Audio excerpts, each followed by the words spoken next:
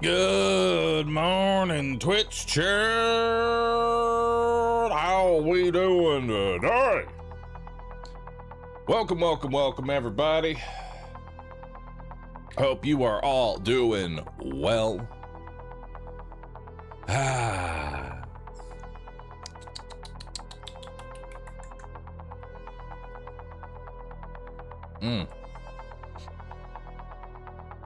Chat, today it is time. It's time for some more Slay the Spire. We're gonna play the man that sits inside the chair, and we're gonna hope for the best. Yes. Yes.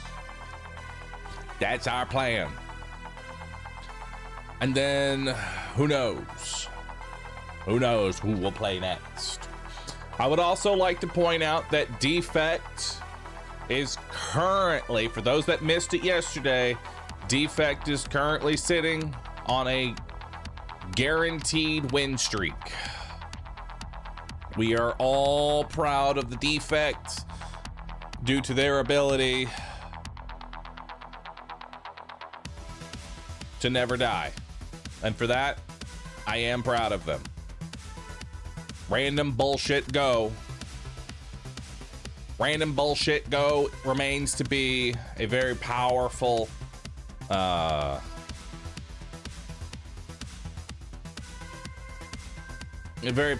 method.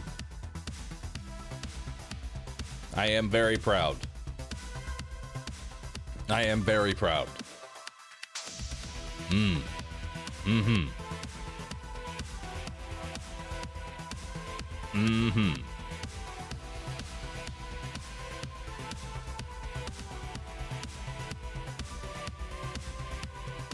It's a good day. It is a good day for random bullshit go.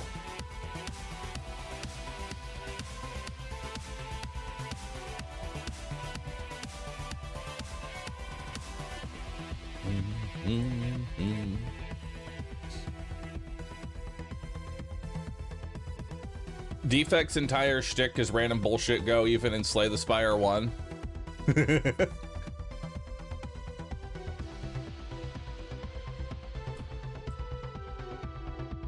I've had some God Regent runs with power that makes it so the first two casts are yeah. I think it's what, Void Form or something like that, where it's like the first two cards you play as Regent are they're just free.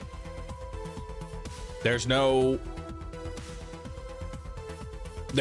else to it. It's just simply put, what if I didn't have to spend any mana for the first two cards? You know? What if I just didn't have to spend any mana?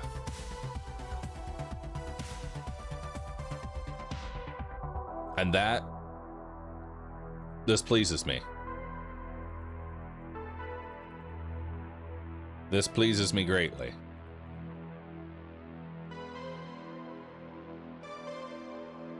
You know? Although I still have yet to even, I don't think I've ever gotten Void Form. That's the crazy part. I don't think I've ever actually gotten Void Form. It's like a mystery to me. I've only heard tales.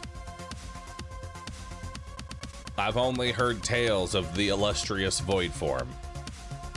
Never before being able to actually see it.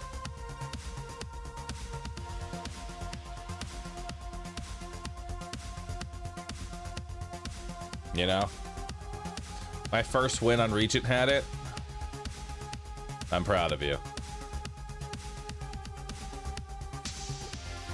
I am proud of you. Yo, good morning, Bunny. How you doing?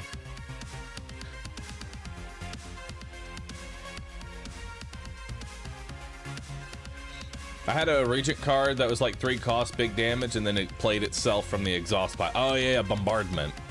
Bombard is actually like a really good ability. If you can get, like, dude, if you can get Bombard online, it's good, dude. It's good stuff. How's your cage doing?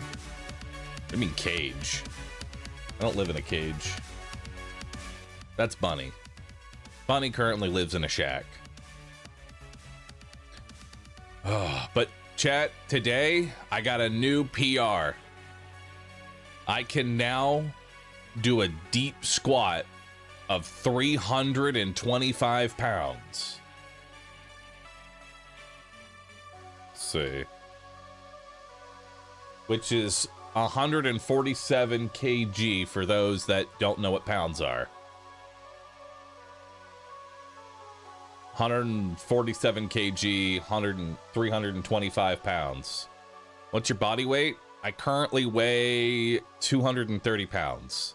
So almost my body weight plus 50%. Which, we're getting there. Is that using a safety bar? I mean, I'll always have the I'll always have the bailout bar there, you know? So it's like, I'm not looking to kill myself. You gotta have it. Deep squat is down to ankles. So deep squat is just under, like, yeah, just like basically almost all the way down to the ankles.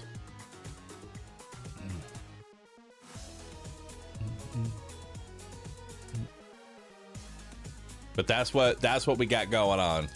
I am happy with today. I'm genuinely happy with today's progress.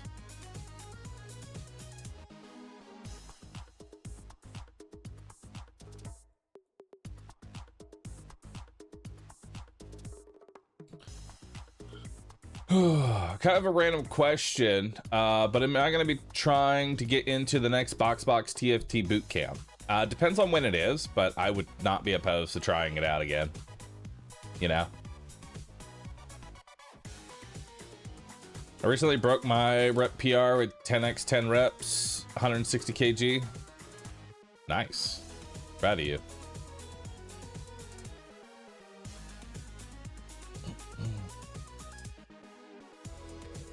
I've seen people doing bench presses with no spotter and having to bail. Dude, that's... Okay, it's like with squatting, I'm okay with with squats, I'm fine with like going heavy because I've got the bailout bar, you know what I mean? I don't know how the fuck people like push PRs by themselves with bench press, and it's just like, well, guess I'm gonna die. What do you do in a bench press and you're pushing a ridiculous weight and it's just like, all right.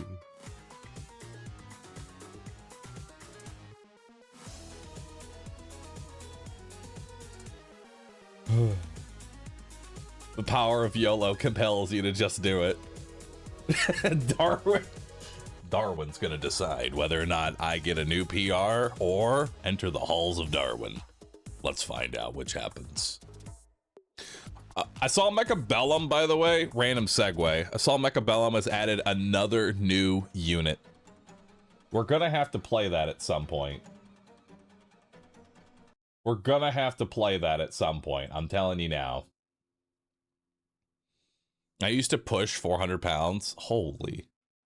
A 400 pound, like, that's crazy, dude. Like, for me, like, and if you can bench your own body weight, that's a win. You know?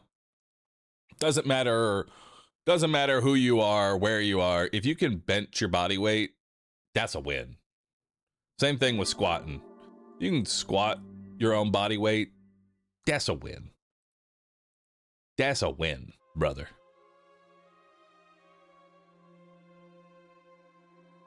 Not to brag, but I can lift 85 pounds.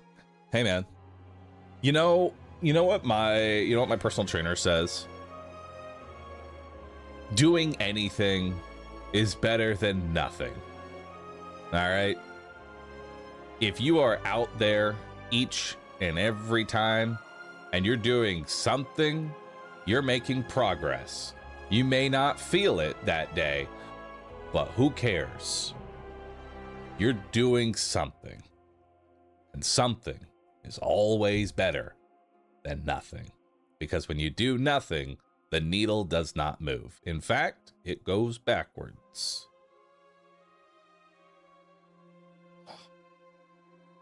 I can lift a quarter pounder. Now that's what I'm talking about. You lift that product, okay? You lift that product.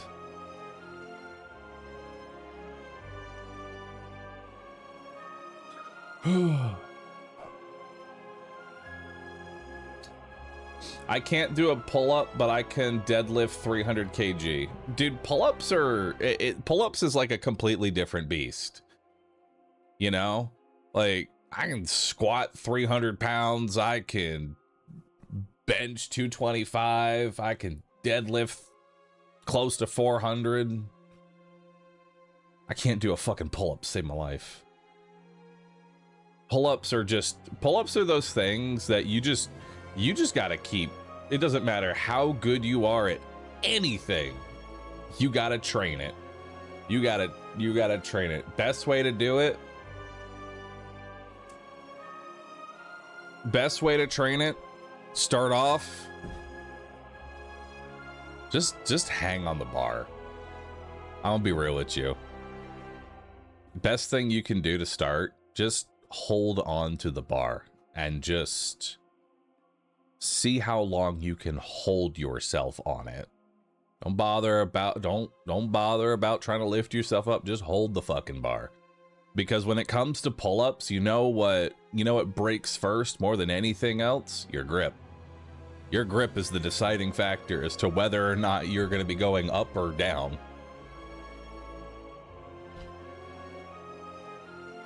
And if you have like a step stool, start from the up position and lower yourself down.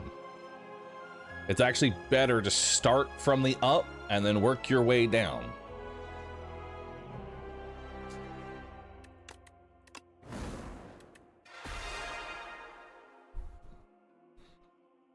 I hate you. Love you. Fuck you. Hate you. You're cool. Giga Chad.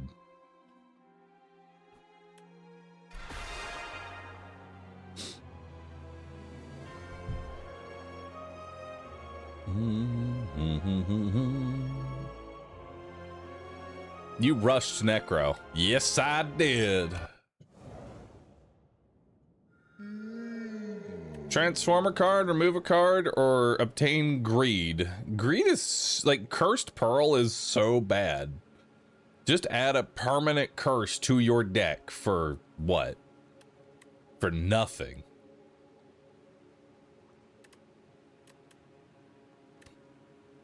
I'll transform a strike into a curse. Nice. We're gonna need to upgrade Orbit before that can really be used.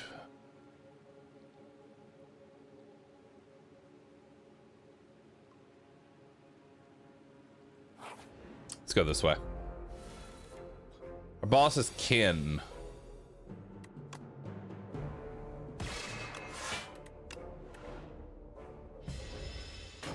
Honestly, that might have been a good turn to actually just play Orbit. You know what I mean? Might have actually been a good turn. I'll take that, though. That'll be good. The thing about Orbit is that Orbit doesn't really do a whole lot in most cases. Because when you're playing from... When you're playing from 4 energy, you don't even really get the benefit right away, you know what I mean?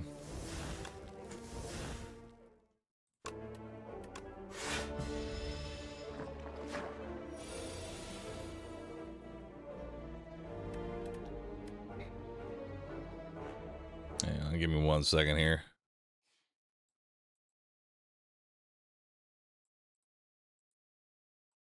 There we go.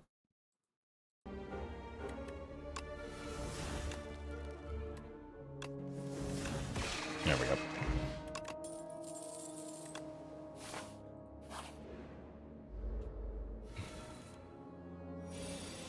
That is rough.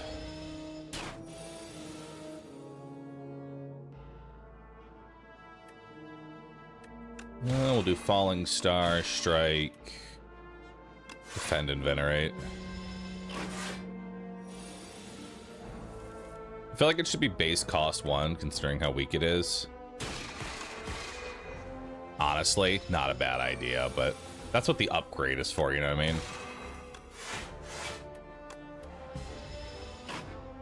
That's what the upgrade is for. Water check. Make sure you're staying hydrated, chat. All right. I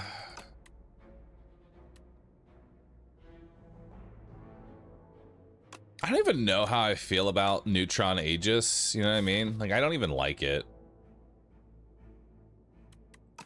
Because you have to spend 5 stars is a lot of star generation.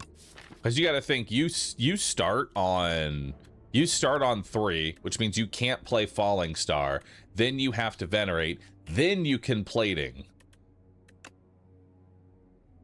And then it's only there initially.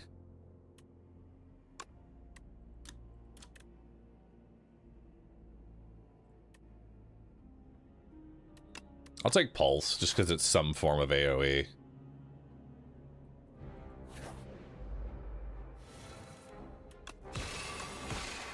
But in most cases, you're not even going to be able to use it. Just because you need some real star generation.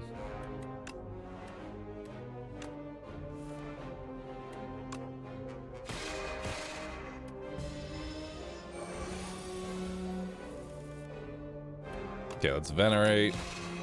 It's Falling Star. We'll defend. We take the 3 damage there.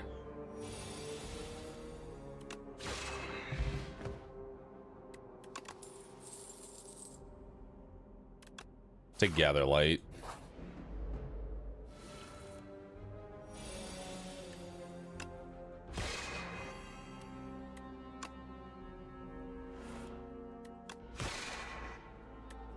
Dang.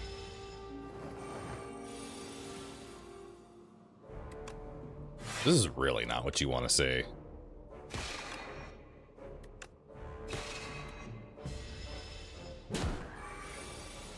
This thing is an actual fucker.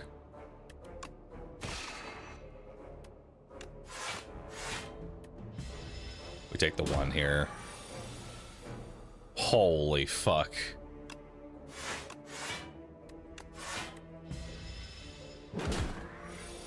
Okay.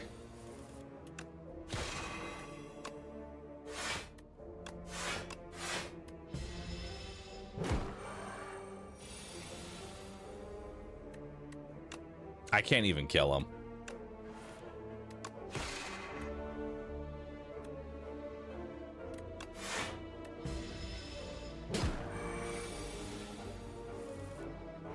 Brother. Yeah, my DPS is not great right now. And it's not getting any better either. It's not getting any better either.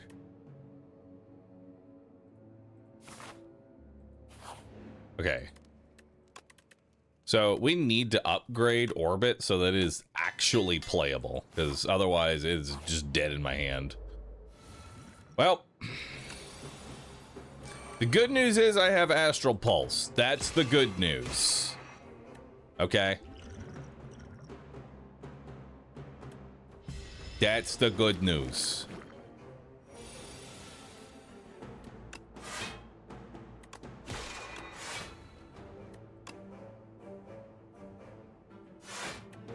May as well play that to cycle the orbit.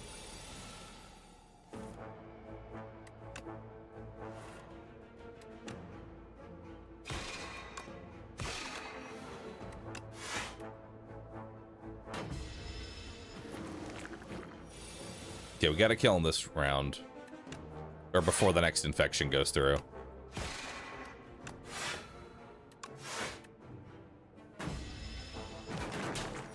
Okay, as long as we can kill him here, we should be okay.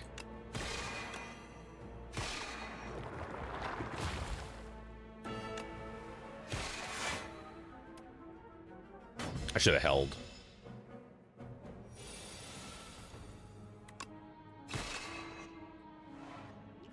We'll drink a potion.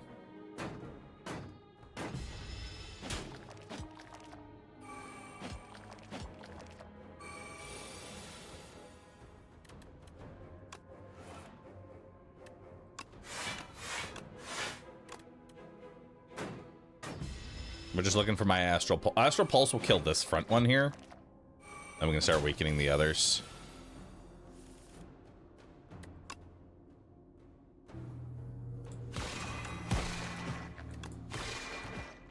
That's not bad.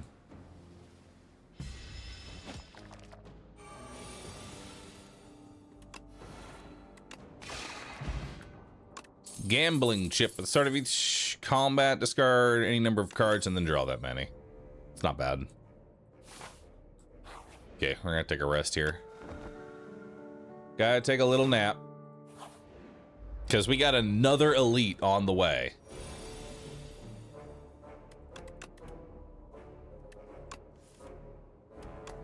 Do Falling Star, Gather Light, Strike.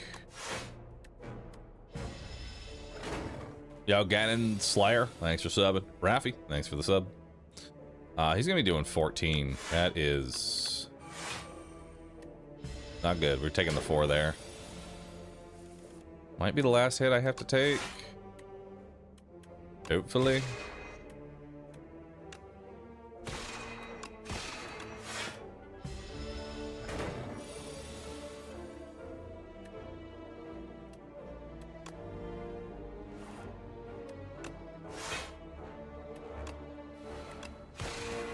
There we go.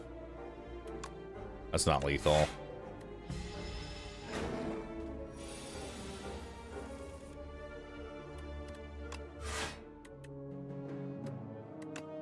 What's left in my hand here?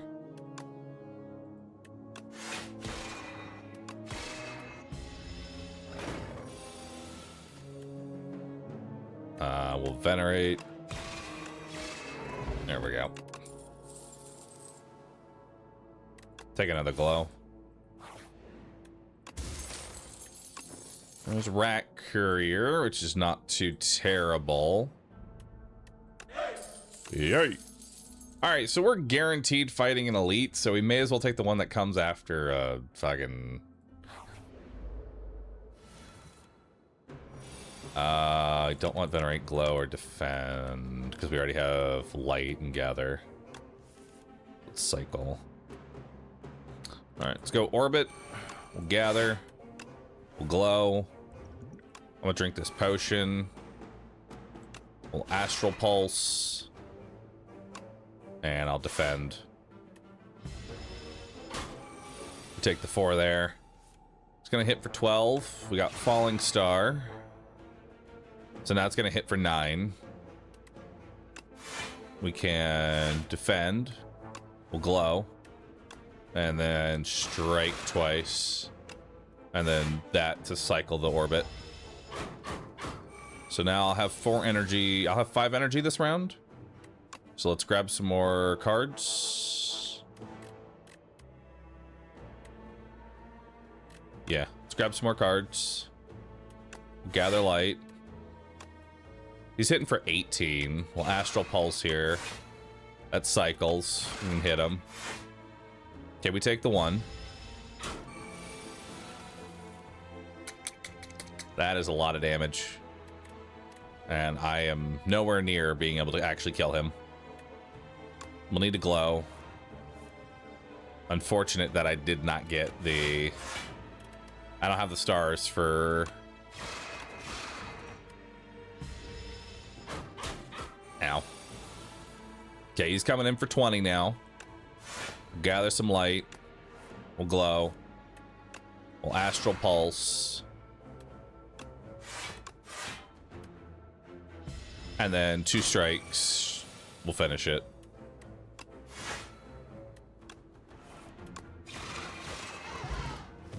Alright, we got 27 gold. We got bottled potential. Tiny mailbox. Whenever you rest, cure a random potion.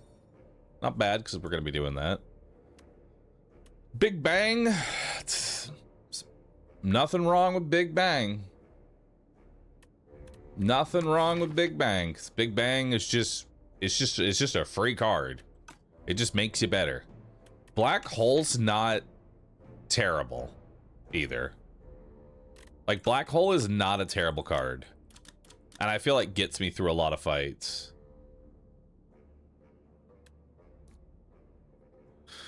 But Big Bang is just good. Now I gotta take Black Hole. Because otherwise I have like no damage. Like if I don't take it, then I'm just like fucked essentially. Let's get rid of Glow. And Strike. Yeah. Okay, we'll do Black Hole, Falling Star, Gather Light. And then he's hitting for 8. I have 7 block. Honestly, I'll just block. I'd rather block all right now in HP management. I value each and every HP. Let's go Orbit. We'll Glow.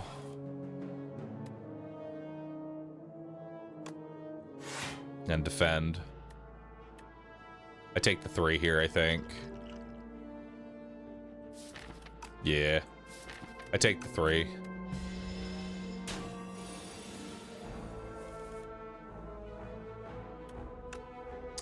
We can do Falling Star. She reduces damage from 16. Glow. And then we can defend twice. But that's still 2 more damage I'm taking. It's okay. We're probably going to rest one more time anyway. And then we got him.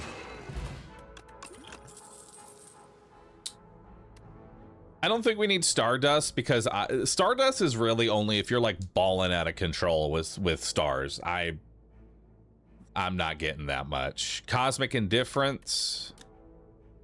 Put a card from your discard pile on top of draw pile. I mean, Cosmic Indifference is not terrible if you want to cycle cards that you know you want to use again. You know?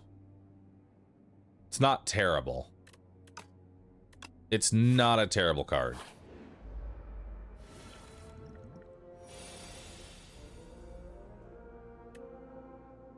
Okay, so we're gonna Cosmic Indifference, but what are we Cosmic Indifferencing? That I don't know. Because I'm gonna get hit for 8 here. I really want to get Orbit out of, like, get Orbit in here. All right, we don't need a Strike or a Glow. Okay, we got Black Hole.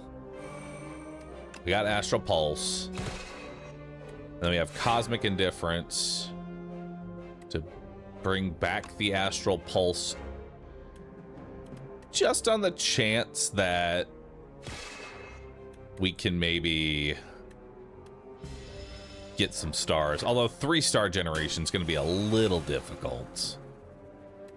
Yeah, because best I got right now is Venerate. And that's a 2. But then that kills him.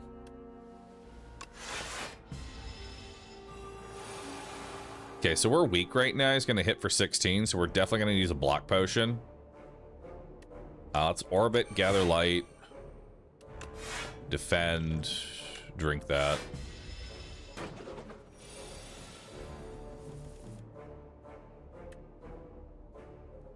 All right.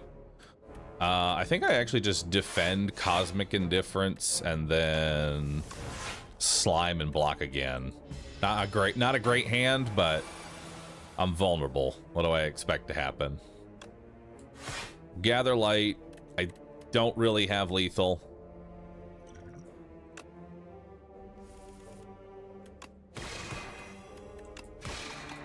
There we go. Manage my HP.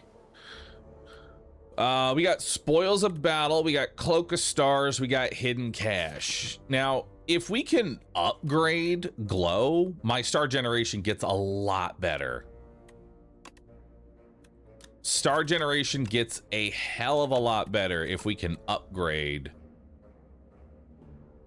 Because, like, Hidden Cache is a band-aid more than anything else, I feel like. This is just a band-aid to my current problem, which gets fixed if I upgrade Glows. Because I think we just take Cloak of Stars. And I think we upgrade. I think we upgrade a Glow. Instead of resting. And we'll see how well that plays out. Because we do have some pretty decent AoE. How much damage we getting hit with round 1? Okay.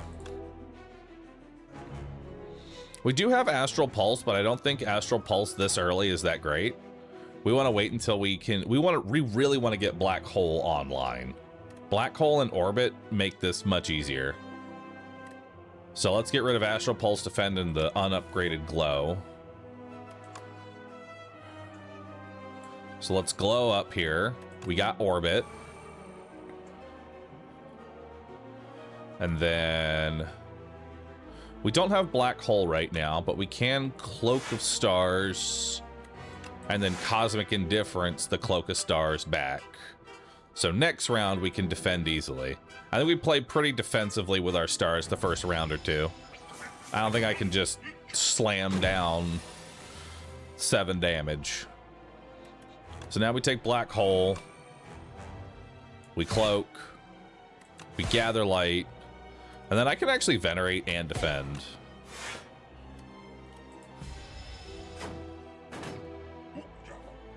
Take a little damage there. Now we're frail. We got Glow. Let's see if we can pull some cards. We're definitely going to do Falling Star here. We want to get these guys out quickly, so we're going to throw it on you. We'll block. And how much damage are they hitting for right now? 6, 9. So we're taking 15 damage. I can defend here. And cycle the Orbit. Which gives me another hit.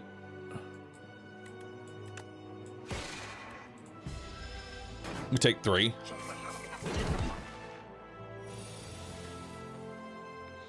All right, now this is where Astral Pulse, I think, really comes into play here. So now we can go ahead and Astral Pulse. We can Cloak to defend. We Glow. We Cosmic Indifference back. I'm going to be at, what, 4 stars? Let's take the other Astral... Let's bring Astral Pulse back. I can... cycle. And then defend. And then this guy dies next turn. No matter what. This guy might also die. So we can Astral Pulse. That kills both of them. We Glow. See if we can get a better defend here.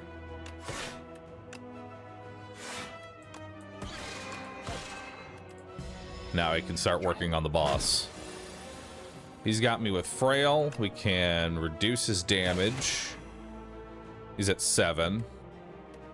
So we're going to need to defend twice. Let's Cosmic Indifference back the Falling Star, so we can just keep that debuff on him every round now. Which, I guess there's no downside to just glowing and pulling it now, because it costs 0 energy, so... And it will stack the debuff for next round. Now he's going to hit for 9. It's a Glow to get some more defense here. We got Gather Light. And then we can cycle the Orbit. Beautiful. We'll Cloak of Stars again. Or are we Falling Star again? Cosmic Indifference to bring that back. And then... I think we just play 1 defend, so that way next turn we've got a pretty good cycle on our Orbit. So now we got Falling Star. We'll Glow to get 2. That's an Astral. And then we don't quite have Lethal, but we're getting there. Should have it next round. Or be rather close to it. Gather Light. We can actually Cloak of Stars, Cosmic Indifference, bring back the Cloak of Stars, Glow, and then do that again. And then kill him. There we go. I mean, that, I feel like that's pretty well... I feel like that's like as good as we're going to be able to play a build like this, you know? Black Hole is doing the real heavy lifting here. This card is what's actually killing everything.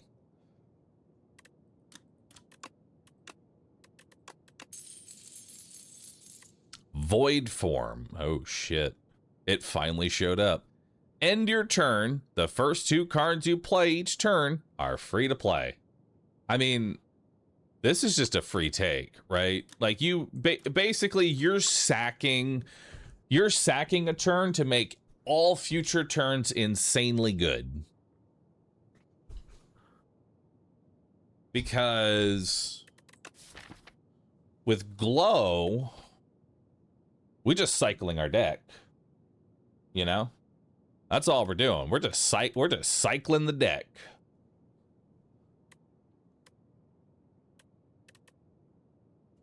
Venerate plus Black Hole is better than Strike. That does 4 damage. And then that generates stars and does 4 damage, yeah. I feel like we have to take Black Hole decisions into Gamba to Stardust equals insta-win. I don't think that's insta-win. You just have a bunch of stars. 7 stars is better here. Deal 7 damage to all enemies 7 times. So this is okay. So if we add 7 stars here, that's a replacement for Astral Pulse. Astral Pulse would be the next thing to go. Right.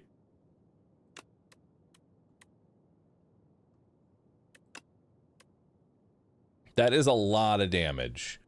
I feel like Void Form, though, makes boss fights possible. Because Void Form allows me to do, like, infinite deck cycling. And I feel like that's I feel like that's really the goal of, like, every build at this point in Slay the Spire 2. Your goal is to not have one card that hits really hard, but instead find a way to you can just play as many cards as you want. You know?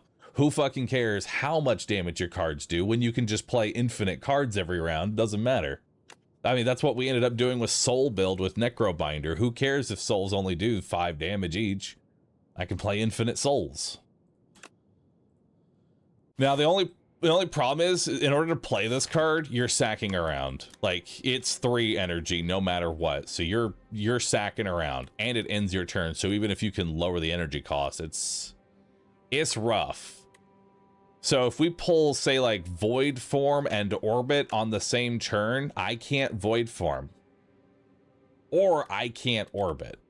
But if I pull these 2, Void Form's probably better. All right, let's see what we got here. You can no longer gain gold, but you have an additional energy to play with.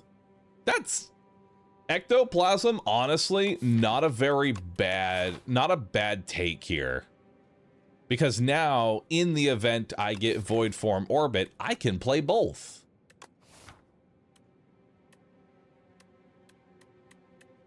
I think we have to take Ectoplasm here because playing on 4 is just mandatory.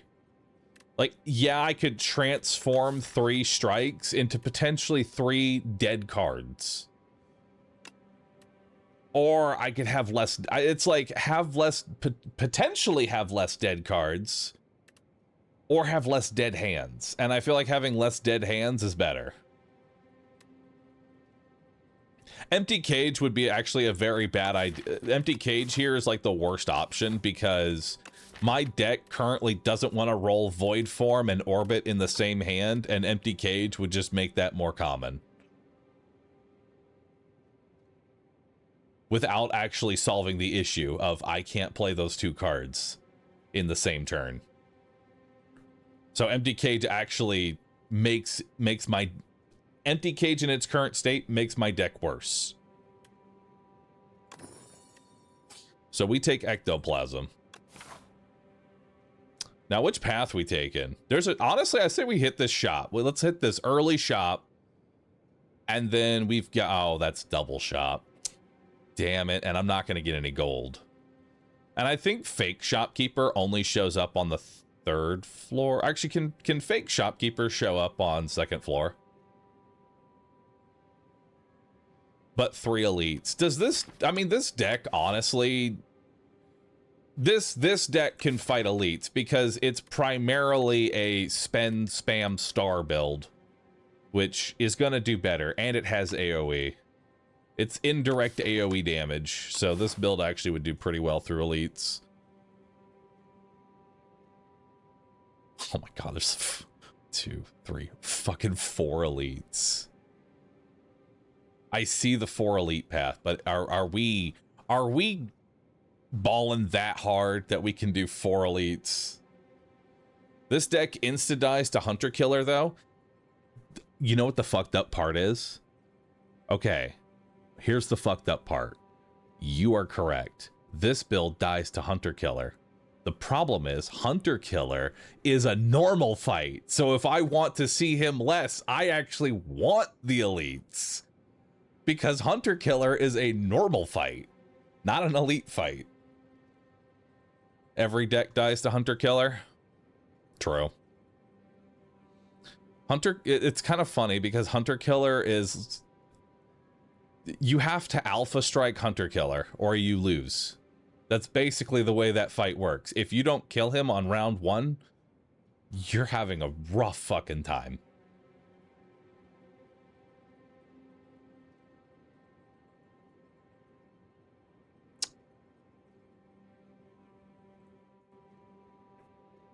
Sovereign Blade keeps winning. Dude, oh God.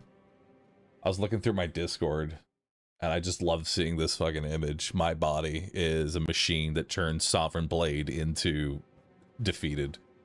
A familiar feeling. I can't make that thing fucking work. I swear to God.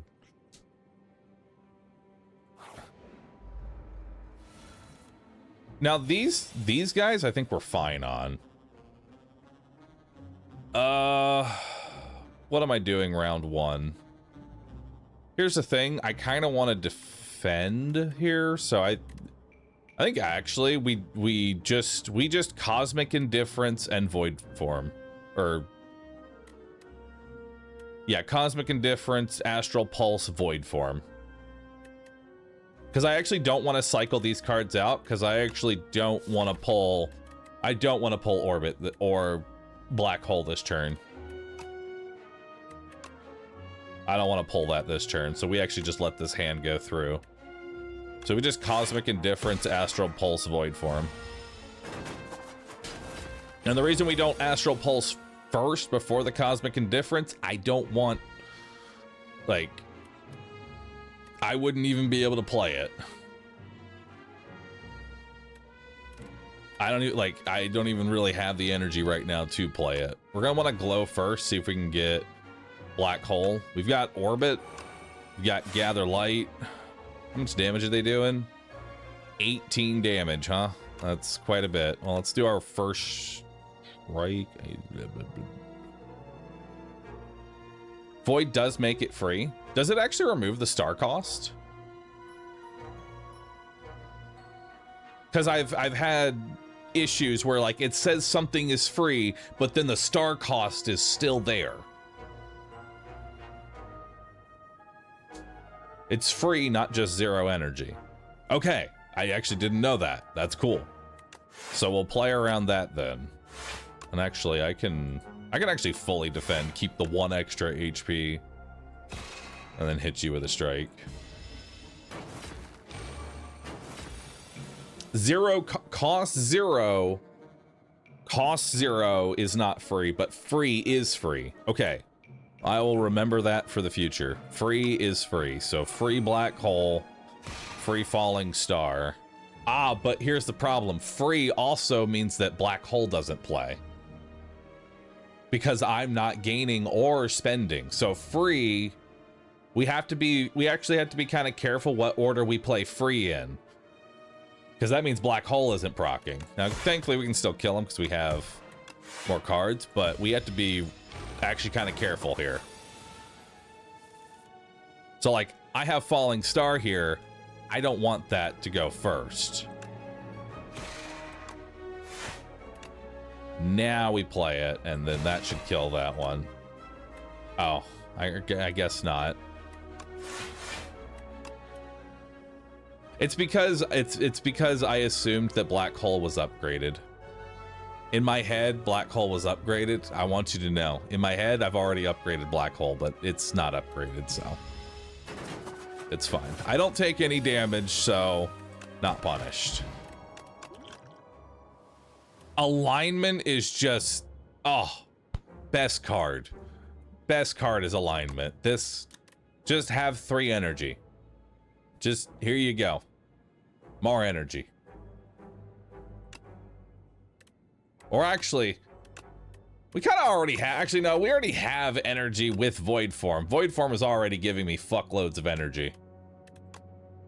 This is already providing potentially, this provides 2 to 6 mana every turn. We're good on energy. Card draw though, Glimmer would be good. Because at this point we need to draw more cards. And this also lets me put a card to the top of my draw pile, so if like I pull Void Form and Orbit, I can send Orbit back or send Void Form back.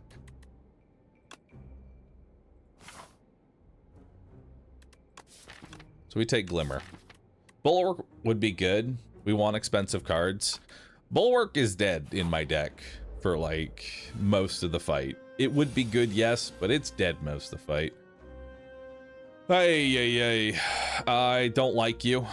You're gonna hit me for 17 damage, and I dislike that. I get rid of the Venerate for sure. Thing is, I'm depending on the card he takes, I may just let him have it. We'll see which one he takes. There's no point in striking him round 1. Let's do that. What we got?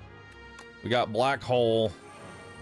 We got an Astral Pulse. We'll just get damage in. I could glow as well. If I glow into Void Form though, then I'm fucked and I can't play it. He's gonna take Void Form. Yeah. All right, here's the deal. I'm actually gonna drink 3 to see if I pull. There's Void Form. Let's just do that now so he can't take it. He's gonna take Glimmer. I mean, I would like that card. That is a card I'd like to keep. So we're gonna try and play to hopefully keep that. Now, I have 0 stars right now, so I think we Falling Star immediately, because now I actually want that 0 star cost. And then it doesn't really matter what we do here.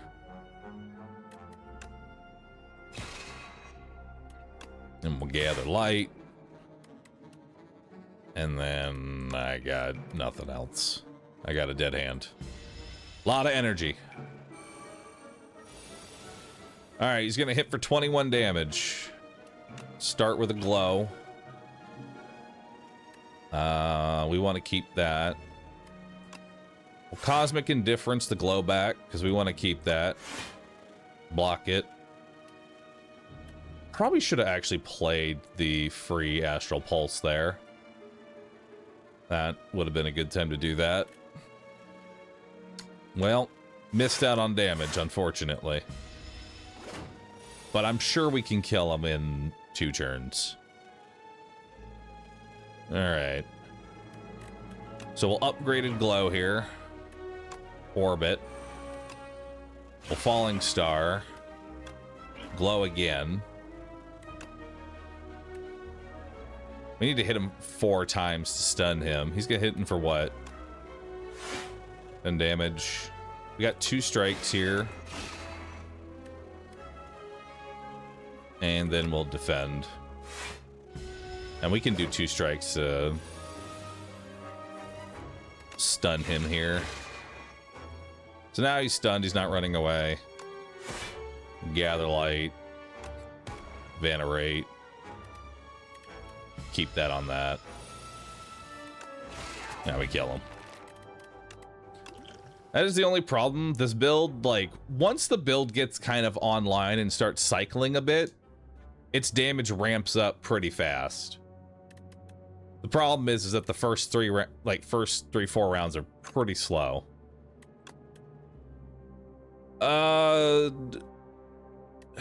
Thing is, I'm actually okay with more glow. I feel like glow is the soul of this deck. There is also reflect, but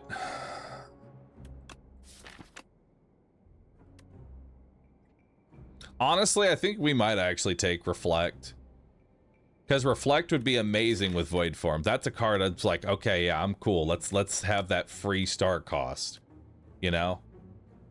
Like, I don't want to spend 3 stars to reflect. I'd rather just that be free. And going a little higher on the defense is honestly not a bad idea, because remember, we are fighting fucking 4 elites, so higher on the defense is good. And we get Horn Cleat. So I just get a shit ton of block turn 2. That's actually insanely good. All right, let's look at relics. Bag of Marbles doesn't do anything for the build. Happy Flower. I mean, Happy Flower is not terrible, but we don't really need energy. I'd actually rather go ahead and maybe remove a card and look at another shop, because we have another shop coming by. We're guaranteed another shop. Happy Flower, by turn 3, my build is online. This doesn't help too much. Yeah, Lantern would be way better. Like, Lantern is a energy round 1 is what I need. Pale Blue Dot. If you play 5 or more cards in a turn, draw 1 card at the start of your next turn. I don't like this. I'll be honest. I don't like this. The idea is to cycle your deck like infinitely. The idea is you just keep pulling cards. You know? Pale Blue Dot is only, it just gives you a small buff to it. Basically, this gives you Bag of Prep if you play 5 cards for your next hand, which I don't think we need that. Fasten, gain 5 additional block from defend cards. Honestly, Fasten is not a bad power, just straight up.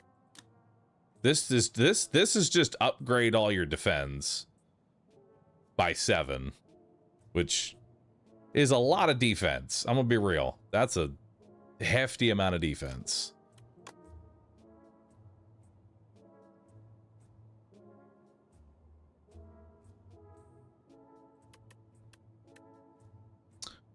And we're definitely removing a strike, yeah? Yeah, we're removing a strike. I'd say we take Fasten here. Like, that'll really help us. We also have Courier. When you shuffle your draw pile, choose a card from it and put it into your hand. So every time we shuffle our draw pile, I can guarantee myself upgraded glow.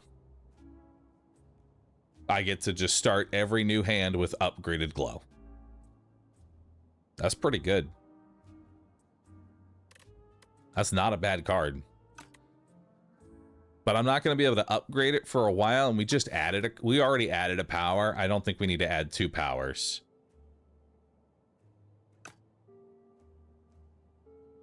Yeah, we don't need to add 2 powers. We're good. Let's hold out. All right, so we got the B. We don't need Astral Pulse round 1. In fact, we want to attack him as little as possible, so let's get rid of Astral Pulse and Strike and see where that takes us. Cosmic Indifference. All right, so we're going to go ahead. We get Black Hole online. We can start doing damage.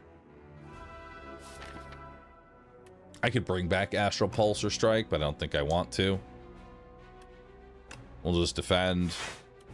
And I think Cosmic Indifference, a defend, and then defend again. Our first round does not look great, but that's fine. This guy does kind of come out swinging. All right, so we got Orbit. Oh, and I get a bunch of block round. Oh, I actually kind of block most of his shit this round, actually. And I don't even need to Falling Star him. I think we just orbit, defend, glow, see what we get. That was a stupid idea to fucking glow, because there's void form. Why did I glow?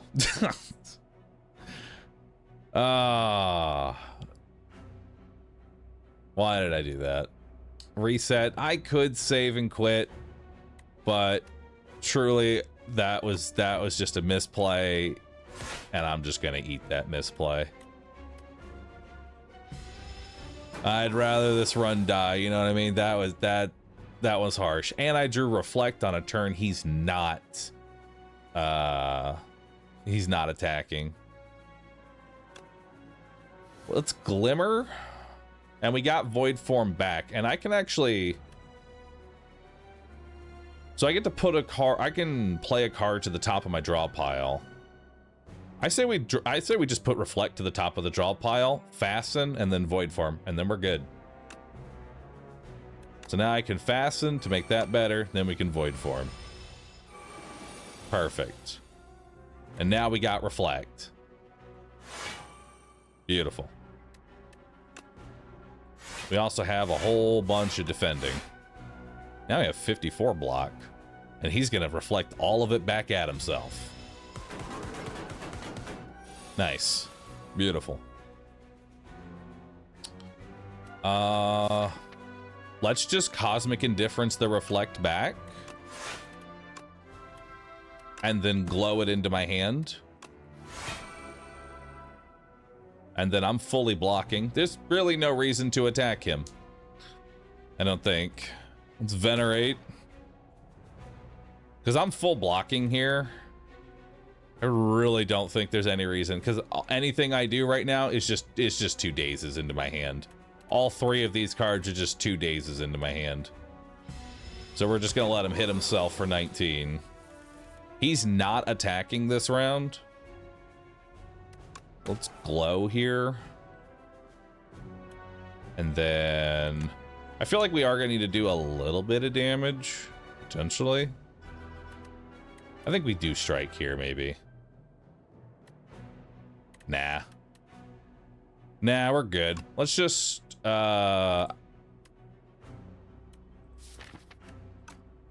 let's just go ahead and reflect, Cosmic Indifference the reflect back, play 1 defend, and then sit on 1 energy, because I honestly think we might be able to just have him kill himself this round. So we got another reflect, but I kind of want the star cost to not be free at this point. I actually want to play a little bit of these stars. So we're gonna defend twice, then we reflect, then we Cloak of Stars for some extra damage. And now we fully block his attack. And I've got Glimmer for next round. He just hits himself. Beautiful. And then let's go ahead and Glimmer here, see what we got. What do I want to put to the top of my draw pile? Probably Astral Pulse next round when he's not attacking. Or can I just kill him this round? Not really. We'll just put it to the next round.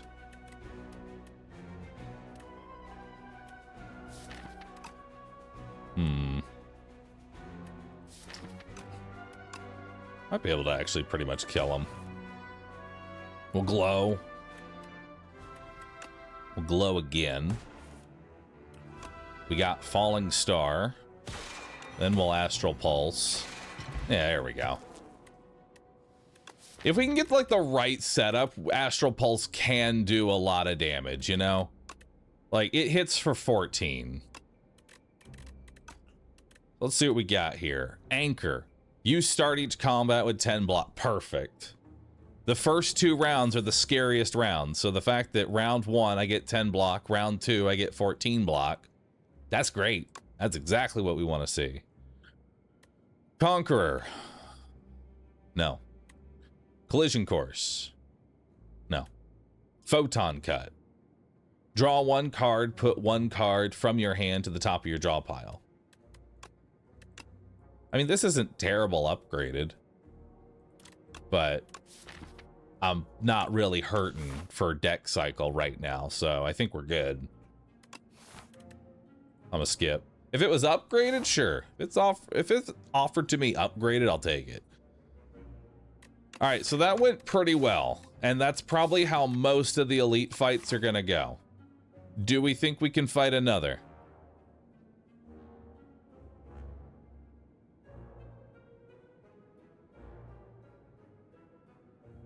I think we can fight another. I think we can. All right, so we got what? 20 damage coming in. Astral Pulse plus Strike plus Black Hole actually kills this one. So we only need to block the 13 because Black Hole Astral Pulse Strike kills this thing. And that's what? 2 mana?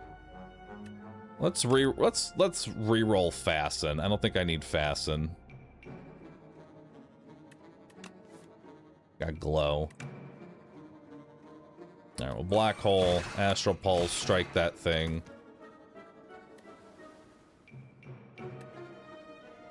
And then we'll Glimmer. And we'll put up the Glow. And then we'll gather some light. So we fully defend. We got Orbit.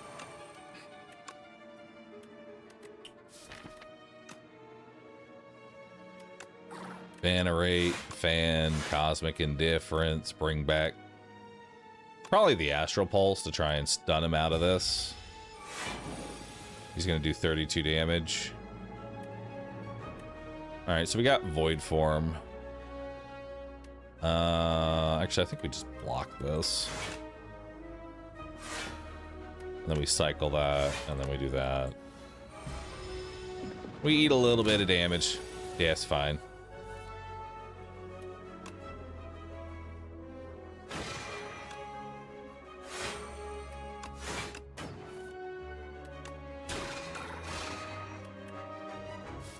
What can I Glimmer into? Nothing I care about. Alright, we get a free Fasten. Venerate. That.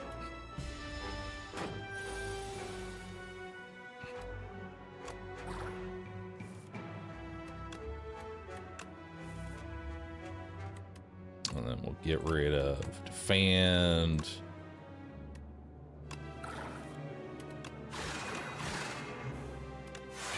There we go.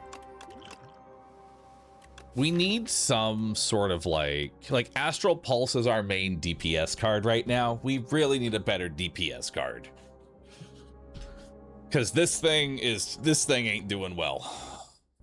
This thing is not doing well. I mean, we could grab another Reflect. It's not like a terrible idea, but like I genuinely think we need to find something that pops off a little bit more than Reflect. Unless our goal is to just block the enemy to death and just have them kill themselves. Which, I mean, we already have Fasten, we have a Reflect, we have mostly defense cards. Honestly, I feel like just having the enemy kill themselves is now my build. You know? Maybe we actually do grab another Reflect and it'd be perfect.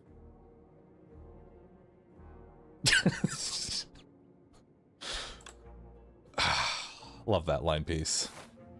Every time it shows up. All right, let's see how this works. I don't think we want to Astral Pulse this round because we're gonna want to Reflect.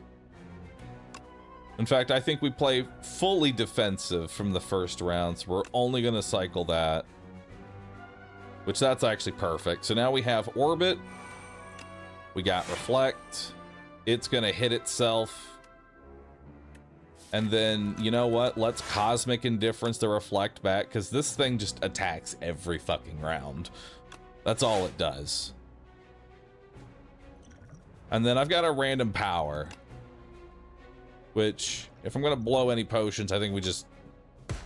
let's just do that. Let's end the fight sooner.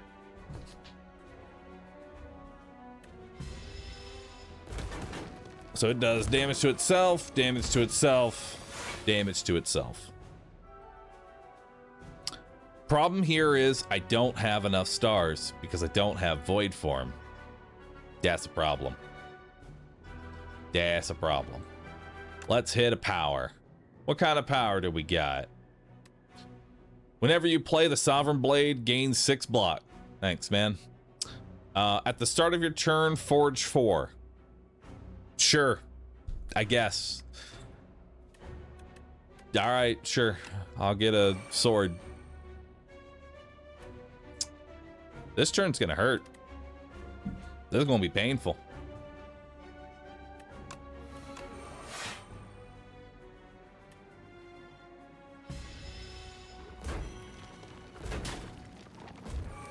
Actually, it's 6. It's not too terrible. Although this turns, I think I can't play Void Form. I cannot play Void Form this round. I will die if I play Void Form.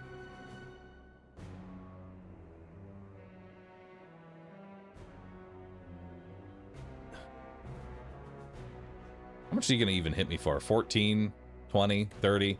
30 damage. I have 22. So I think we're gonna need to glimmer into some defense. I think is the plan here. Just try and cycle my deck back to the reflect.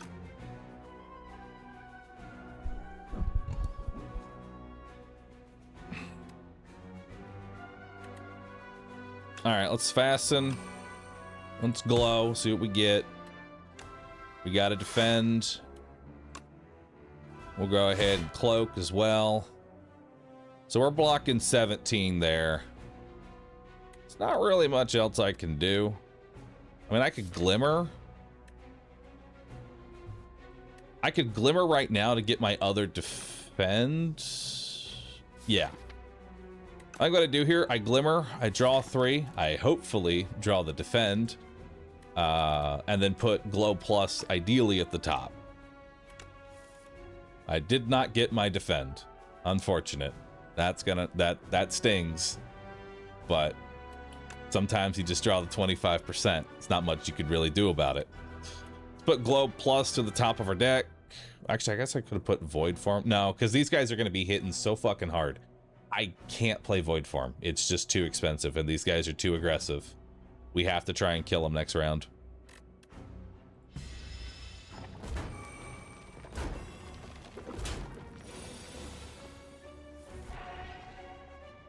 All right, so we got glow, which gives me 2 energy.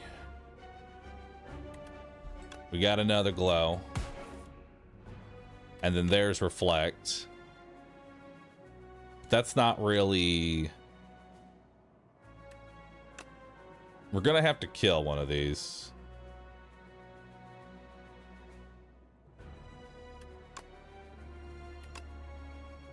Which one do we kill? Let's do this first, because we're going to be doing that. Technically, this one kills itself on the first 2 strikes. That one missed energy hurts a lot right now. Did I miss an energy?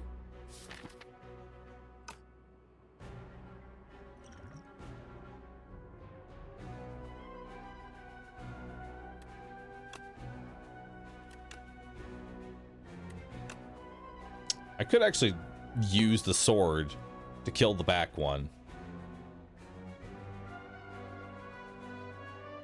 It's probably my best bet. Sovereign Blade the back one. And then this one kills itself, and then this one won't kill me. Ow. Just wish I was dead. Nice. And Sovereign Blade got stronger. Huge. I can't kill it this round, can I? Well, actually, here's the fucked up part, I think, is that this is gonna heal itself. Then this is gonna attack and kill itself and end the fight. And this one's gonna heal itself. Because even if I reflect this right now, it's just a bad time. It's just a real bad time.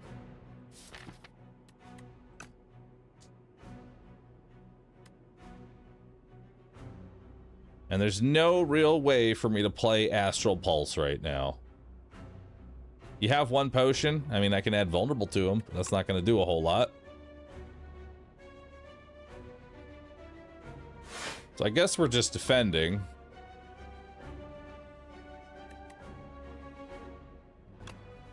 Do I play the cloak here? I think I do actually play the cloak. Right? Because I want to keep that one energy for the next round. Ideally.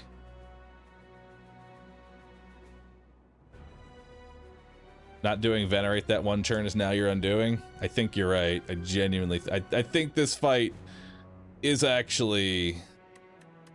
It's winnable. There was just one misplay that kind of fucked me.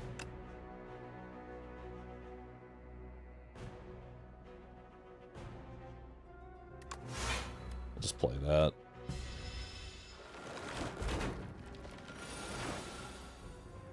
Oh boy. And now it's going to do a lot of damage. 20, 32, 42. That's a lot there. It sure is quite a bit. And I cannot damage. Wait, no. I think I can kill the middle one. Hang on. We can Venerate, Gather Light, strike the middle one. And then I've got 10 block, and then Cosmic Indifference, Gather the Light. And then I block. We're alive for one more round. But now, the middle one is coming back, and these two are going to debuff me. Oh joy. Although, wait, we do have Astral Pulse here, so we can do 14. We're gonna want to pulse. Yeah. So now they're at 2, and we glow. Hey, look at that. We're not dead. We're not dead. I'll fucking take it. Potion. And the potion wasn't going to do anything. But now we get lots of potions. Potions appear in every combat. Cool. Now we get lots of potions. Make it so, Quasar the Smith. Well, I don't... The Smith, if this build has told me anything, it's that if I don't draw Void Form, my build doesn't work. If I can't play Void Form inside the battle, my build doesn't work anymore. I think Make It So is... Like, I'm mostly skills. Make It So comes back every time I play 3 skills. This is perfect, right? This is just a free attack every time I'm doing whatever it is I'm already doing.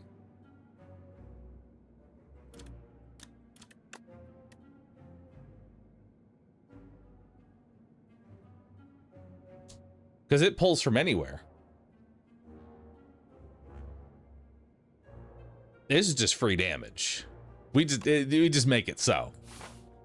Because we need some more, we do need some more actual damage. Enemies drop 10 additional gold. Thanks, man. That'll go real well with my enemies no longer drop gold. It'll go great. Put them side by side. I don't think we need to fight an elite here.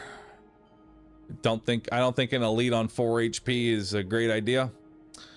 I'm gonna go left and hit this shop, and then hit the fire and rest, and then maybe an elite. I'm really hoping this question mark doesn't have combat. Crossing my fingers, and because I've said it out loud now, it is now cursed to be combat, and I'm going to be very sad when it happens. Or just heal. Like that one too. I could also kill myself. Right here. Could just end it right there. So we got heal, added metamorphosis to the deck. Die immediately.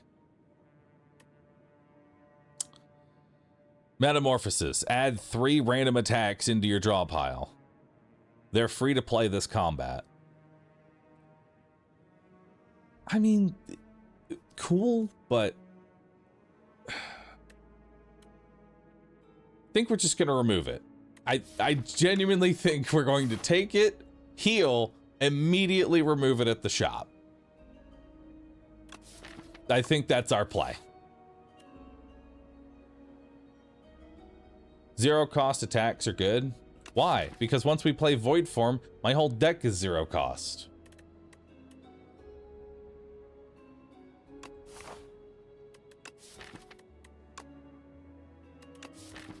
This just makes it harder.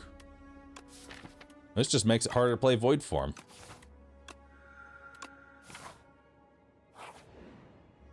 Alright, let's see what we got here.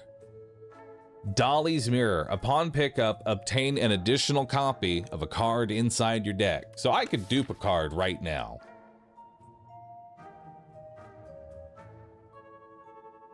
Which I could dupe Make It So, because Make It So is free.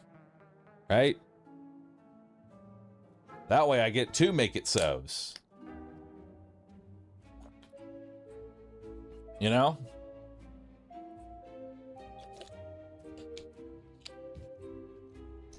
I think we just Make It So twice. Perfect. Let's do it. Let's Make It So.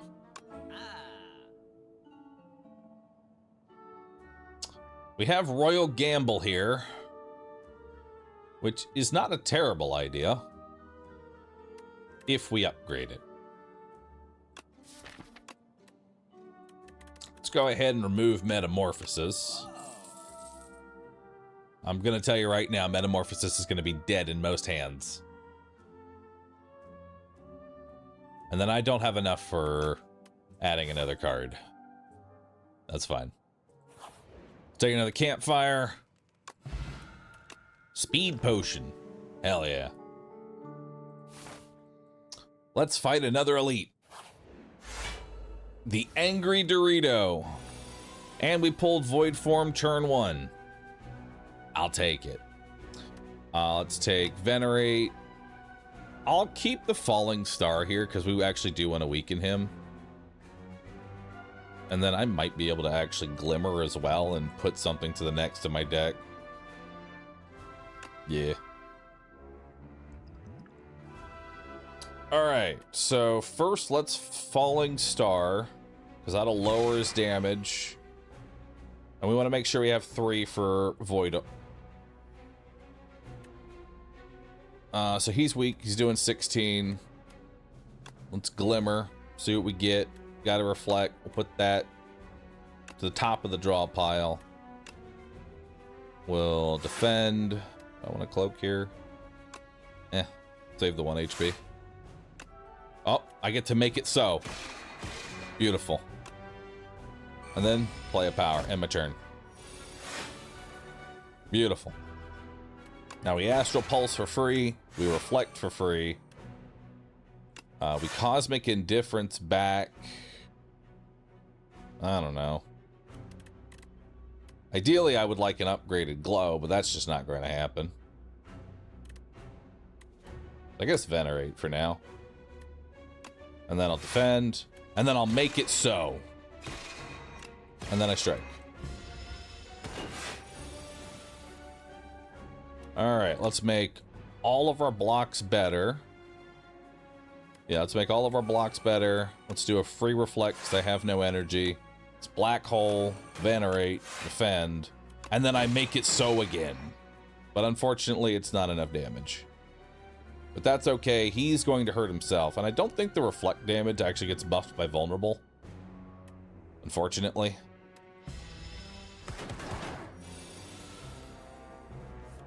Alright, what are we doing now? Now we're going into orbit. And we Glow Plus. We'll go ahead and Glimmer. And we'll put the Reflect to the top of my deck, I guess. And then I'll Make It So. And then we Venerate.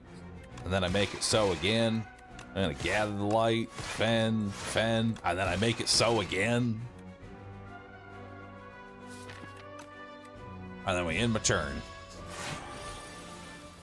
Probably should have used Vulnerable there. That was a good time to do it, but it's fine. Now we want to go ahead and do the free Astral Pulse. How much defense? Oh, we already have plenty of defense. We'll Reflect. Cosmic Indifference to bring back the Reflect. So next turn I can do it again, and then I make it so. And he hits himself. Perfect. Now we got Falling Star, Strike, Reflect, Defend, and make it so. I like the way this, I'm really glad that we decided to dupe the make it so. Because it's just free damage. Every time, it's just free damage, dude. So we have an upgraded Cosmic Indifference that we could potentially add to the deck. Shame it doesn't scale. You know, unironically, Monologue would be amazing right now. Monologue would be a really good card for us. It's just, we just play a skill and gain strength. I kind of like Guiding Star here, honestly. Although it's not upgraded.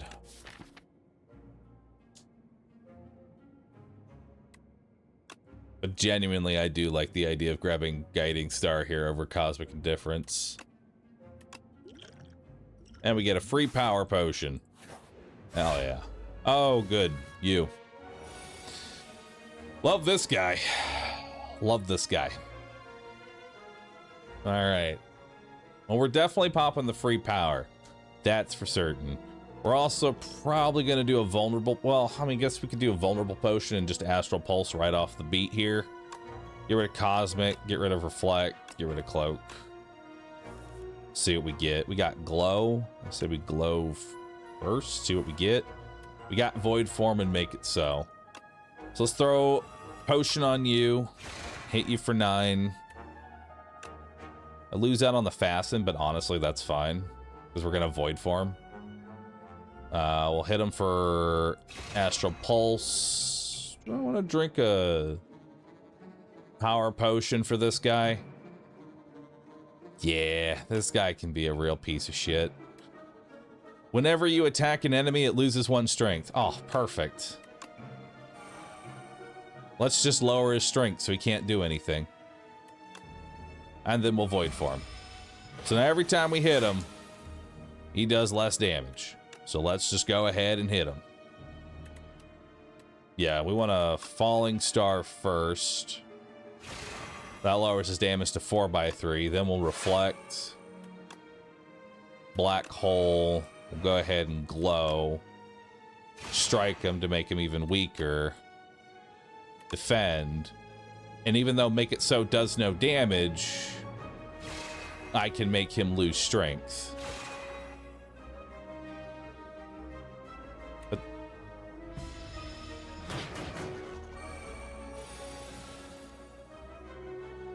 cool. It does reduce the amount of damage that he does to himself. But also at the same time, now he's at 69. So who's the real winner here?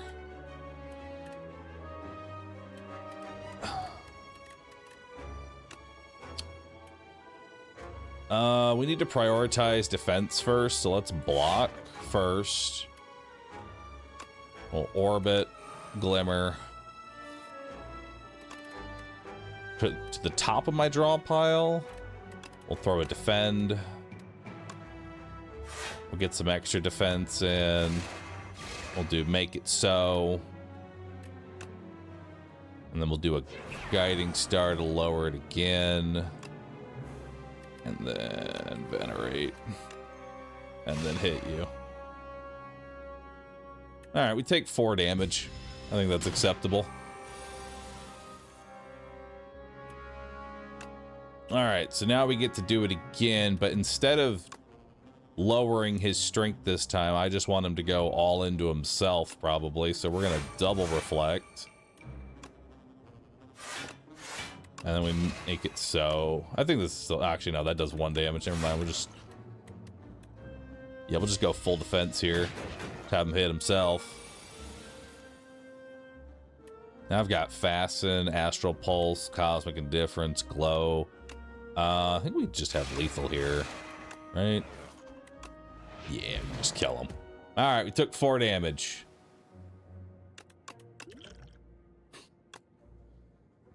I mean, another black hole wouldn't be terrible, but black hole's not the majority of my damage at this point. I don't think we need to take this. I think this is unnecessary. Another orbit?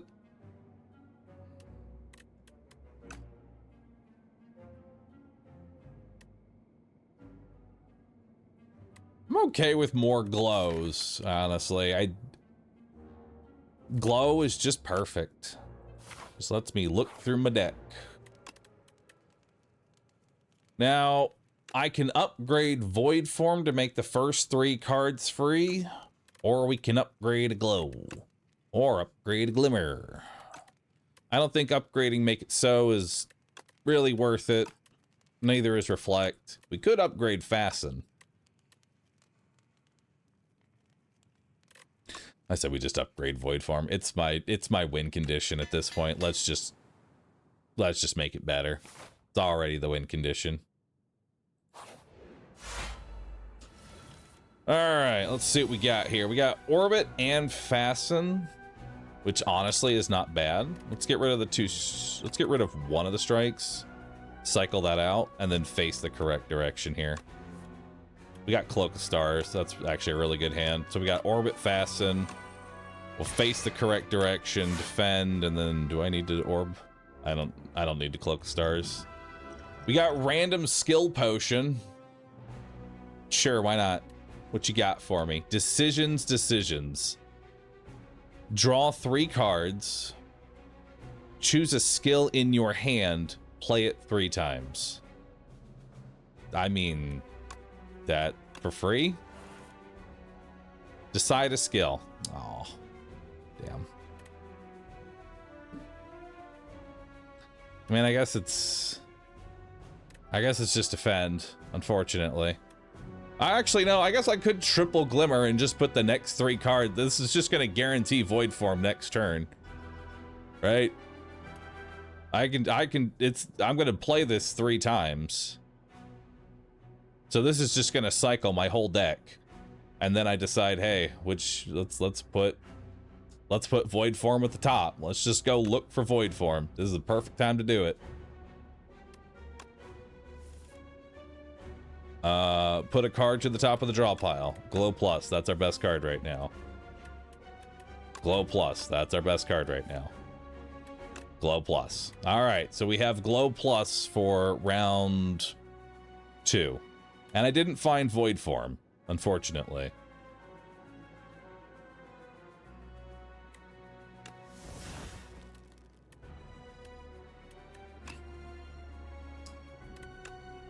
And then we can make it so, because why not?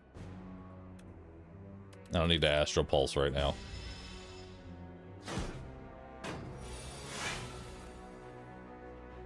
It keeps drawing the card you put on top. Well, yeah, that's because it draws 3, then put 1 back. So basically I'm drawing 2. And we're playing whether or not those 2 are what I want. Alright, so we got... Void Form is just at the fucking bottom of my deck. It's just how it always fucking is, dude. It's just at the bottom of the fucking deck. Look at that. That's awful. I could draw 2 and then maybe get it, and then I guess eat fucking lots of damage because yikes. But better idea, let's just do Guiding Star. So that way next round I draw 2. So we get Void Form and we cycle the deck. I kind of like that. We can also Gather Light. Let's face the correct direction. And then let's just defend and make it so. Alright, this is going to do 18 damage. Honestly, that's not that hard to defend against, especially if we can face the correct direction. So he's going to hit me for 12 right now. He's just going to hit me for 12. Which I'm okay with eating, honestly. I think we just Black Hole, Void Form, and just eat the 12. It's not that bad. I guess... Actually, no, we can... Nah, no, we can Venerate. I guess we'll just Venerate. And then... Void Form.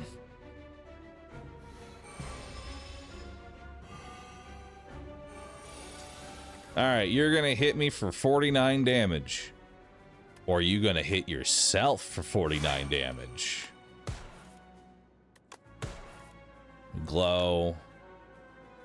Actually, kind of wonder, can I just, like, fully defend the attack and just... No, we'll make it so.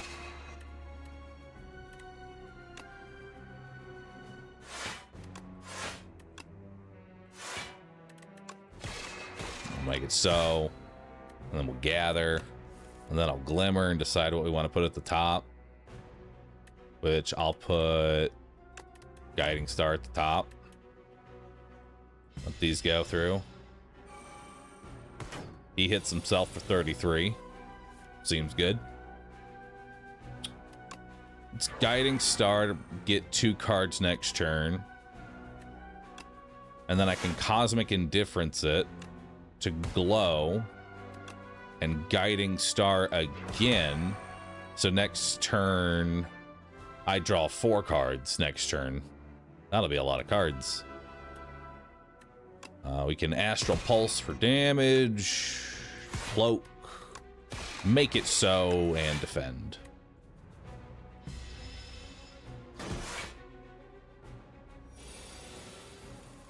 Alright, we got 21 damage incoming. Well, let's just go ahead and reflect it. Perfect. 21 damage outgoing. And then we gather some light, and we make it so. And then we glow. We glow again. Evanerate. Put that to the top. We make it so. I glow. Cloak of Stars. I reflect again. I make it so. I reflect again. Beautiful. He hits himself for 14. He hits himself for 7. Beautiful. Well, let's just go ahead and gather the light. Cosmic Indifference the light back. Actually, we can Cosmic Indifference a lot of cards, actually. That, I mean, we could bring back another Glimmer. Draw some more cards. I kind of like that. Let's draw back a Glimmer. Draw back some more cards. Let's make it so. We'll hit it with a Guide. We'll Glimmer. We get a Glow.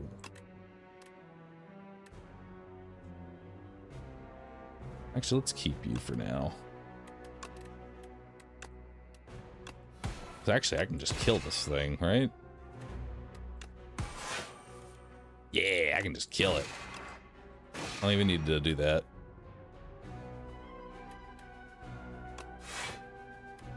Bring back another Glow.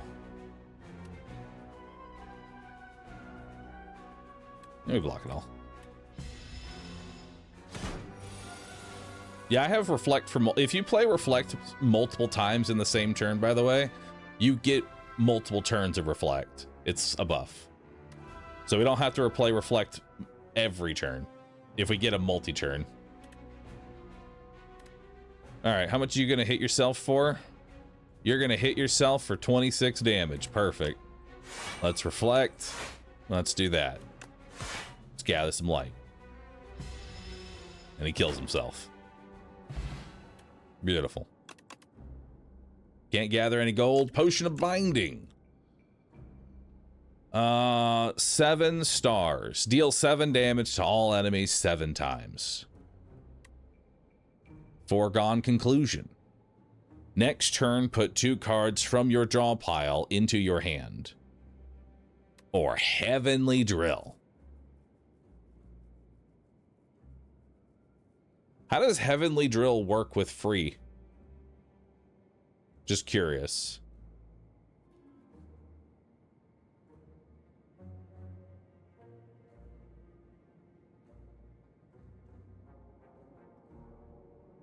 It just plays it as 0? Dang. Well, I think we take 7 stars now. And the upgrade doesn't really matter.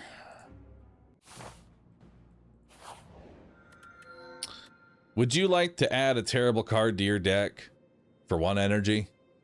No. No, I don't think I do. But thank you. Would you like to remove 5 cards and then only add 1 dead card to your hand? I like that one. At the start of your turn, at the start of combat, put a random power in your draw pile, or from your draw pile into your hand. It's free to play. I mean, that's amazing, right? Because, like, if it pulls Void Form, hell yeah, I got an early Void Form. If it pulls anything else, fuck yeah, it's free. Free cards. It's still just, here you go. Here's 1 less card you need to pull.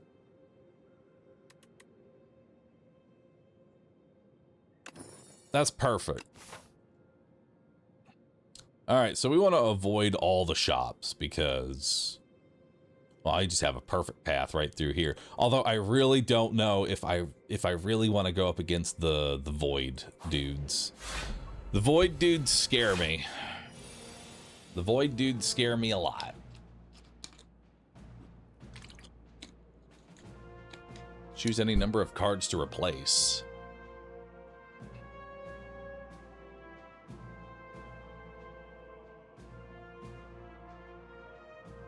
What is giving me this effect? Oh, it's the gambling chip. I forgot I had the gambling chip. What do we want to do for this first round? You're going to hit me for 15. You're going to hit me for 21. I've already got 10 block. Fasten is free. Honestly, I kind of like this hand, just as is. Kind of just like this hand as is. So let's fasten, reflect, gather some light, venerate, make it so, defend. Perfect. We got Void Form here, and we got 7 stars. I think we just reflect and Void Form here. Hits himself for 6. He's almost dead. We'll do Astral Pulse, Cloak, Strike, Defend, Cosmic Indifference back. 7 stars, so that way it's free at the beginning of the next round. And now I can just guarantee do 7 stars. Oh, that's really good. I like that. Pale blue dot upgraded. If you play 5 or more cards in a turn, draw 2 cards, start next turn.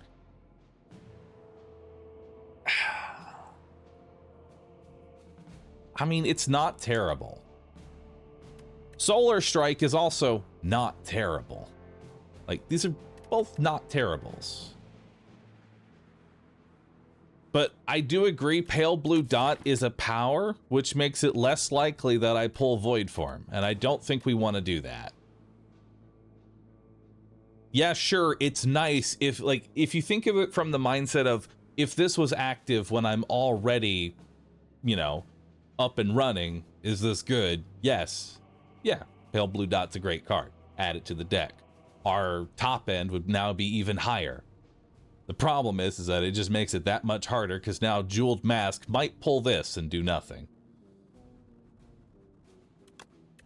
I don't think we need Solar Strike that badly. Good. Oh.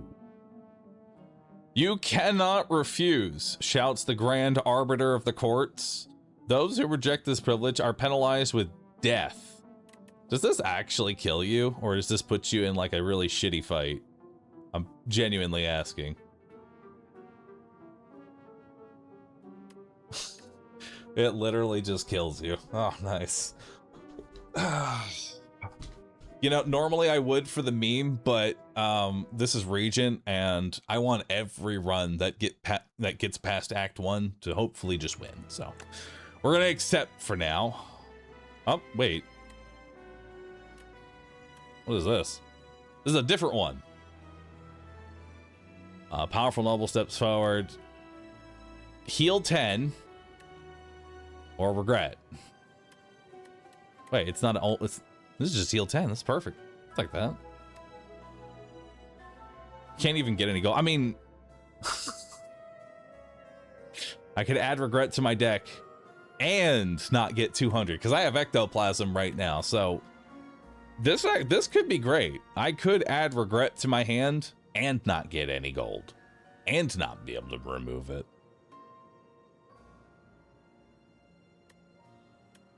Oh man, I kind of like that. Yeah, it's a free regret, dude. Well, you're guilty. Powerful noble was beheaded.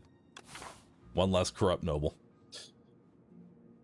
Well, we don't want to go to the shop because we're taking this fight. Of course, I almost wanted to just take the shop just because it wasn't a fight. We want to keep black hole here, definitely. Orbit's good, glow's good, guiding's actually, yeah, this is fine. This hand's fine. Start with that. We get a free black hole. We get orbit. We can reflect. We can defend. Oh, but I can't. Oh, that's honestly that's fine.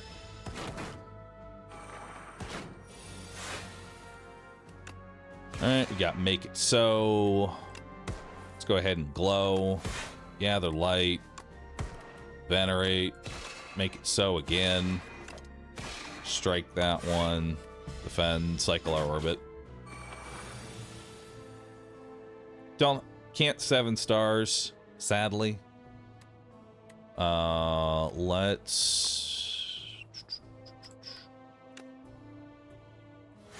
Let's reflect.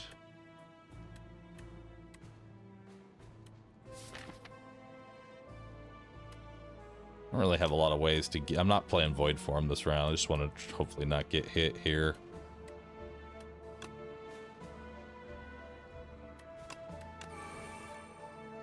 Fasten, Glimmer. I guess we can put.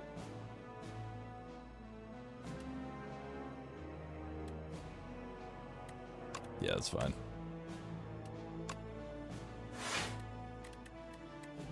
And then we got reflect again. There we go. Just want to make sure you don't take any damage. Glitter Stream, Royal Gamble. I mean, Royal Gamble is, I feel like, kind of pointless in this build because once Void Form's online, I just kind of have infinite stars. You know? I don't think we need to really take Royal Gamble. Yeah, I think it's a skip. I think it's a skip. Oh god, the bird. Alright, we got Orbit. Actually, this is a really great hand. We just hopefully want to... Actually, no, this is actually really good. So we Fasten. Defend 10. Orbit. Void Form. It's perfect. Great hand. Fasten to make our defend better. We defend. We orbit. I miscount energy. And we find out that the pan is actually really bad at math. Really bad at math. Really bad at math. It's okay. I didn't need my Void Form. It's okay. I didn't need it because this colorless potion, boom, eternal armor. There we go. See? We're fine. And then I venerate. I know what I'm doing. I know what I'm doing, chat. Do you know what I'm doing? That's always the question. Because I know what I'm doing.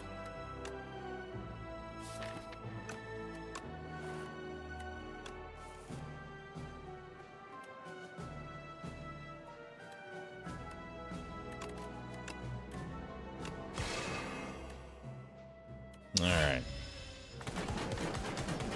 It's fine. We just cycle the deck. It'll be okay. We play black hole. We strike. We defend. We play nothing else. We'll be fine.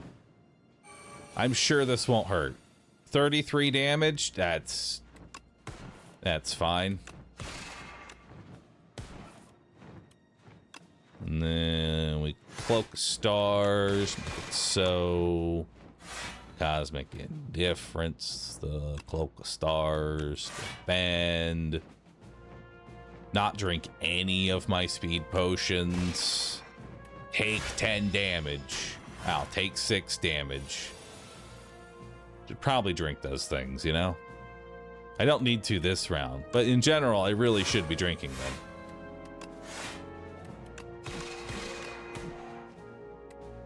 Really should be. Okay, this turn definitely should probably drink one. Might drink 2, actually. I think we actually drink 2 of these things. Beautiful. So I can gather light. And then I can reflect. That cycles the orbit. Then we can falling star. Actually, I think we block all of it. Yeah, and then we void form. Now we're good. See? And now we're good. That's how it works. We do that. We do a guiding star. Bring in some cards. We'll put reflect to the top of the deck. We'll make it so. Cosmic Indifference. Guiding star to the top. We'll make it so. Defend.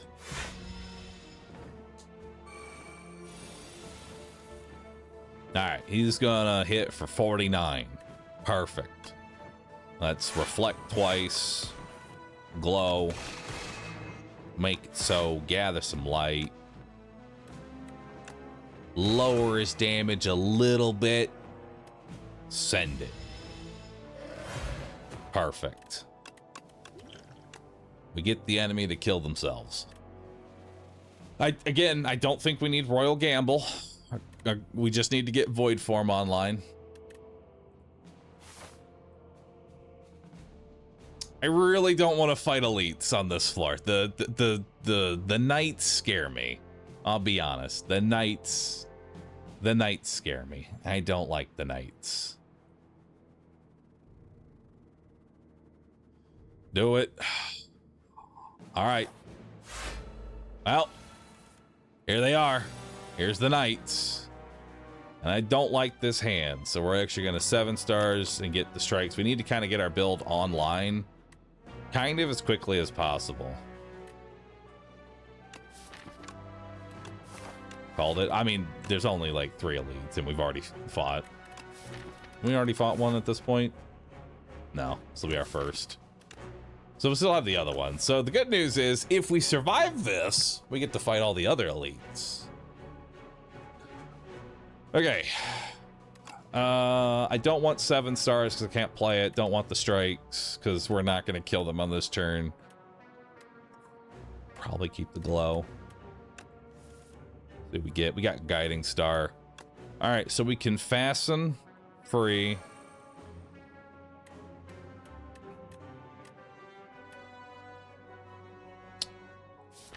Do I bother glowing to see if we top deck void form into?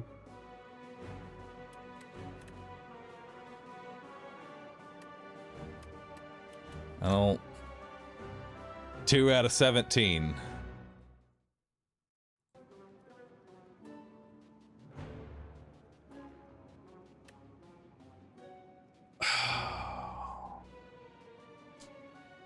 Because the problem is that I really don't know how much I want to do like guiding star.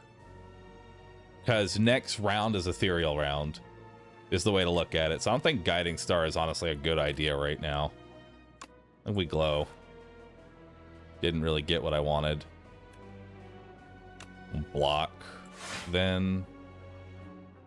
And we'll stop all damage.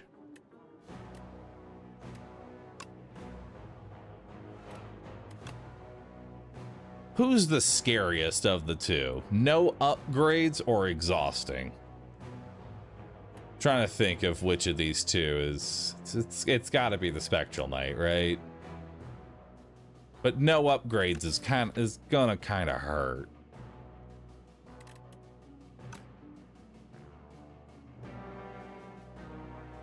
But the Spectral, honestly, he's got to go out first.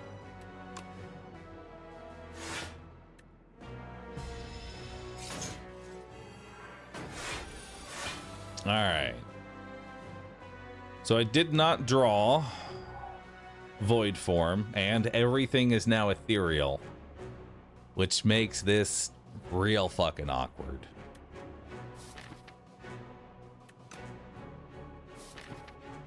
I want to keep the good glow.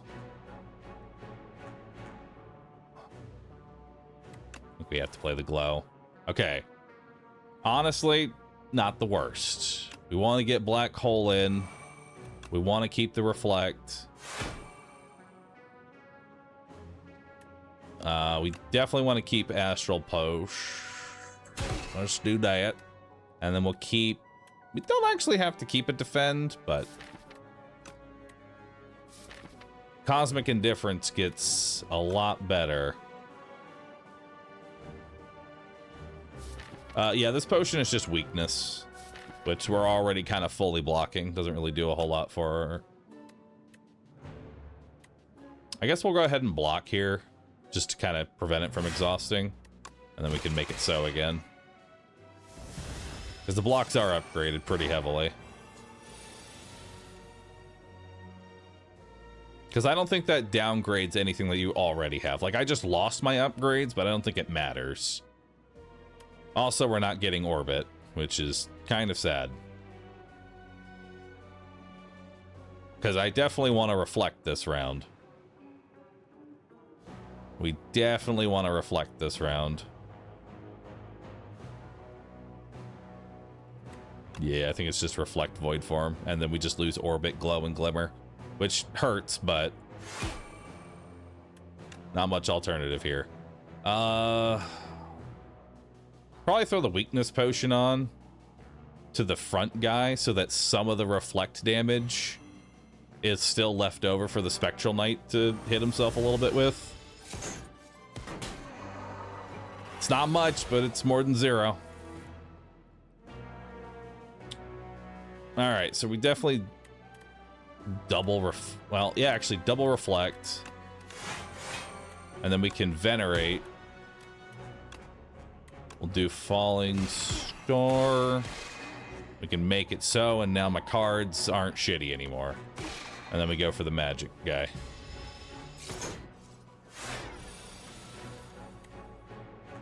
And then I get a free 7 stars.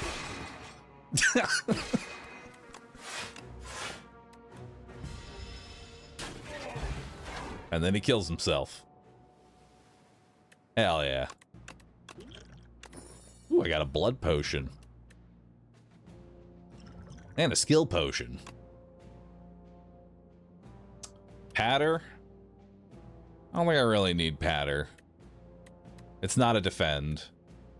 I don't think we need Know Thy Place. I don't think we need Guiding Star. I think we're good here. I think this is just a solid skip.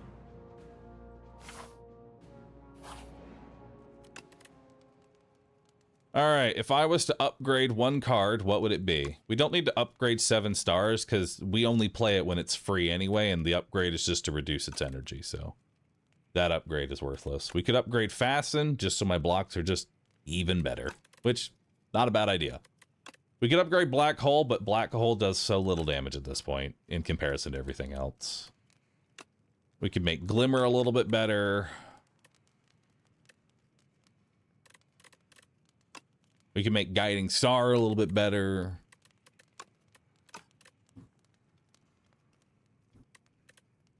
Additionally, we could just rest.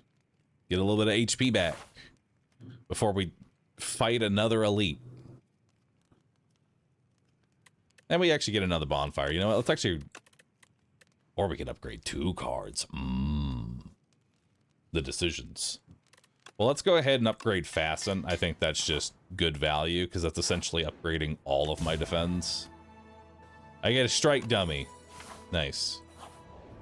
And then we'll heal. which gives me Blessings of the Forge.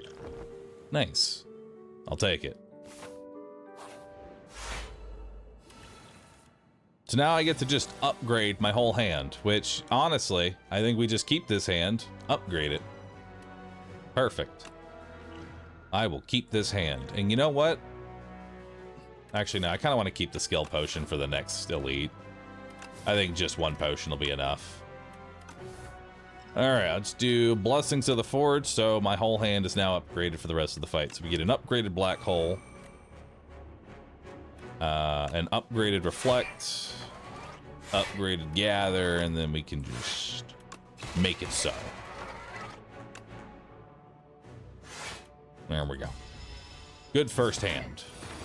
He hits himself for 25. And then we've got Orbit and Void Form.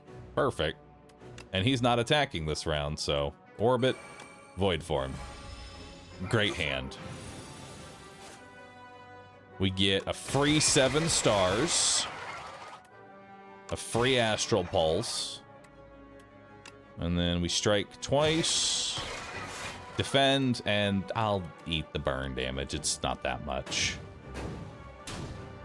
Yeah, 3 damage. It's nothing. Alright. Probably gonna want to slow that roll there, but unfortunately you've got fucking artifacts on, which is just awkward. Nice HP. Thanks. We've got a Fasten. Yeah, let's do Falling Star and Guiding Star, and that'll actually get rid of the artifacts, I think. Oh no, Falling Star is actually a buff, not a debuff. Alright, so I got 1 artifact. We'll Glow. We've got Fasten to make all my blocks better. Anything I want a Cosmic Indifference, and then Guarantee Pull, like right now. I could just do another Glow. Or another Falling Stars. Probably Reflect, actually. I like that. Let's take Reflect. Let's Glimmer. Put Glow to the top of the deck. Make it so. I'll Reflect. And then I'll defend. And I'll take the 5. That's fine. You have Reflect Plus now? I do. My Nice was ruined by the lack of Reflect Plus. This is unfortunate. Alright, anything in my hand that I want right now? I would like to get back Glimmer so that we can cycle our deck a little bit.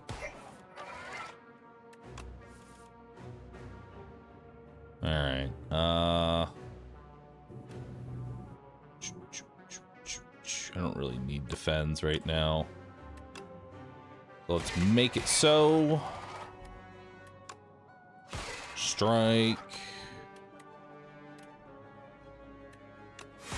Yeah, there's some light. Defend. Get some veneration. Make it so again. I guess I can get rid of artifacts, but I'd rather him just hit himself more than anything.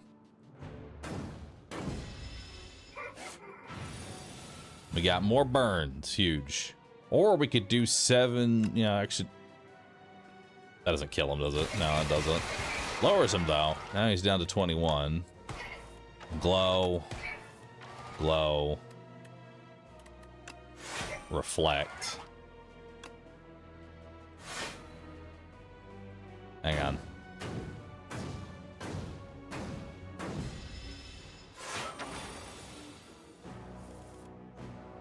Aw.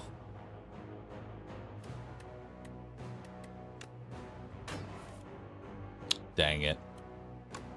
Won't be possible. I'm sad about it, too.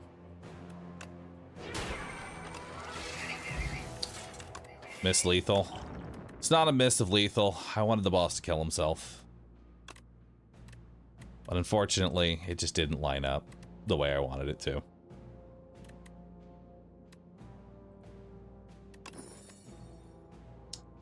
don't know how I actually like the top. Do we need to heal again? Nah, I think we can upgrade. What would be the best upgrade for me? Probably making my glows better.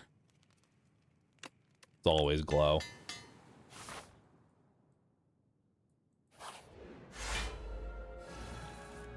Alright, let's see what we got here. We don't need Make It So because it'll just cycle back into my hand. We don't need 7 stars because that's too expensive.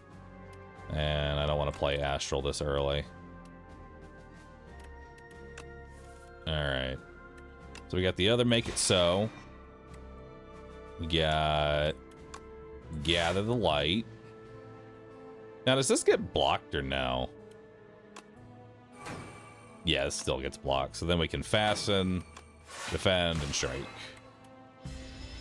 Oh, Unceasing Top is actually going to be just the worst shit.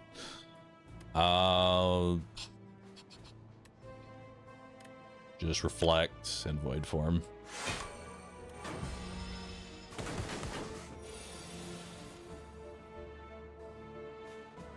Alright, I don't have any blocks, so we'll Reflect. And Falling Star. And Orbit. And Strike. And Defend. And Make It So. Then Glow. I want to glow again. I'll glow again. And then I can Cosmic Indifference to guarantee that I start with 7 stars next round. And then I Make It So.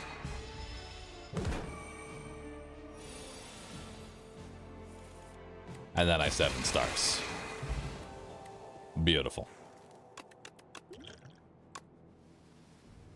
Another Make It So. I feel like there's no downside to literally just putting as many Make It So's in my deck as possible. You just keep making it so. Especially now that I have Top. With Top, this Make It So is just free damage. And if we see Make It So, we just cycle it out of the deck.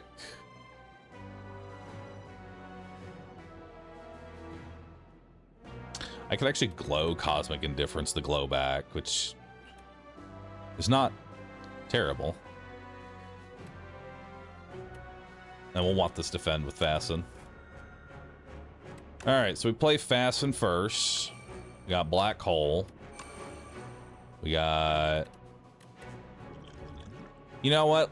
I have a random attack. What's it gonna be? Crash Landing. Fill your entire deck with garbage. No.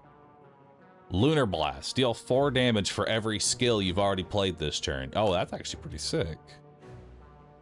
Wait a minute. That's dope. Knockout is fine.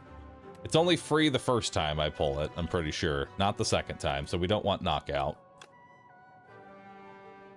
Let's go ahead and glow. And we've got Reflect. And then I can Cosmic Indifference the Reflect back for next turn, and then I can Make It So 3 times. And then do that. And then he hits himself for 29. Beautiful. Let's Orbit. Gather some light. Reflect. Big Defend. Make It So again. Beautiful. We have Void Form. So what we're going to do is... We're eating this 29. I don't think there's any... honestly, this is a time to pull the Skill Potion and see if we get any sort of defense. Which, no, that place is not terrible. We can lower the damage that he's going to do. Let's go ahead and Glimmer. Guarantee 7 stars to the top of our deck. And then, unfortunately, all we can really do is then Strike and Void Form, so... 13 damage plus Void Form. That'll do it. Eat 21 damage there. It's unfortunate. But now we have a free 7 stars. Reflect. Defend. Venerate. Make It So again. Lunar Blast. Glow. Knew that and strike. Beautiful. Attack potion. Game piece. Whenever you play a power, draw a card. Interesting. So now this jeweled mask is play a power and replace the card. So that just actually buffed jeweled mask because I get a free power at the beginning. So it's just free draw on round 1. Oh, I love alignment. Alignment is perfect with top, right?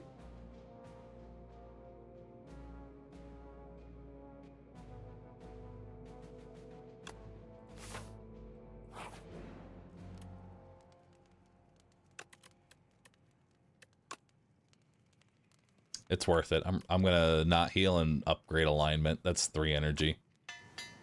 3 energy with an unceasing top. I'm sorry. That's just perfect. All right. So what do we not need? We don't need Astral Pulse round 1. We don't need 7 stars round 1. I'm okay with Venerate round 1 because I'm probably gonna need it. All right, it's not too bad. All right, so we play the Black Hole, which then lets me draw a card, which is another defense card. We got Orbit for free. Let's go ahead and just drink our Dex Potion. Get that out of the way now. Let's make it so. You know what? I think we go ahead and play this Attack Potion as well. What do we got here? A free 7 stars. Interesting. Heirloom Hammer. Choose a colorless card in your hand and then add a copy. Or Photon Cut. I think we just take just a free 7 stars. Because by the time these ever come back, that's just more 7 stars for me. We're gonna need to reflect. And then we will Cosmic Indifference the reflect back, and then Venerate so we have the mana to do it. And then hopefully we'll have one more, and then make it so again.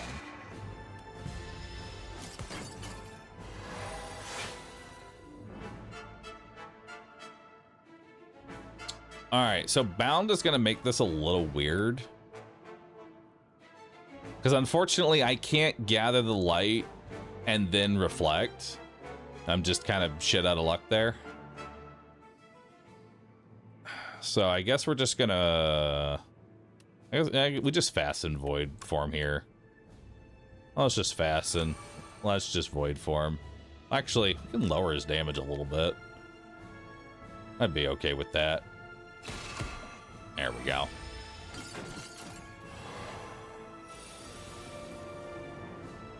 Alright, so we got free Reflect. Let's add that in. Free Alignment for more energy. Glow. Make it so. Glow again. And then defend. And then defend. And then make it so again. And then defend.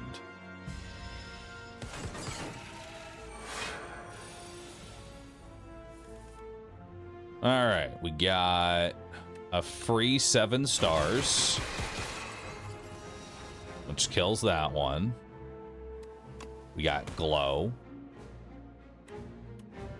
I guess we'll do a free Astral Pulse with a Guiding Light, so my next hand's a little bit better.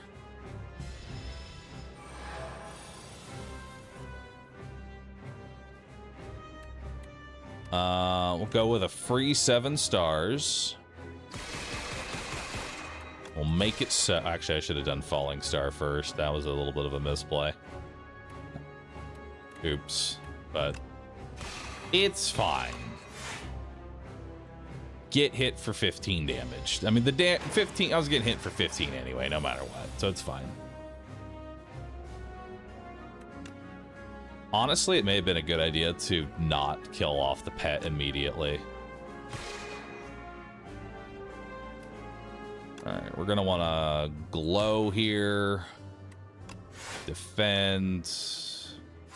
Cloak of Stars, make it so, strike. Take another 9 damage. All right, let's glow.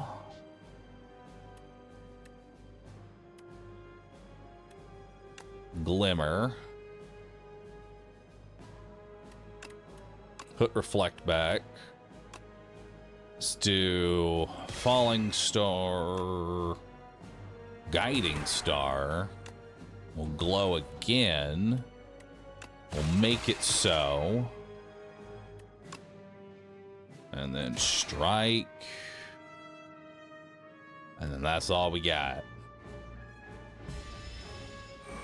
Did that in a little bit of a weird order, I'll admit. But hey, at least we have a free 7 stars. Is that our best thing that we want to... God, you're going to hit me for fucking 50? Jesus. Let's do a free alignment. Actually, no, free alignment doesn't do anything. Actually, am I just dead? Might just be dead. Oh, no.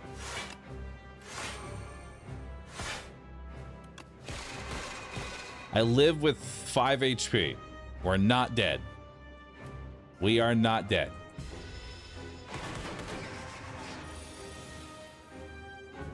Oh boy. All right, let's glow first, see what we got. We got another glimmer and a glow.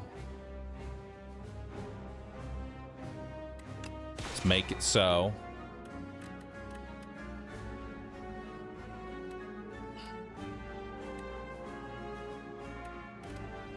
We're gonna need to pull some defense this round, or we're dead. Well, hope we draw some defense. Let's glow. I mean, that's kind of like defense. I should have done that first. And then we glimmer.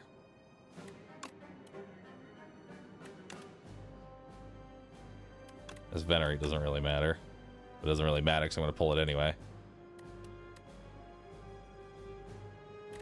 It doesn't really matter because I'm going to pull it anyway. We make it so. We reflect. We gather some light. We glow again. We make it so again. And then the boss kills himself. Beautiful. I'll take it. Listen, any win on Regent is a good win. All right? I'll take it. Not my most favorite of builds.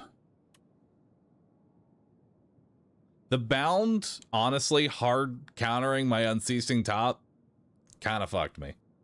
I'll be honest.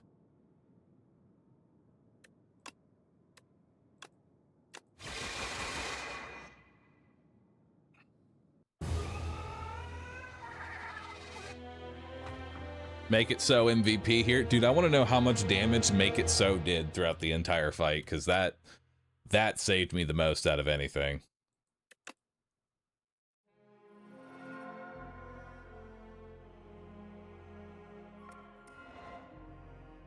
If only there was a way to gain artifact. I mean, it doesn't really matter because she puts like 300 fucking stacks on you.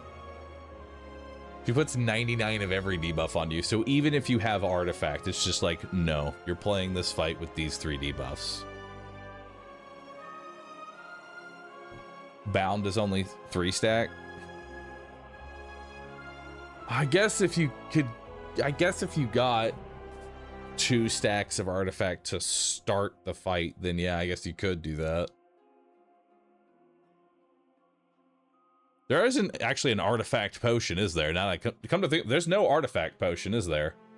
Because that was in Slay the Spire 1, wasn't it? There was an artifact potion. There is an artifact potion?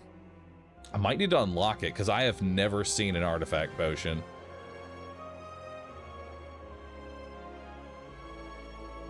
Does artifact block stacks? It doesn't block stacks, but like if you have, say, like 2 artifacts, it would block 2 out of the 3 bound. So only one card would be bound per turn, and you just play that card, and then bound is no longer relevant.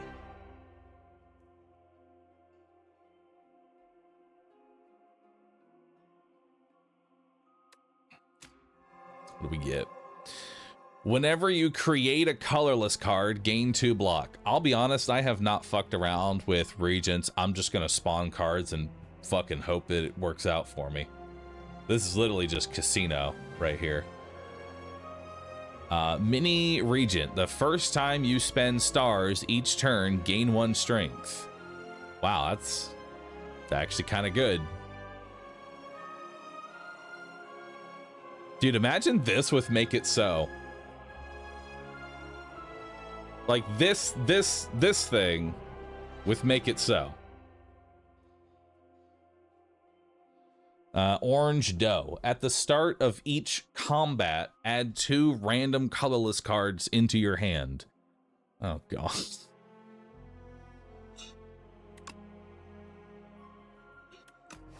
They sure do love that casino build. Which, honestly, I'll be real with you. Getting a good run on Regent feels like playing the casino. You're either high rolling or you fucking die in Act 1 repeatedly. There is no in between here.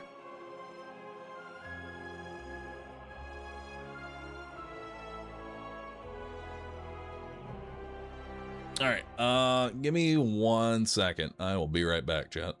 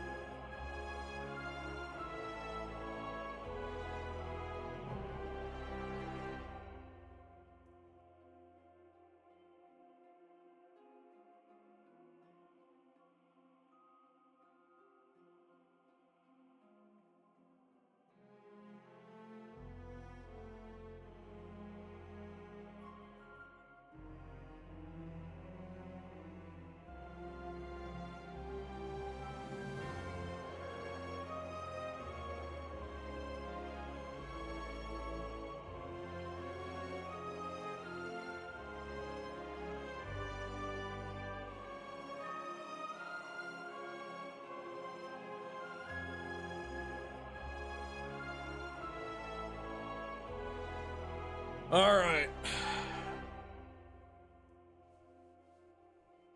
Who's ready for some more Regent? Who is ready?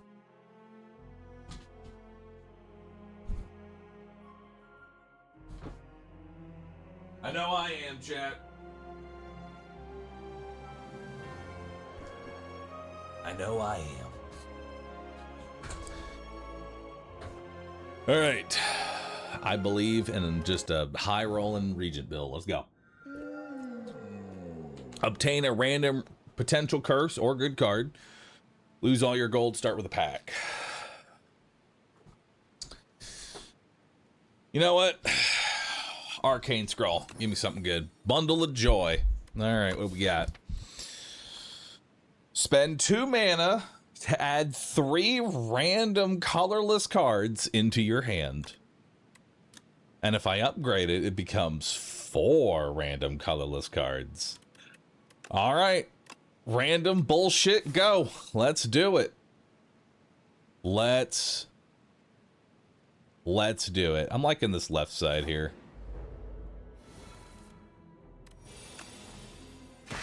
All right.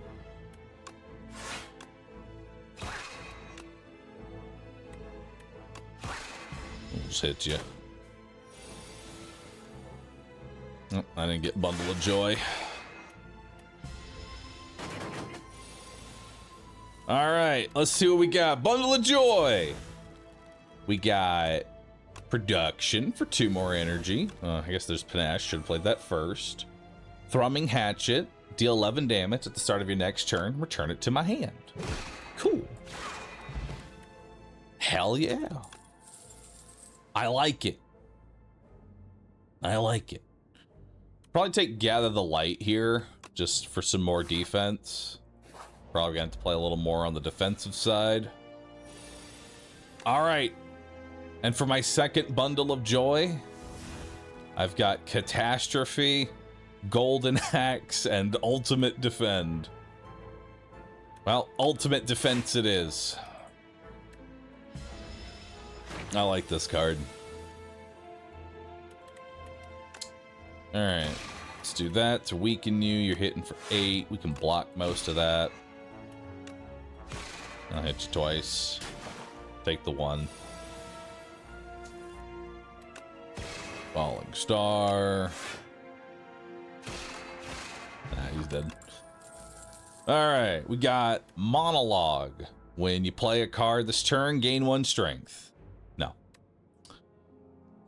Collision Course. No. Charge. Choose 2 cards in your draw pile to transform into minion strikes. Honestly, I think we have to take Charge here because Bundle of Joy is going to add some real dead cards to my hand.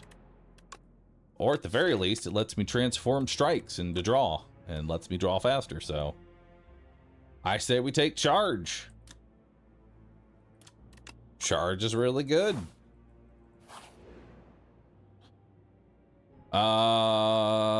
Probably just take the heal 10 here. Probably abstain. I don't think we need to.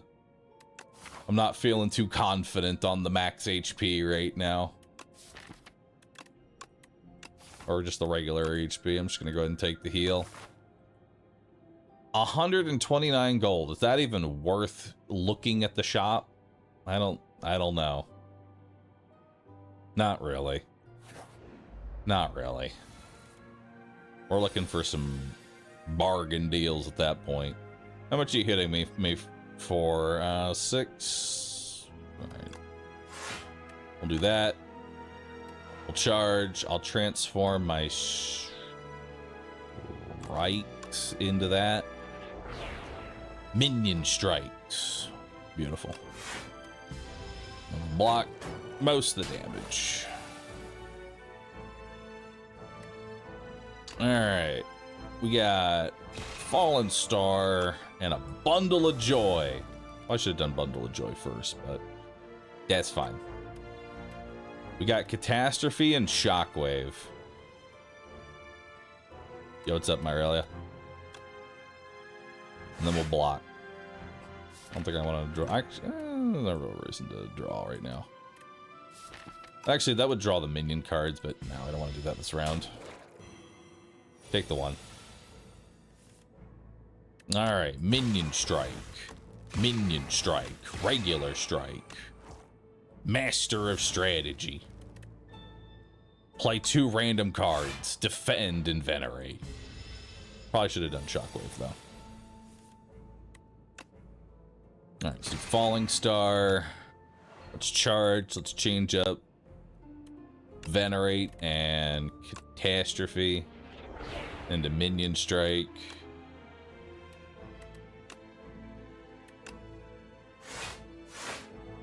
And we'll take 2 damage. Ow. Alright. Shockwave. Minion Strike. Minion Strike. Beautiful. So we got Rot, Patter, and Glimmer. Glimmer I don't think is ever a bad idea. I think it's nice to have a Glimmer into the deck. Charge has an infinite? How does Charge have an infinite?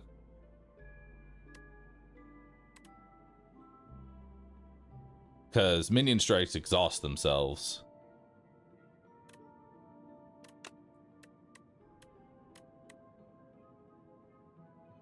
Remove a card from my deck or upgrade 2 random cards. I think we take the 2 random. Let's just upgrade 2 random. We got charge and defend. Huge. Well, now charge is better. Glimmer and charge. How is Glimmer an infinite with charge? Glimmer just draws 2 cards.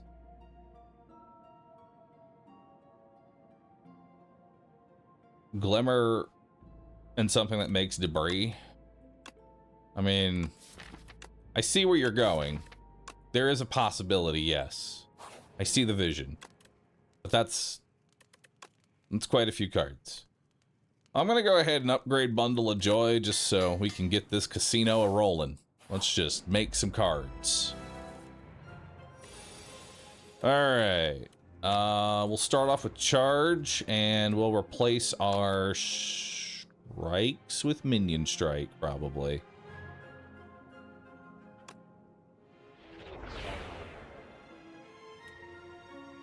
I can't glimmer this round, so I guess I'm just eating 14 damage.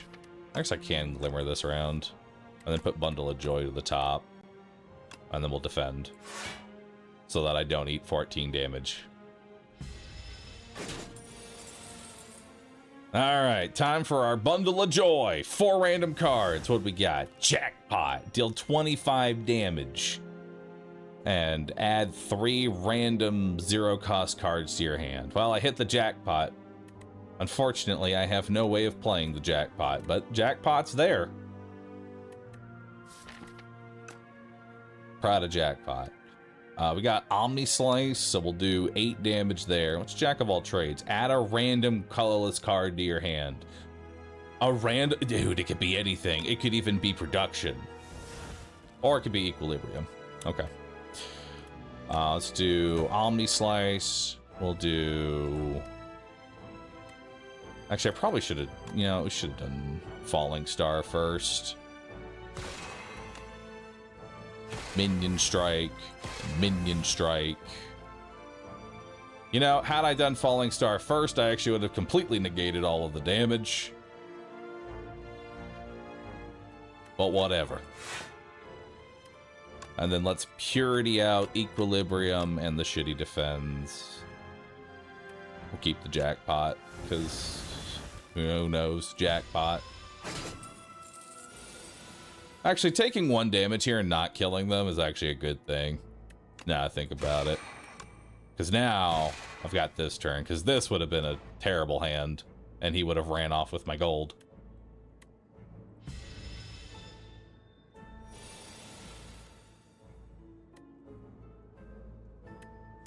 Alright, let's hit him with jackpot.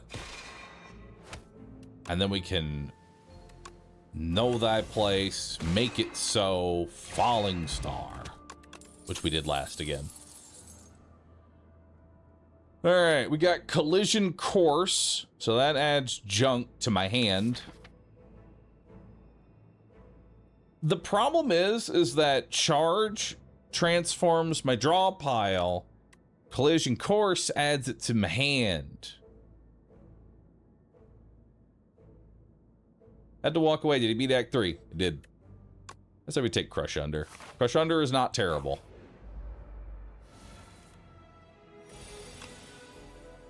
Alright, let's charge. Let's replace our strikes with minion strikes. We can glimmer. Put Bundle of Joy to the top. And then strike. Alright, Bundle of Joy, do something. What do we get? Rend. Impatience. Prowess. Rolling Boulder. Didn't draw shit.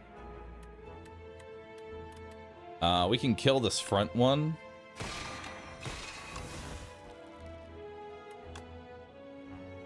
Crush Under kills, yeah? Yeah. And then I can do that. Beautiful. Send that hand out.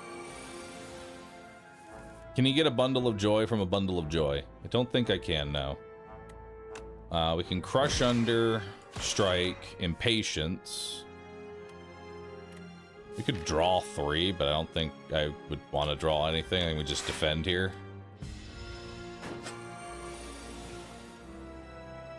All right, we got Rend, which, I'll be honest, doesn't do a whole fucking lot. Because it's per unique debuff on the enemy. He's got no debuffs. He only has buffs. Although I guess I could just... Actually, no, it still is 15 damage, and we can just kill him. I'm treating him like he's some super boss. Hegemony. Deal 15 damage next turn, gain 2 energy. Supermassive. Deal 5 damage. Deals 3 additional damage for each card you've created this combat. I mean, that's... Supermassive looks great. It might not do much on the first hand, but that's okay. Doesn't have to.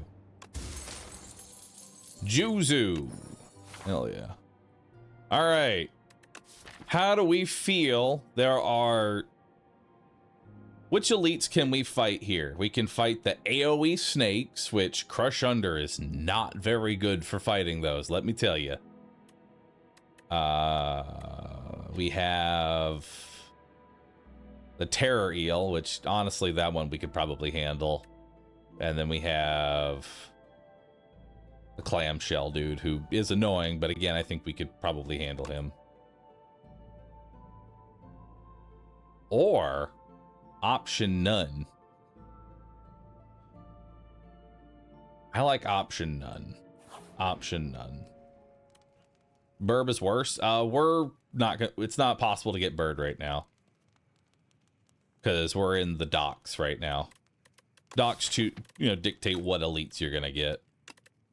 All right, what are we upgrading? Supermassive scales slightly faster. Crush Under now removes 2 strength, which is pretty dang good. Glimmer is 4 cards. That's 3 extra defense. That's 4 more damage. Honestly, I think we upgrade Crush Under, because that just makes it much better. All right. We'll do Falling Star to get some initial damage in. We'll Venerate, Strike, and Defend. We'll take the 2. Alright, Bundle of Joy. What do we got? We got Anointed. Put every rare card from your draw pile into your hand. All 0 of them. Nice. Panache. Sure. Bolas. Wait. Power. Nostalgia. The first attack or skill you play is turned to the top of your draw pile. So I could Nostalgia Crush Under, so that way he's just always -2 strength. And I get an attack. That's not terrible, actually. Although I won't be able to play that and Crush Under. We get Bolas. There's also Charge, which I don't really need to take Charge. Although Charge does make super... Actually, Supermassive is already at 17 damage.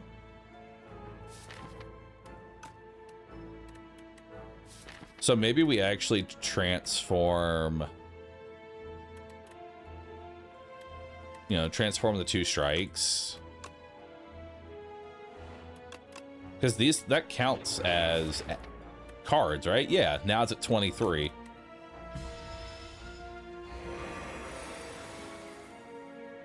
And now we Bolas, Minion Strike, Minion Strike. Now we get our Falling Star, and then Supermassive. Supermassive actually scales really fast. Royal Gamble? We're not really in the star economy here. Our only star expenditure is Falling Star. That's kind of it. So we don't really care about Royal Gamble. Don't really need the Smith. Don't really need Cloak of Stars. I think those are just a skip. I don't think I need any of those. Do I wish to fight an elite and then guarantee into a second elite? No. All right, we got Crush Under to start. And then we'll start working on the cultists first. And then we'll defend. Act 1 elites are the scariest thing in the game. They really are. I may have to skip Bundle of Joy. Yeah, we're just gonna skip Bundle of Joy just so I can kill this thing. Alright. Let's do charge. Oh, there's only one card left. That's actually fine. There's now... I can just do this. Yeah, it's fine.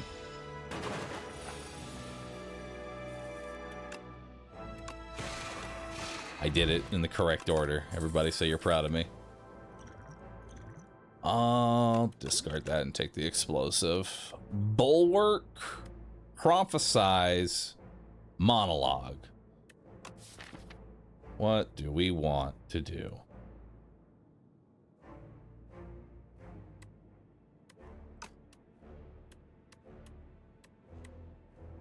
I don't think I don't know, dude. Monologue is good. I mean, Monologue is maybe good. Monologue is maybe good. Maybe.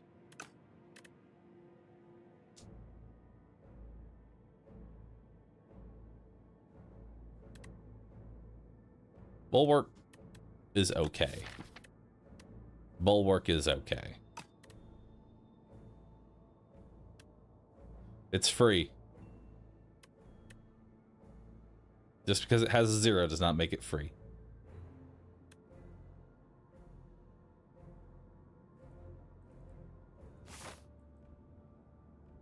How about now? Are we feeling that elite now? I'd say we can take an elite with this much HP. Would I like to add a curse to my deck, though? Now that's a real question. Would I like to add a curse to my deck? Sure, let's do it. Because I can actually charge it out. We got Terror Eel, which out of all of them, I would say is probably the least threatening. That's not to say he won't fuck me up. Let's do Bundle of Joy to start and see what we got. We got Secret Technique, Ultimate Strike, the Gambit, and Fasten. Dude, I could Gambit round 1. Gain 50 block. If you take unblocked attack damage this combat, die. I don't think we want a Gambit. Put a skill from your draw pile. Is there any skill I want right now? Not really. Or maybe that block plus, if anything.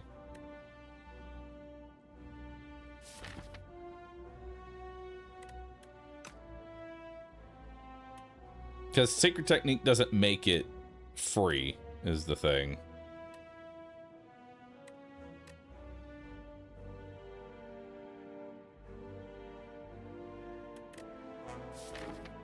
Charge is a skill. I'm aware, but I only have 1 mana, so I'm debating whether or not I want to spend that mana blocking the 17 or eat the 17 and then charge.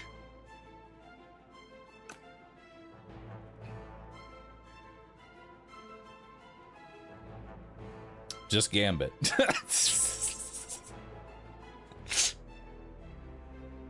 Gambit debuff lasts the whole combat.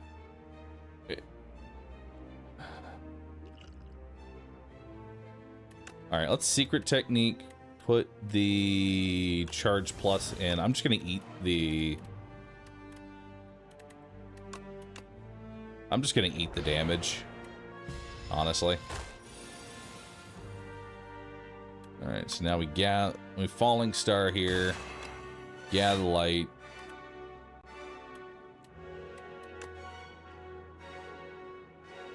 We'll strike.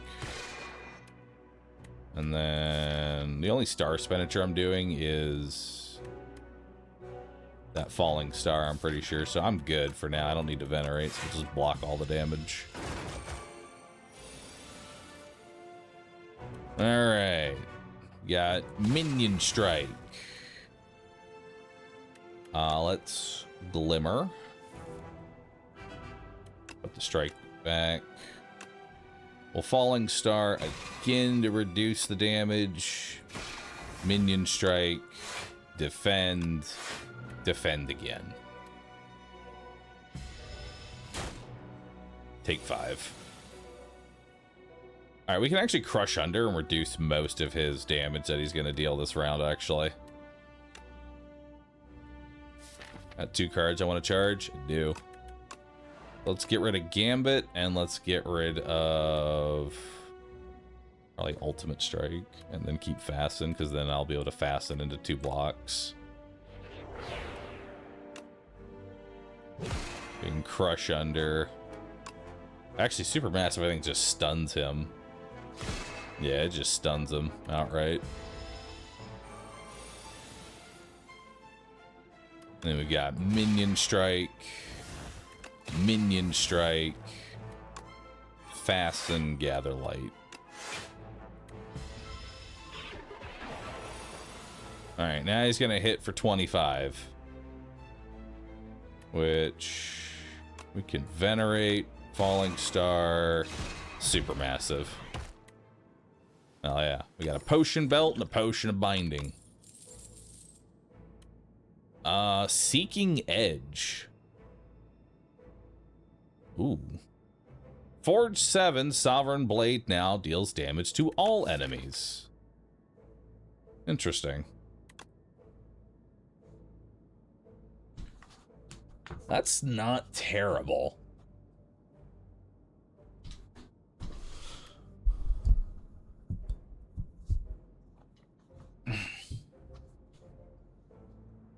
For a 1 cost, that's... What about Orbit for your joyous needs? I do kind of need Orbit.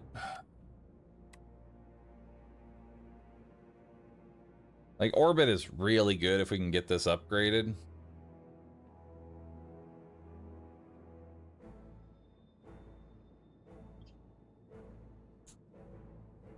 I'm gonna take Orbit. And then I'm gonna play the gamble here and upgrade Orbit. All right. Well, thankfully, I get to Orbit round 1. And then I get the Bundle of Joy. All right, so we got Bolas. At the start of your next turn, return this to your hand. So I just get free damage every round. That's nice. We have Seeker Strike, Secret Technique, and the Bomb. Bomb is going to be really good. Bomb's great. We like Bomb. Is there anything I want to Secret Technique into my hand? Probably not, because I have no mana. Maybe Secret Technique Venerate, just for cycling. Just kind of cycle that out so I don't draw it next turn, because I don't really need it right now. It's like my worst card. Alright, we get Bolas again.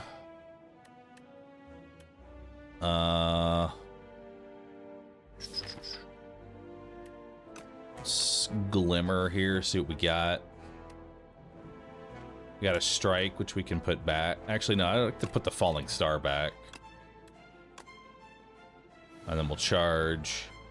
Change Spoils map and probably the shitty Defend. And then I should be able to do some damage next round. And then we'll gather some light.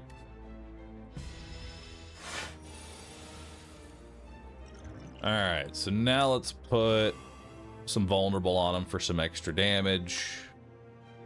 We'll hit him for 10. 15. Another 15. Bolas. You Crush Under. At him. Hit him again. And then Venerate.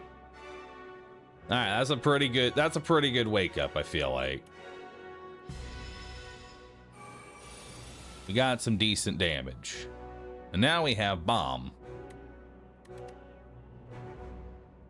But oddly enough, Supermassive is actually better than Bomb.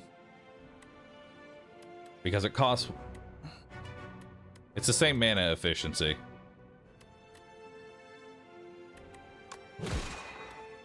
We are going to want to defend. You're hitting for what, 14?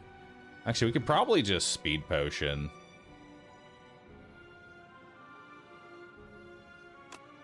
Speed potion, gather light bomb. Oh, orbit. I'm going to do both. There we go.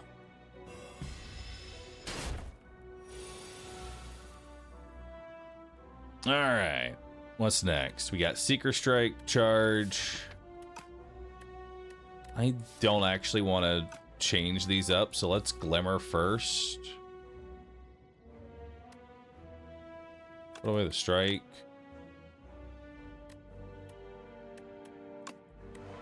Charge. Get rid of the Venerate, because we don't need it anymore. Get rid of the Bad Strike. Let's do Falling Star there to make it a little bit weaker. Bolas. Defend for 8. And then... I could add something to my hand, but I kind of don't want to add anything to my hand right now. So we get 40 extra damage, so he's got 60 health right now. Those Minion Strike, Minion Strike. That. Bolas. And then it's just... Actually, no, it's going to gain armor first, so that's not going to kill it. But it'll be close. It's got 3 HP. Which we can just super massive again. Add lethal with potion. I didn't need to use the potion though. Void form, Dying Star, the Smith.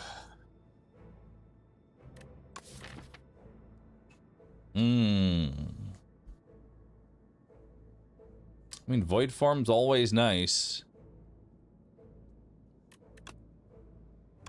Although the Smith is not terrible.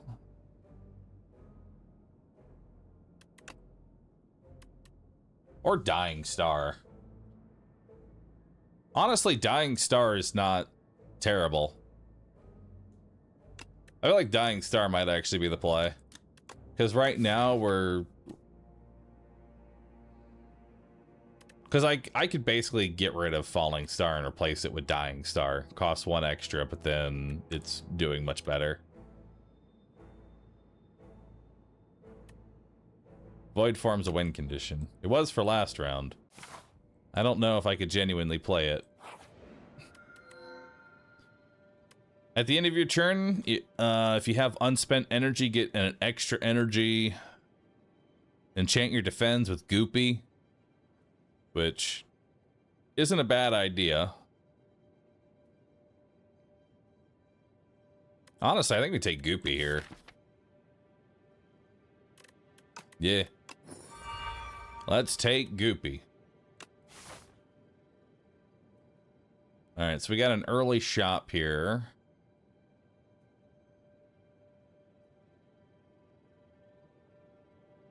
And then we also have a late shop.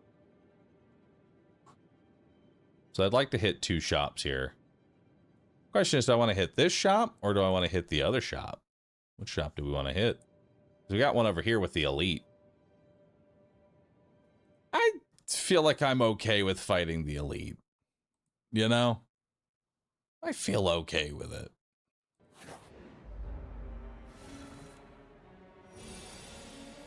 Alright. So you're gonna do 15 damage.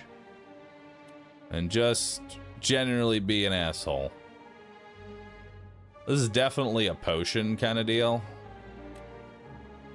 I think I'm just playing all my defense.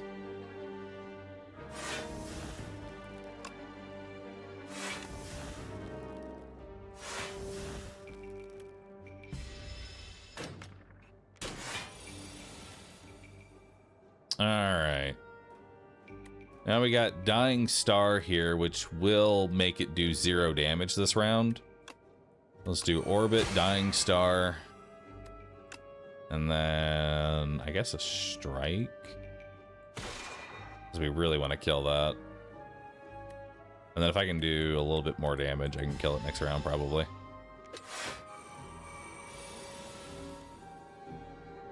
We got Crush Under.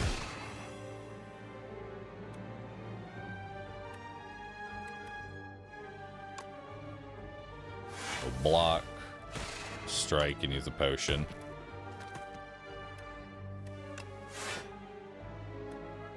Oh, one off of stunning him.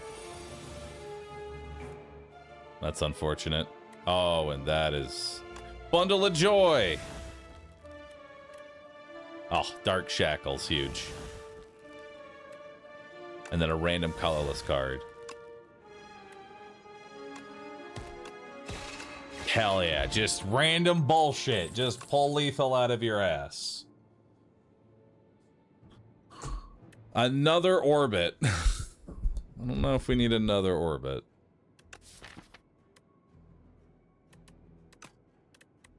Be gone.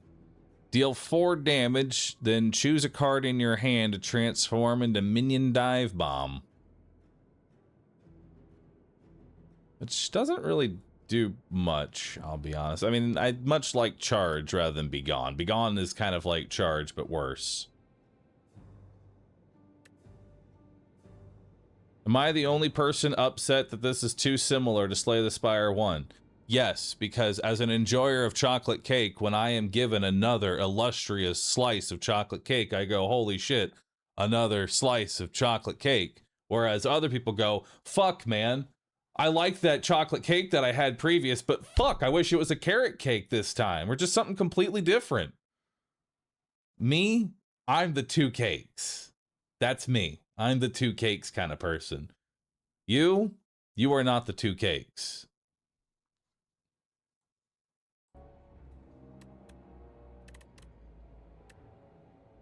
I much prefer just more of what I enjoy.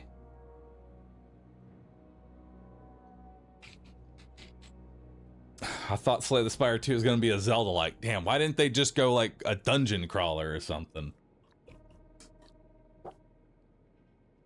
What if you don't like cake at all? Then we judge you very harshly. Would you like to add Decay to your deck and then obtain a Lost Wisp? Whenever you play a power, deal 8 damage to all enemies. I don't really have any. I mean, I have Orbit, but that's kind of it. And I'll just search the area for some gold.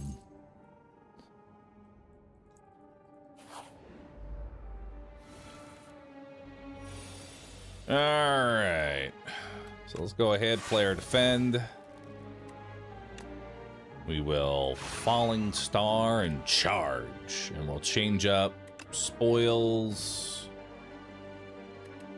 and strike.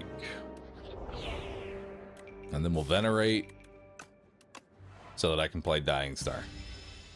Take the 3.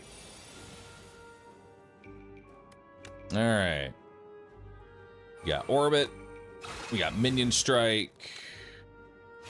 Dying Star.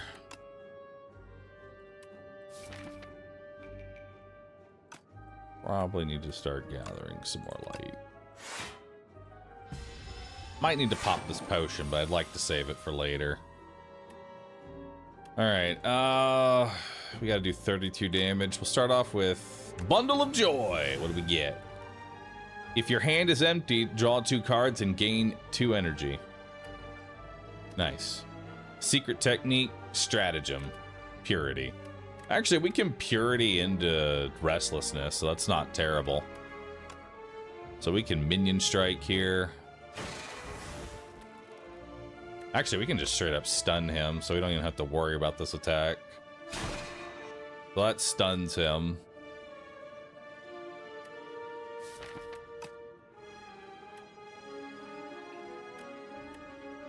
But that's just gonna draw, that's just gonna draw 2 defends right now, actually. Like, that's just gonna draw 2 defends. I think we actually just crush under here. And then hold these for next round, when he's actually gonna do anything. Alright, so let's play our defends. Let's crush under. And we'll Purity, Venerate, and Stratagem. So we can play Restless. So that I can Glimmer. Put away, I guess, Dying Star for now.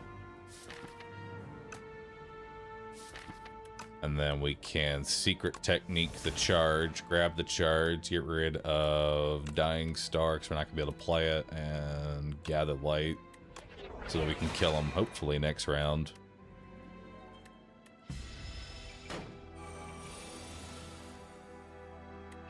Yeah, we can kill him. Supermassive goop.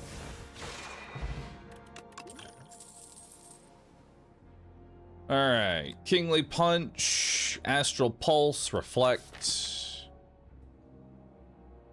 I mean, Kingly Punch is not terrible for how much we cycle our deck.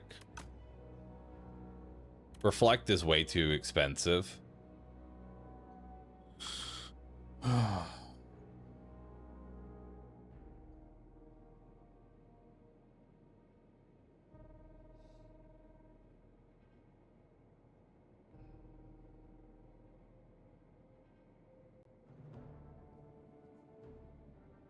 Nah, that's a skip. Reflect is good damage. I'm too star poor to make that work right now. Belt Buckle. While you have no potions, you have 2 extra dexterity. Well, that is unfortunate because I have Potion Belt. But honestly, that's not bad. Whenever you add an attack to your deck, upgrade it. Upgrade 2 random skills.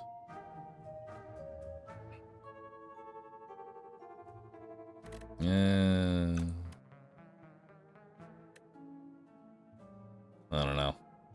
Discovery. Choose one of 3 random cards to add into your hand. It costs 0 energy this turn. I mean, Discovery could maybe be okay.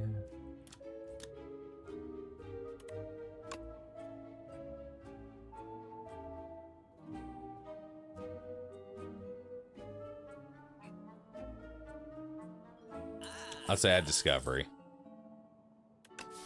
Which is now a skill if we want to try and hit Warpaint. Kind of want to just get rid of the Falling Star here, because Dying Star does pretty much the same job. And I don't have the star economy to play both. And I'm transforming my strikes anyway. There is another orbit if we want to try that out. You have no Vuln now? I think there's better ways to get Vuln. There's Hand of Greed. Nah. Let's take Quasar in its place. Because Dying Star is for survivability, and so was Falling Star. So let's take Quasar, because that'll create more cards. Because we just want to create as many cards as possible. Alright, what do we got? Oh boy. Well, let's start off with Dying Star. Probably. That'll reduce his damage to 0, and that'll let me Venerate. To get enough mana back to be able to Quasar. And then let's choose a random skill. Random skill. Cosmic Indifference. Honestly, I'm okay with Cosmic Indifference and just... Well, actually, no, maybe not, because I don't need that. Prophesize? I could just pull a shitload of cards right now and then maybe get Orbit. Let's do it. There's Orbit. Perfect. Orbit is now in the build. Which is kind of what we needed.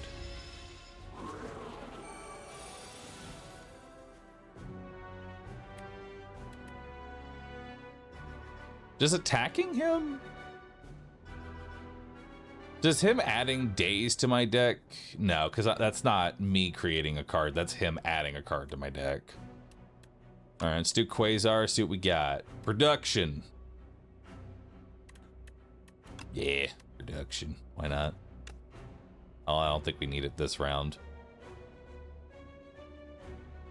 Crush under. We'll defend.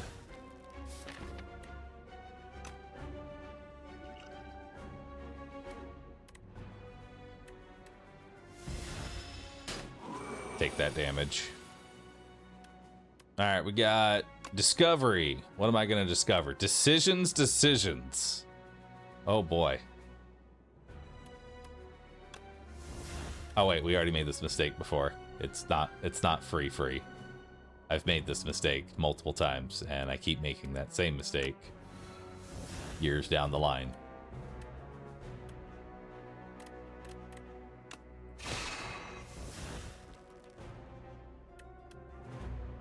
It is truly unfortunate.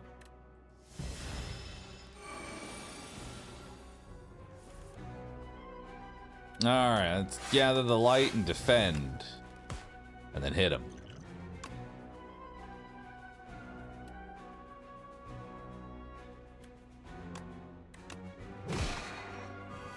Crush under.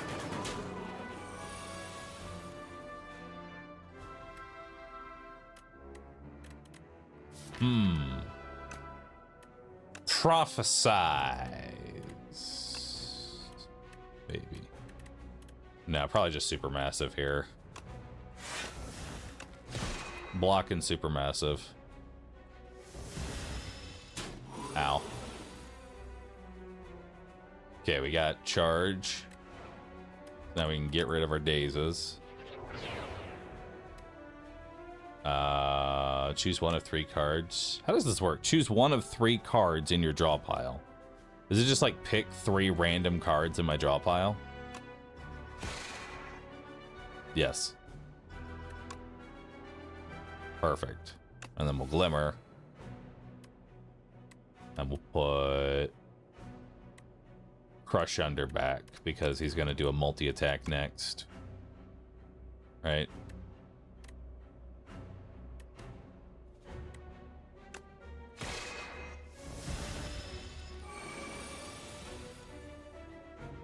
Yeah.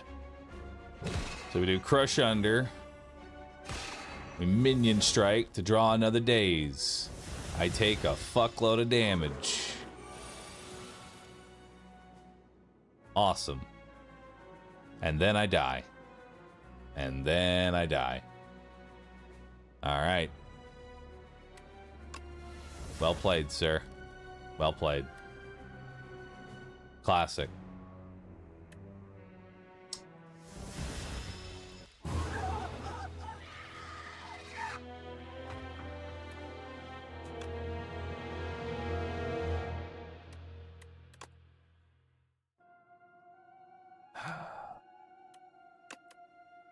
Unfortunately, no luck.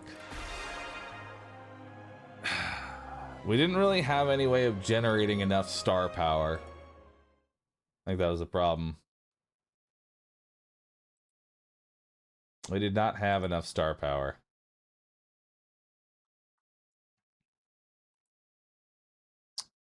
That's the problem. Need more. Did I win A10 with Necro? I'll be honest, I didn't bother doing A10 with Necro because I knew A10 with Necro was going to look exactly like A1, 2, 3, 4, 5, 6, 7, 8, 9, 10, which is to get souls into my build and then cycle it indefinitely. So I unlocked 10, but I did not bother.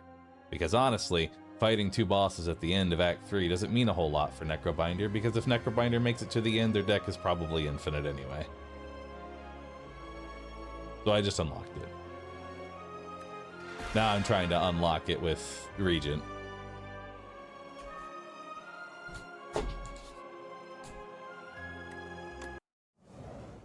But what if there's an interesting boss? There's no interesting boss for Necrobinder. They cycle souls indefinitely, and everything dies. Alright, we'll take Silver Crucible.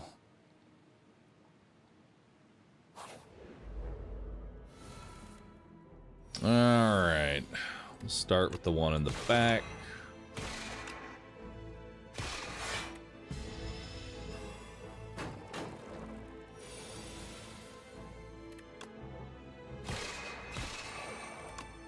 Venerate. What about Ironclad and Green Knife Person? I wish to play as Green Knife. I think Green Knife will be the next one that I go for.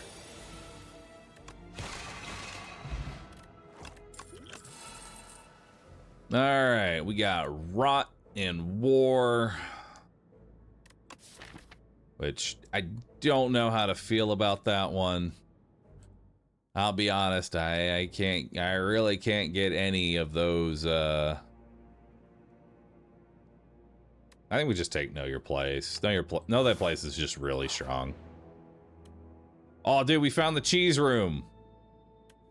But I'm gonna gorge myself because all of these cards will be upgraded. I mean, there's a Glow Plus. Look at that. Oh, and I get to choose another card, too. Glow Plus and Solar Strike? Or Glitter Stream. Ooh, the decisions, the decisions. Actually, let's just take Cloak. You're right. Let's go for a defense card.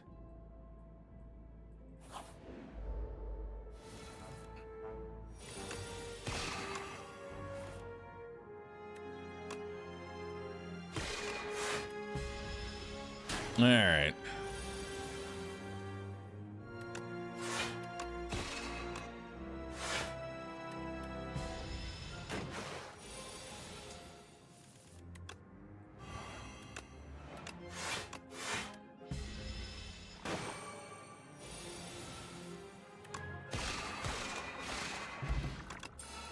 Nice.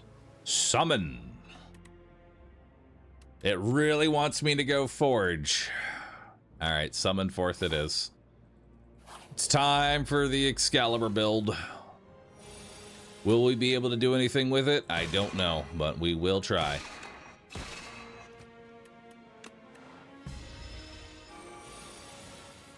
We will do our best.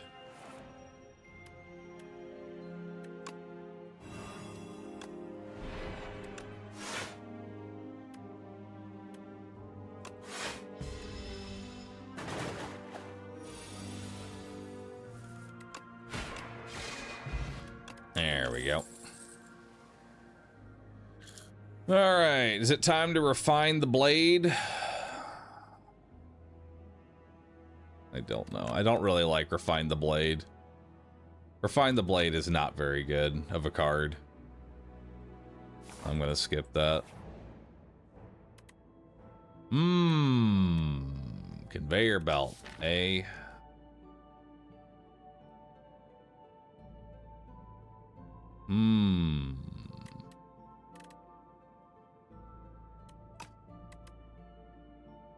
Sure.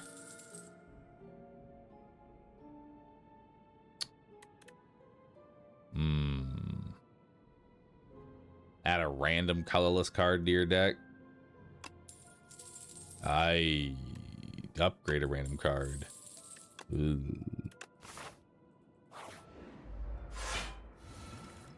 What is Equilibrium? Retain your hand. That's not terrible.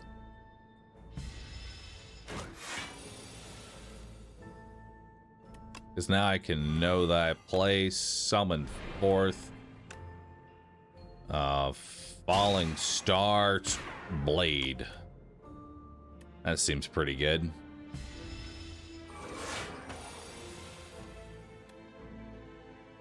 Alright. And then we can do a little more damage there and double defend.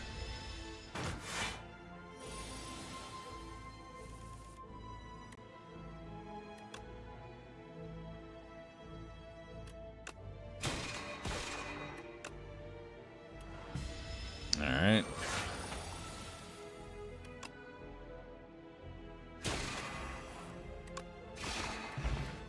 Yeah, actually, Equilibrium's not terrible. What does this upgrade? Yeah, upgrade's not great, but...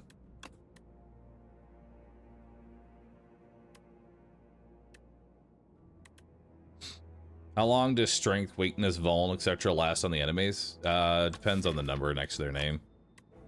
Like, what is it? So like week 1, that's 1 turn. If you had week 3, that'd be 3 turns. I don't know if I want Gather the Light. Not really, because we already have Glow. And I do agree Cosmic Indifference is not terrible. Alright, we only have 35 gold, so we're not going there.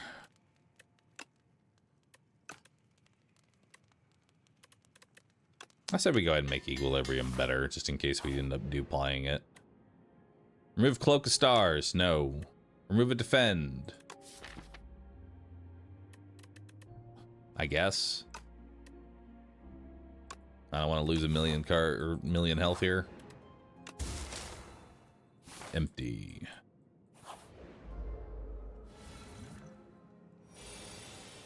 All right.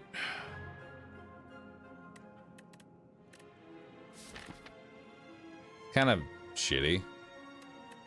The rats are definitely not a good time for me. The rats are just a bad time, like all the way around.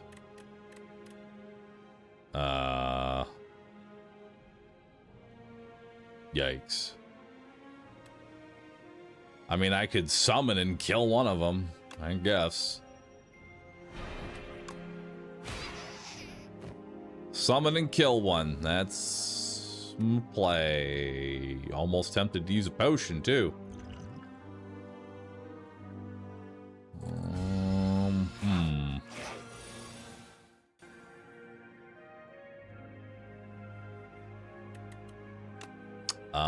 Let's Equilibrium and Defend.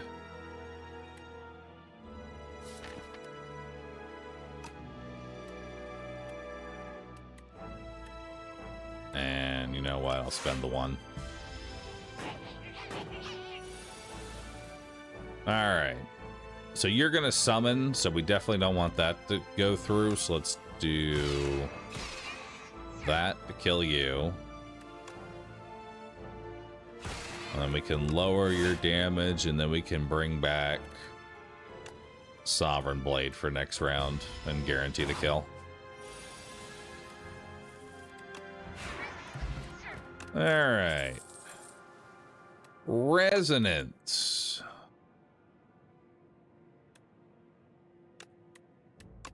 Don't think we can genuinely do Resonance. That's just too much for me.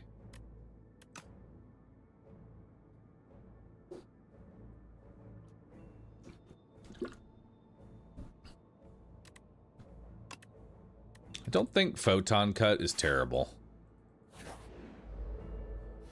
Okay, you're just gonna go ahead and toss Powder Demise onto you. So we can know thy place, summon forth, wallop them for 31 damage round 1. And then defend for 10. Take 2 damage. Seems pretty good. Okay, so now he's gonna hit for 9. We still need to do 30 more damage. We'll Falling Star, Strike, Venerate,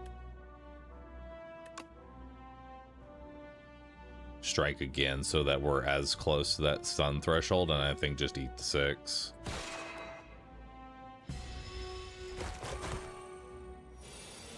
Okay, so now he just plays into this hand stunned.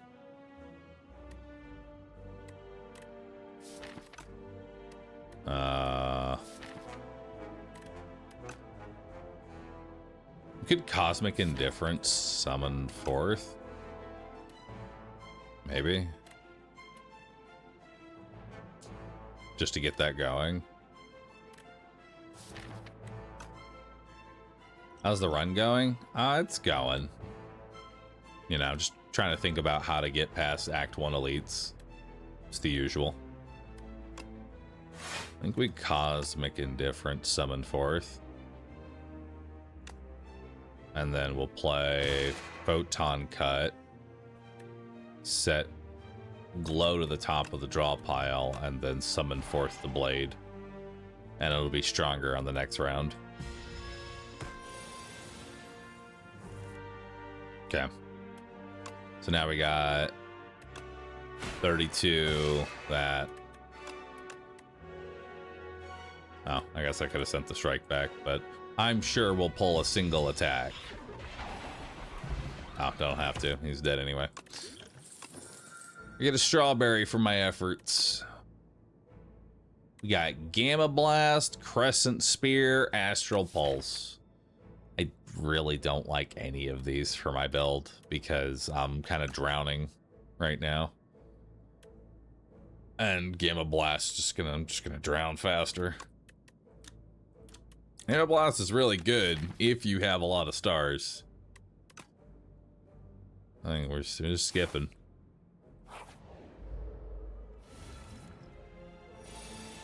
Alright. We're gonna summon forth and hit him with a big blade.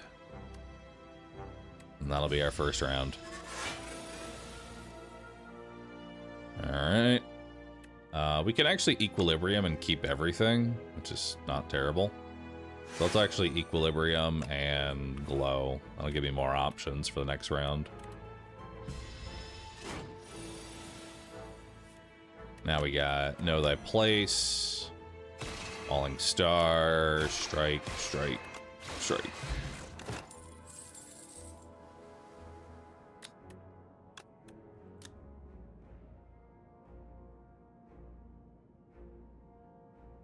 I don't think we need Convergence because I already have Equilibrium for retain purposes. Patter. Cloak of Stars. Don't really think any of that is going to do anything for me. Patter just seems so bad.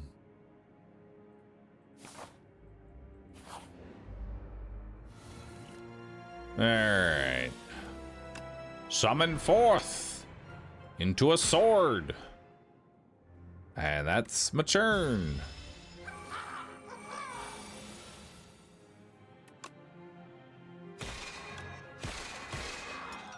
And then we take 1 damage. Now we got Know Thy Place. Falling Star to keep him like that. And then I guess we can Equilibrium.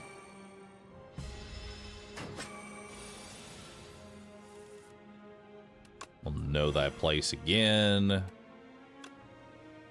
Strike. Guess I didn't have to use that star power there.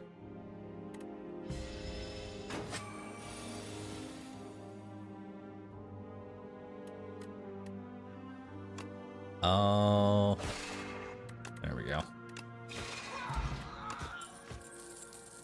Gain 1 energy, draw 2 cards. I'll take that. Another summon forth. I don't think that's a good idea.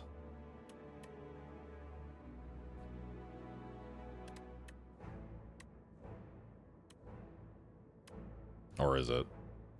I don't fucking know.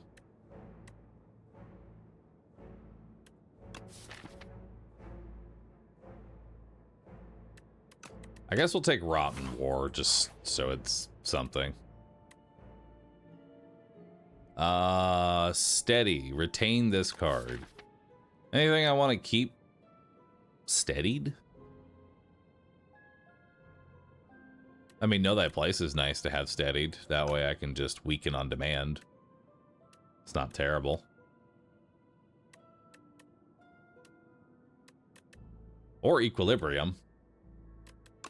That way I can just retain on demand.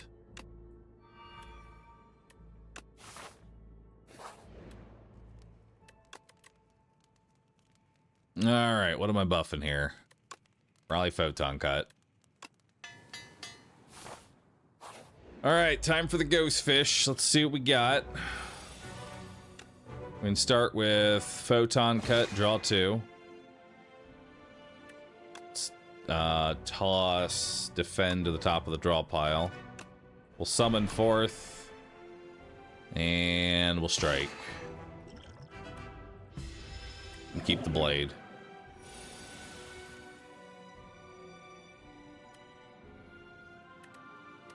Alright.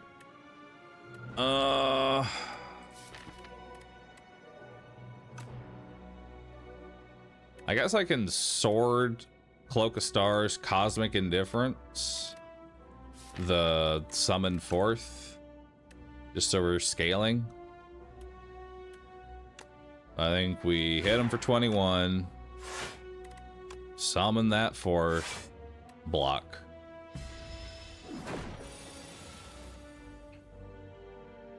Now we can put Know Thy Place on him. Summon forth the blade. Do another 48.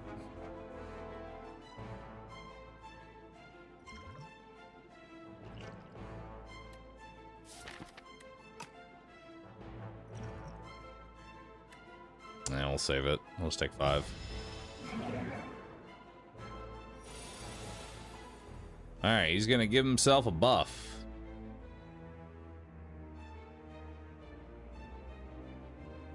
What buff is this? Is he giving himself strength or intangible already? I don't actually know.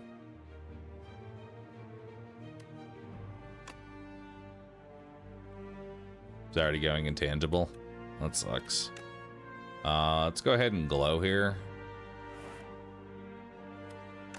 Get rid of that beacon, and then we will... I guess that technically does more damage.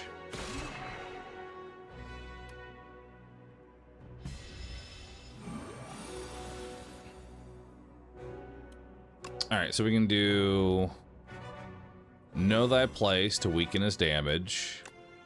We can summon the blade back. It's going to do 48. We can do Equilibrium to hold our hand.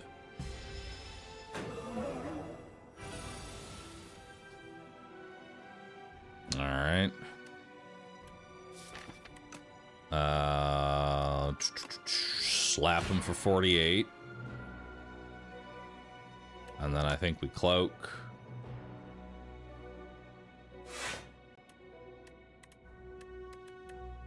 And then maybe just Cosmic Indifference the blade back. At this point. Oh, right, those... Of course.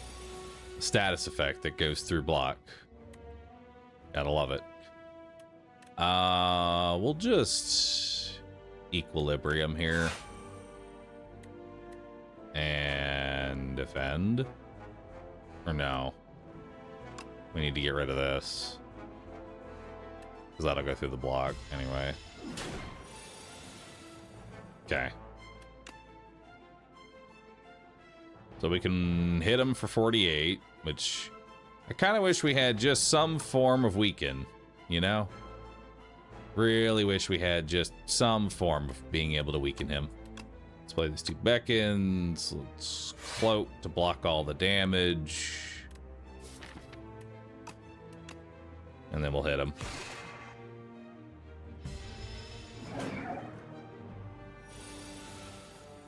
Alright, there we go. Now we hit him for 72.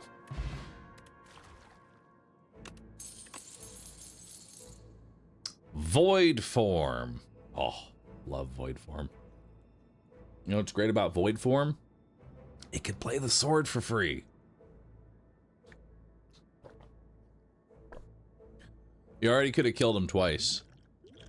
I'm saving these potions.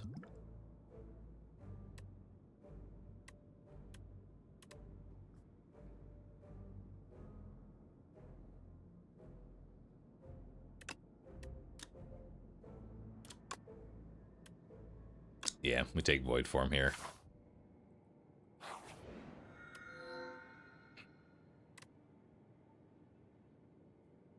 Remove 5 cards from your deck after each combat. Randomly add 1 back upgraded. I don't think I want that. At the start of your turn, draw an additional card. It's got to be the blood. Just more cards.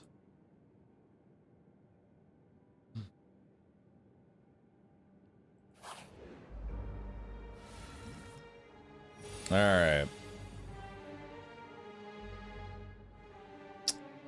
Y'all's gonna hit me for a lot of damage. And I don't like that. I think the Void form is just for boss fights. I don't think I can use it in a situation like this.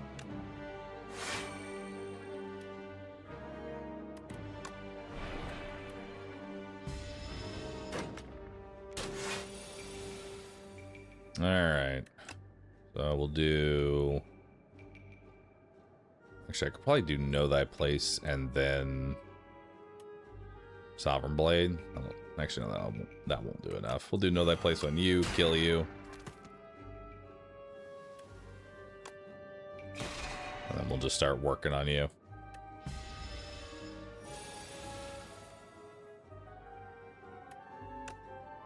Alright.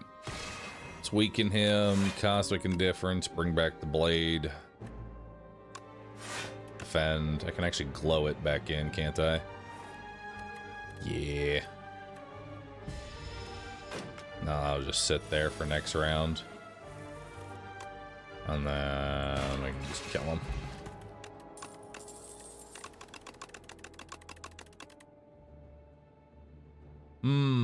Devastate. Another Cosmic Indifference.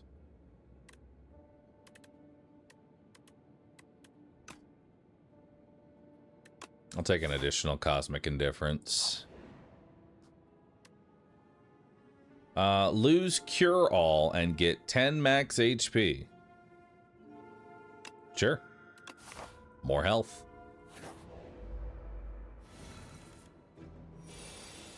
Alright. Know Thy Place. Summon forth. Hit him for 31. But probably actually don't want to do that. It's actually Cosmic Indifference, the Know Thy Place. That way we can have it for the next round after he digs. Actually, he'll be digging next round. That's whatever. We got this. Alright. We Know Thy Place. We Cosmic Indifference again. To bring back the Summon Forth. We can Rotten War. And strike.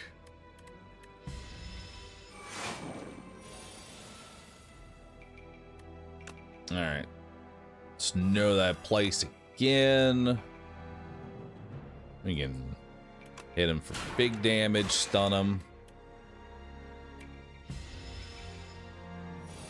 Void form is just getting no value right now. Gotta love it. Know Thy Place again. Cosmic Difference it back. And then Equilibrium.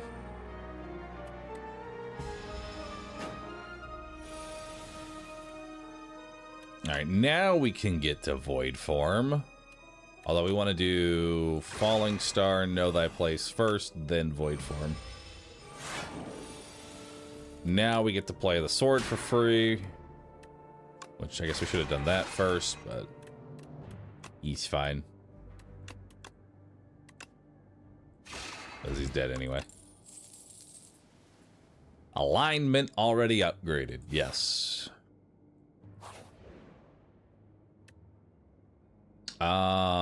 Enchant with Sharp, Nimble, Swift. Well, Swift doesn't do anything, because that would just make Void form give more. I guess we just buff the Cosmic Indifference damage.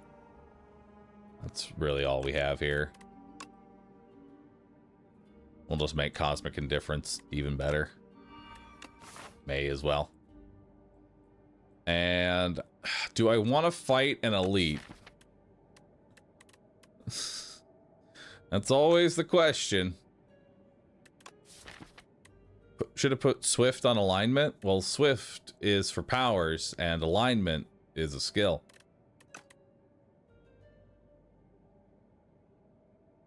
Fuck it. Let's fight the elite. Actually, this is the ideal one, I think.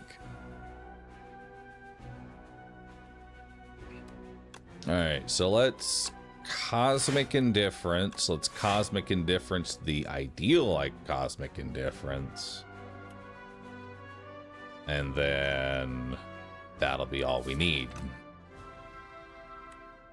Guess I can strike him for 9. Let's do that. Alright. Summon, or know thy place. Summon forth the blade. Cosmic indifference. The summon forth. So that I can then defend. Yes. This made sense. Ah, void form. Yes, good. Actually, we can alignment. Hang on. We can alignment for 3 energy. We can Sovereign Blade. Summon the Sovereign Blade back. Then void form.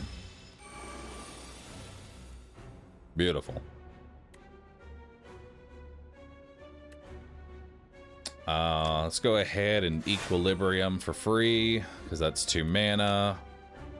Sovereign for 2, because that's 2 mana. Then let's Glow to get some dazes. I guess we'll defend. And we can go ahead and Photon, so that way we just get those. I guess Photon doesn't really do anything. Choose a card to put at the top of your draw pile. Guess I can put Rot in there.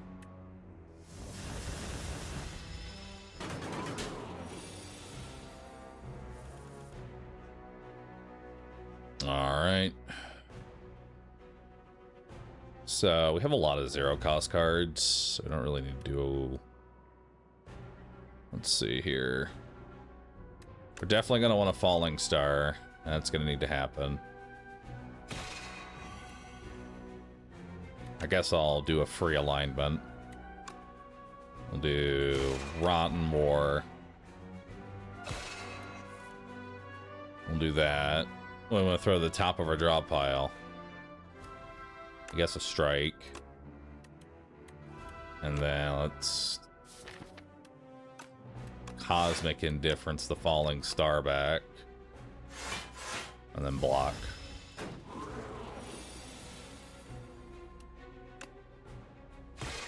We got a Falling Star and a strike. And then Cosmic Indifference, the Photon cut. So that we can draw more cards.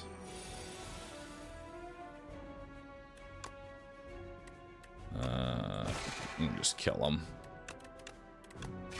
There we go. A bag of prep. Huge. I think my starting hand is 8 cards. It's really nice. Particle Wall. I don't think we really need Particle Wall. We have so many other cards right now. Knockout Blow. I mean, actually, Knockout Blow is not terrible with Void Form. Not terrible with Void Form. And let's go ahead and upgrade Void Form.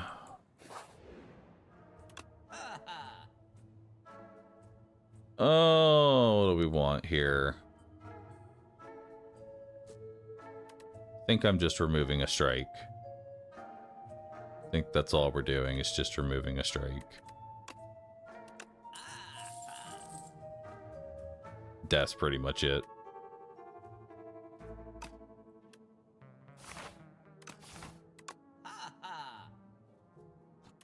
There's a skill potion I could buy, and skill potions aren't terrible. Are we fighting another elite?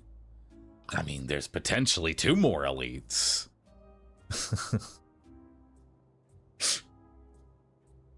Who knows?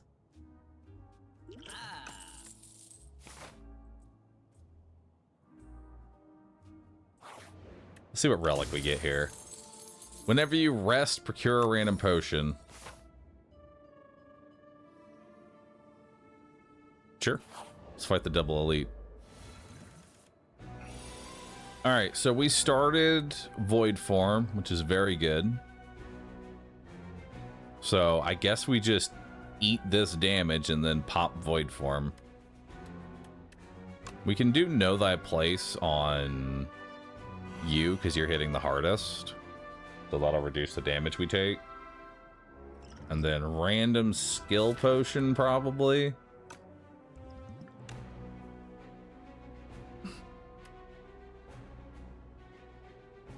Transform any number of cards in your hand to minion sacrifice, which lets you block. Oh, that's perfect.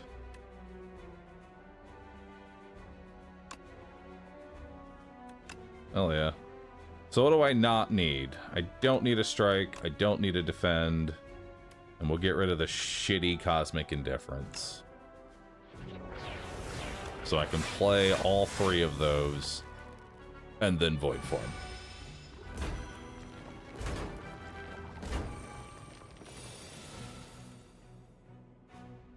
Alright, so we can Equilibrium here because he's just gonna fucking hit you every turn. Doesn't really matter what we play here. What do I want at the top of the draw pile? Probably alignment, if anything.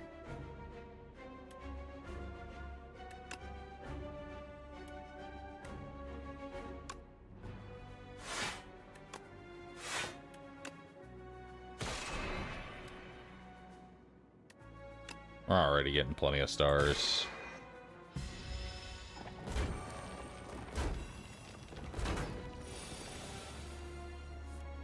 Alright, so we got Sovereign Blade, which hits for 11 right now, big. And then we can summon it forth, and then we can do it again. For 19.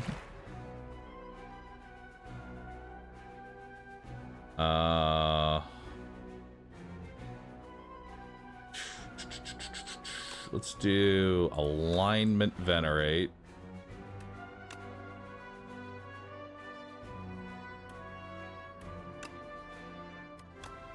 We'll Equilibrium, defend, and get some damage out on you.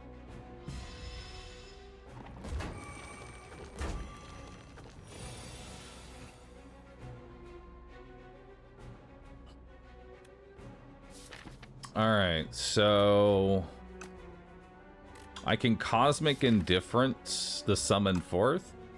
I can, well, I guess that doesn't really get it into my hand though for free. But I can Cosmic Indifference. Actually, I guess I can Cosmic Indifference the blade and then glow it. Let's Cosmic Indifference the blade, glow it into my hand. Oh, there's Knockout Blow. That's just better.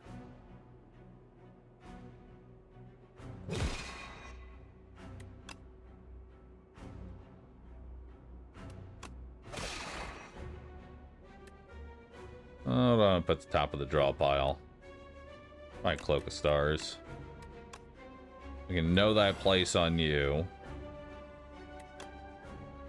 And then just hit you for that. And that'll work.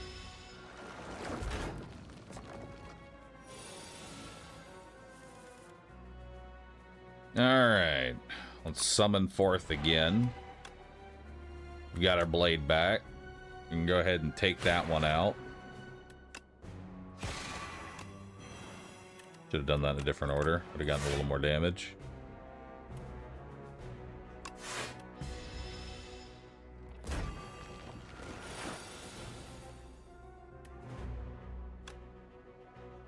Alright, we can kill that one. And then we've got lethal on the other one. There we go. Gremlin Horn. When an enemy dies, gain an energy. Then draw a card. That's actually really nice. Guiding Star. Next turn, draw 3 extra cards. That's actually really good with Void Form. And then we're gonna rest to get a Fruit Juice. Hell yeah. Even more max HP. That's a ton of health that we have to work with right now. 100 HP. Alright. So let's see what we got here. We got the Angry Dorito. So let's apply weakness invulnerable. Let's summon a sword. Hit him for 30 damage and get 1 energy back. And then Cosmic Indifference the summon forth so that I can keep scaling the blade. And then we'll take 5 damage.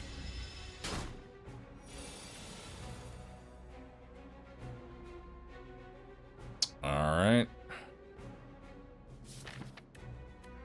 I forget. Does he? I think he buffs next round, doesn't he? I forget when he buffs. When does he buff? Well, either way. Let's do Falling Star. We'll summon forth, hit him with the blade again. And then strike. I'll take 12. He does not buff this round.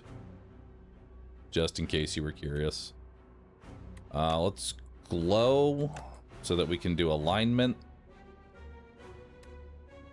We'll do Cloak Stars. Equilibrium Void. We take 1. Now we got a whole bunch. We'll do Falling Star. Guiding Star. Know Thy Place. Photon Cut. Send the strike back. Cosmic Indifference to bring back. I like Guiding Star so we can just keep that buff on all times. And then strike twice. Very nice. Sovereign Blade, summon it back, Sovereign Blade again.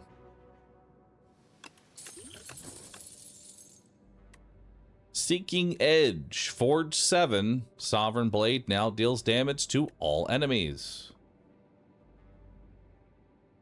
That's not bad. I'd say that's willing. That's worth to throw into the build.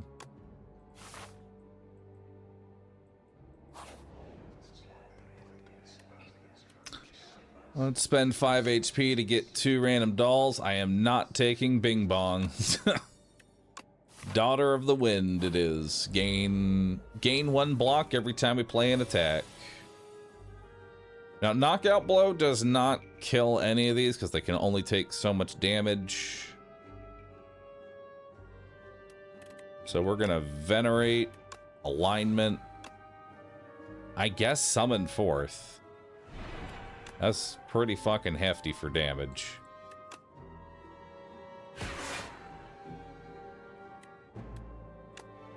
This Cosmic Indifference, the Alignment.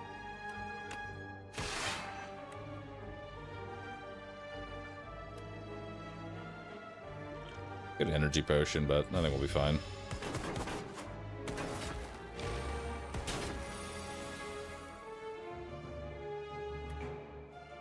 Alright, let's do alignment here. It gives me 2 energy. We'll glow. We can photon cut that one. Top of the draw pile, we'll put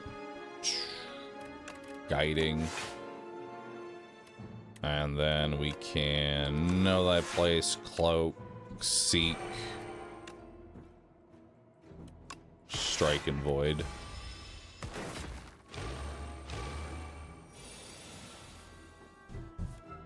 Alright. Summon forth the blade. Deal 9 damage to all. Hell yeah.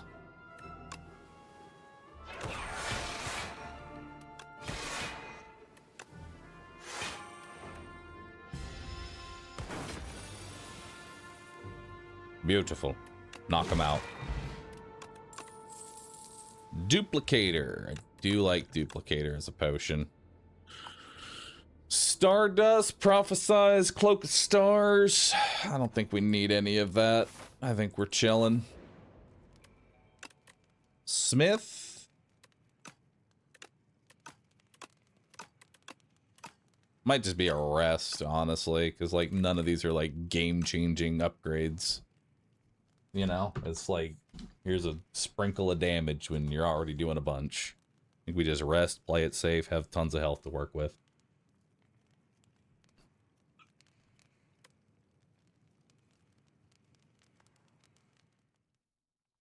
All right. Chat. I'm going to rest, which will give me a fish oil. I'd rather have the energy potion.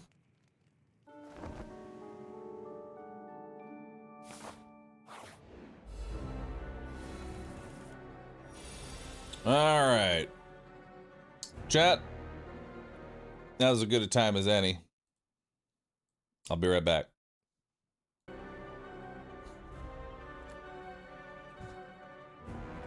I'll be right back, chat.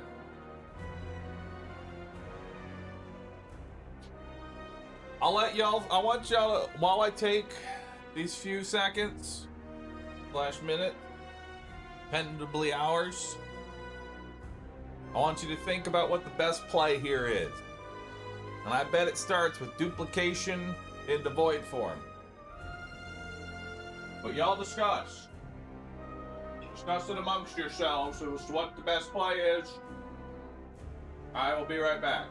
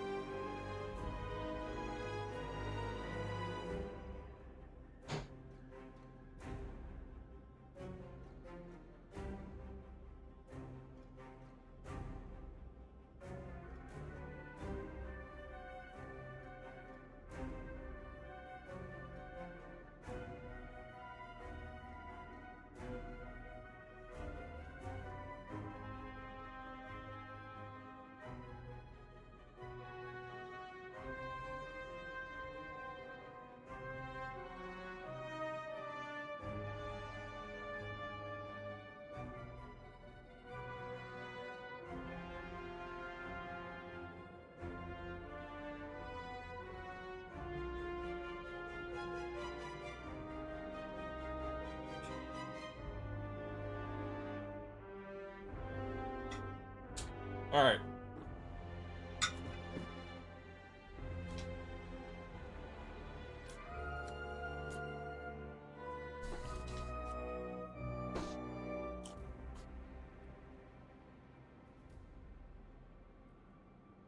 All right.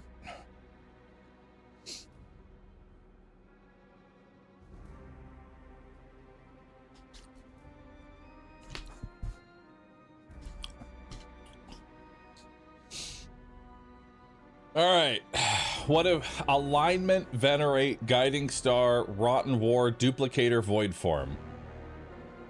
All right, you know what? I'm not even gonna check your work. I come back and you've given me the best option. All right, let's see it. Alignment, venerate, guiding star, rotten war, duplicator, void form. Would you like to draw one last card or take 6 damage? I'll take 6 damage. Nice. All right, so we got knockout blow for free for 38 damage. That's a pretty good start, I'd say. And then we got Sovereign Blade. Well, that's only doing 15. Might be better actually to cloak. Yeah, it was cloak.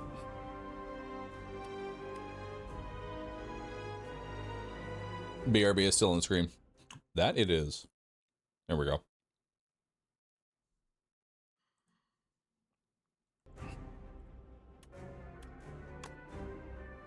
I guess we can seek.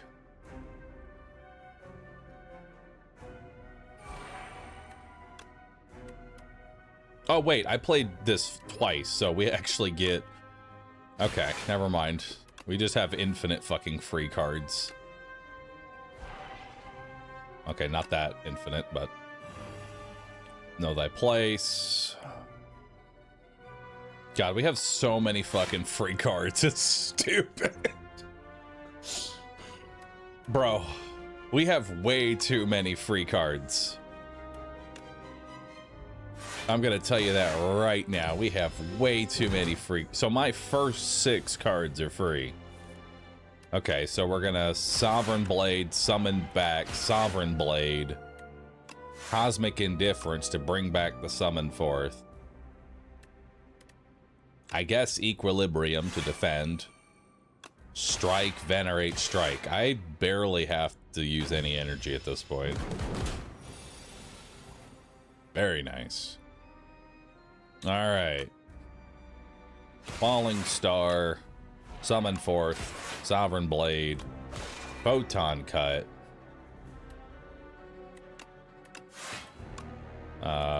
Cosmic Indifference to put Summon Forth at the top of my deck, Glow, Summon Forth, Cut. Alright. Good build. Crazy what happens when you can play 6 cards for free every round. Who'd have thought that would be strong? I mean, Sword Sage is actually playable now.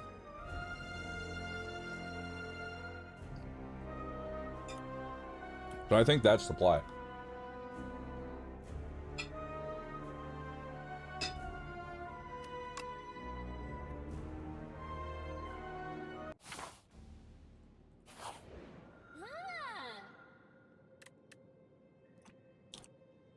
Add an Apotheosis to your deck.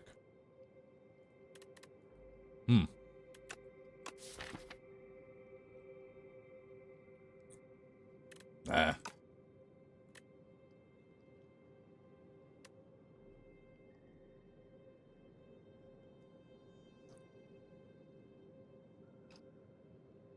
I mean, okay. I could put Swift 3 on alignment.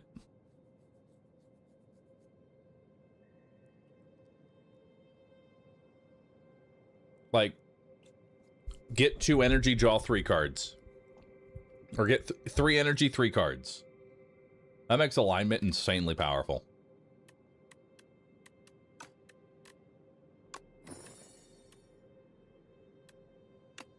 So alignment is now 0 mana, 2 stars, 3 mana, draw 3.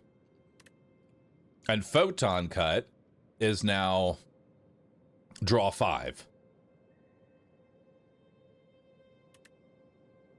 And glow is now draw 5. Actually, maybe instead of glow, we actually put it on the cosmic indifference, because wouldn't it put a card from my discard to the draw pile and then draw it? So I can just cosmic indifference to literally whatever card I want.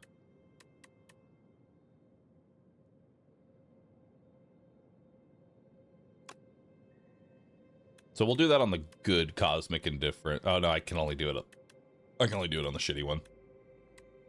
Okay, so we'll do alignment, cosmic indifference, and know thy place because it's free. Beautiful. Now we just have a shit ton of card draw. Do I feel like fighting elites here? I mean, there's a nice juicy 1, 2, 3 elite path. I gotta try it.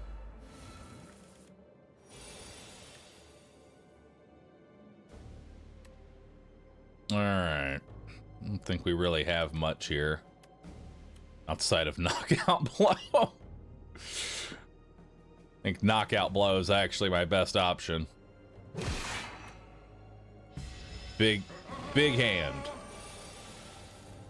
Big hand. Let's do alignment. We'll defend ourselves with the 1 energy. We'll summon forth. We can hit him with the blade. And we can actually... And then we void form. There we go. So now we can do Sword Sage for free. Which is really good. We can do Equilibrium for free. And then we can do Falling Star for free. Seeking Edge. We can draw whatever card I want. Which we could draw our Sovereign Blade. That's not terrible. I can just draw the Sovereign Blade. And we're retaining this hand.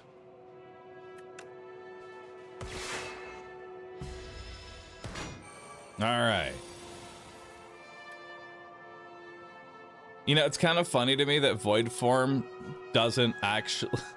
Void Form doesn't remove the energy that I guess the Sword Sage adds. Which is kind of funny to me. Do Know Thy Place. And then 42 twice. Shackling Potion. Very nice. I don't need any of this.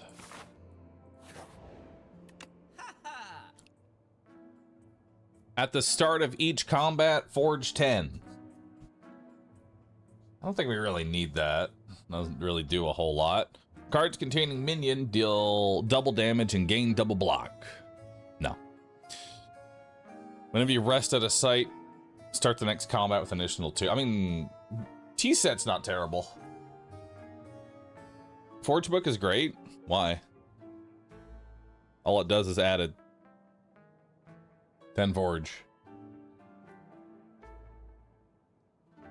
I think T-set is honestly way better. Just the first hand having more energy is just good. Hi, would you like to bloat your deck? Yes. Would you like to bloat your deck with an attack or a skill? I'll take attack. Would you like to make the attack whenever you play this card, the enemy loses 6 HP, or attack 2 additional times? I guess I'll take 1 mana 12 by 3. That seemed pretty good. Thanks. It's a strong yo-yo.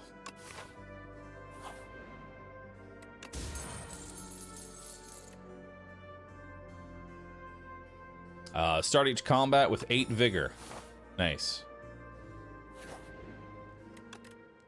Can I upgrade the yo-yo? I can upgrade the yo-yo to an 8. Interesting.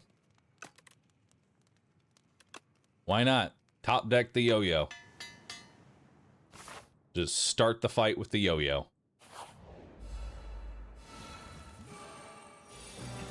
So that's 60 damage. Damn.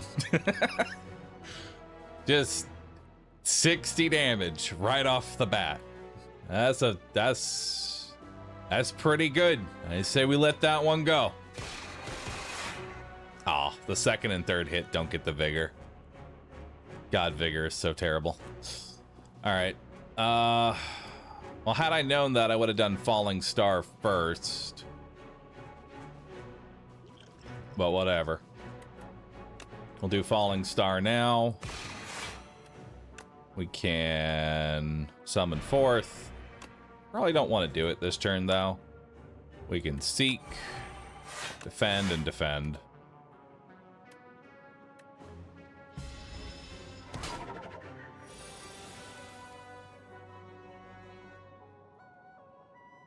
Alright, we got Void Form here, so I think we're just gonna Cloak the Stars and Void Form. There we go, I'll make him lose some strength. Alright. So, we're gonna want a Sword Sage now. Now we get 3 cards for free. What are my 3 free cards?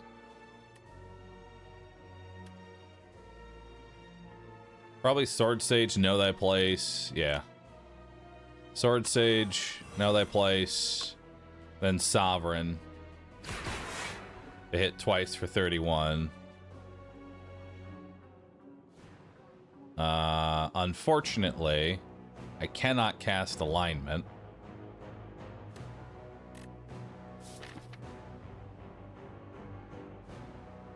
Although, actually, I can cast...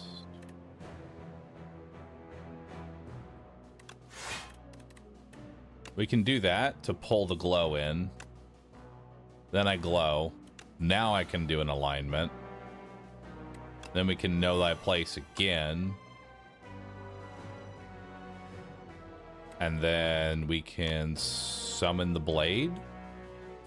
Will the blade actually be lethal if I kill it, if I do that right now? That'll be what, 28? Plus the 11 times 2? I don't know if that's lethal. Oh, but the blade cost... No, the blade costs 3 right now. You're right, you're right. Blade costs 3. Okay, then we just Equilibrium. Equilibrium and Cosmic Indifference and Alignment back in. There we go. Now we can do a free alignment, Sovereign, summon the blade back, Sovereign again. Nice. We have a little bit of gold, Touch of Insanity. Choose a card in your hand and it's free to play this combat. Very nice. Whenever you play a card that costs 2 or more, gain 4 block. Neat. Would you like another Void Form? The fucked up part here is that Void Form is like, it's 2 Void Forms is so good.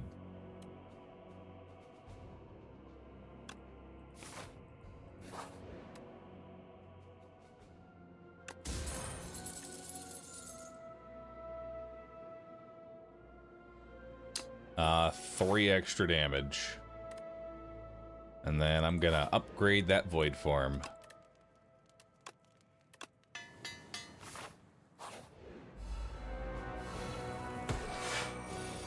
Why does Sovereign cost 1? Shouldn't it? Oh, because for whatever reason the mana isn't there.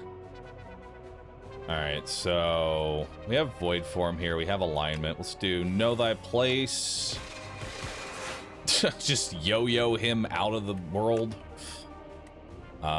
We'll do alignment. Knockout blow. Might just be able to kill him. Just bring it back. There we go. Just kill him. Another glow? I don't think we need another glow. But it's upgraded, so why not?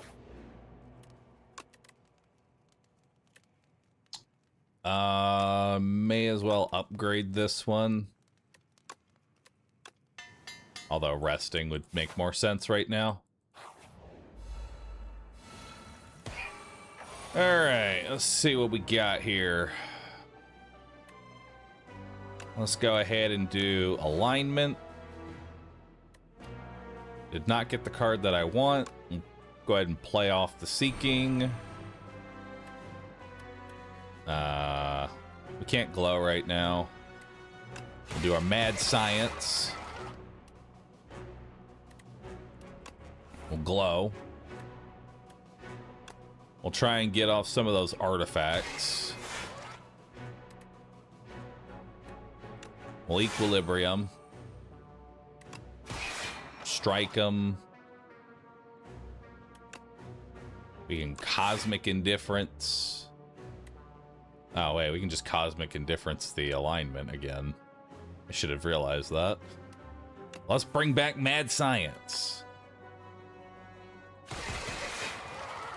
Beautiful. Then we keep this hand. We have a void form. Huge.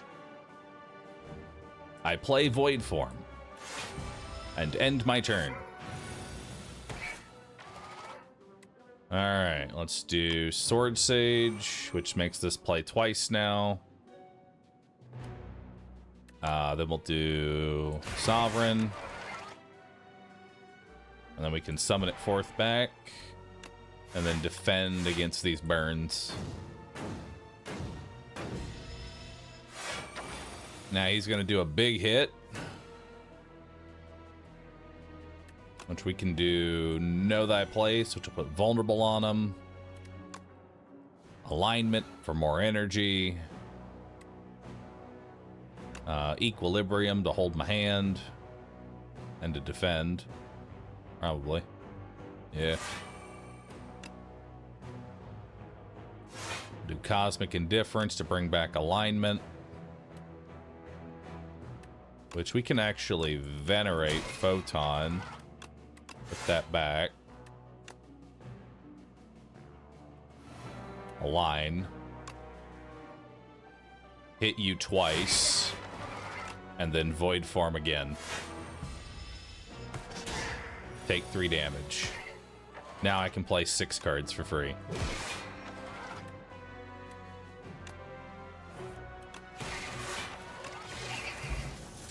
Huge. Hey, a potion belt.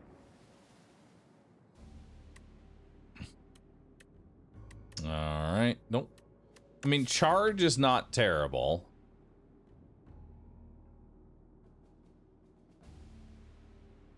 Charge isn't terrible to get, like, to thin out the strikes.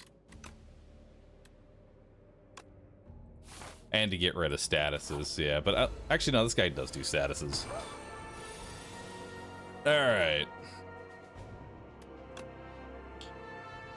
So this guy's gonna summon stuff pretty much every round. So let's start with Falling Star into Mad Science. Which... you know that plays, so it stays another round. We can Cosmic Indifference the Mad Science back.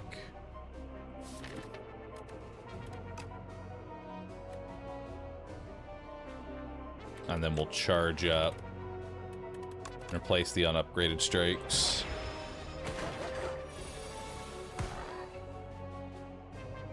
Alright, we got Seeking Edge, which will make it hit everything. Thing is, that's not enough damage to actually kill this thing, which is annoying. So I don't even know if I want it. Might actually just be able to kill this guy. If I can get a little more damage, I can actually kill him. There we go. And a dex potion. I don't want to add any of this.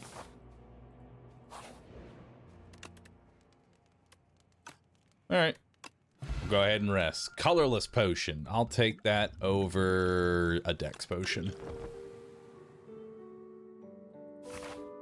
Alright, let's see what we got. Dun, dun, dun.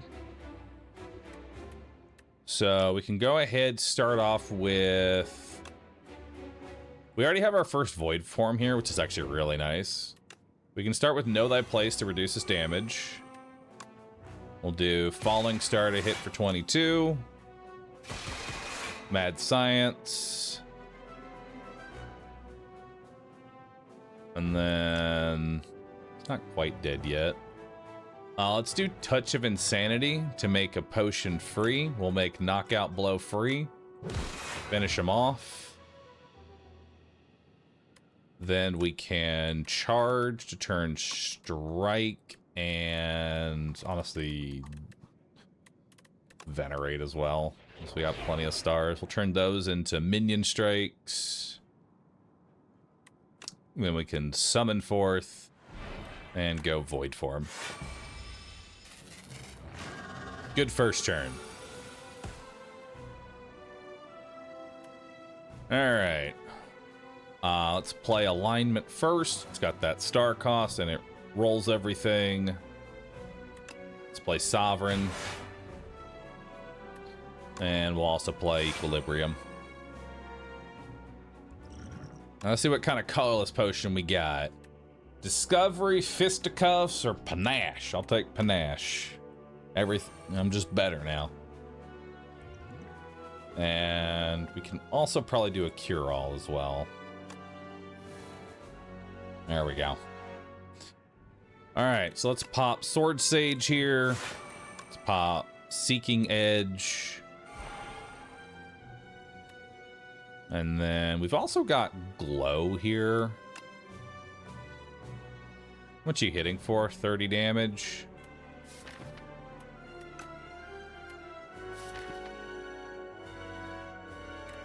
Our other Void Form is over there, so we're not really going to be able to roll into our Void Form, sadly. Let's just go Guiding Star. Do the Minion Strike. Minion Strike. Glow for some of that. We can Cosmic Indifference the Void Form back.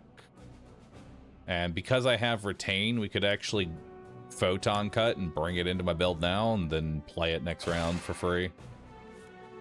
Which seems great.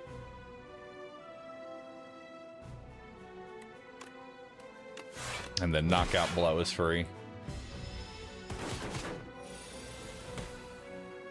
Alright, so let's make sure we save 3 mana for Void Form.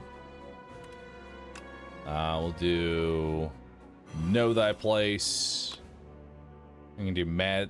Actually, we can do Summon Blade. Oh. Dang, I actually can't do that.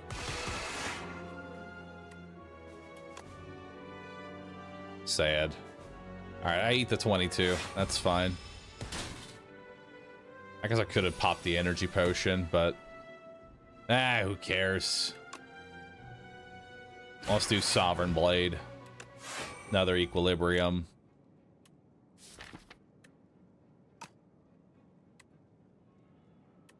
Let's draw 3 cards.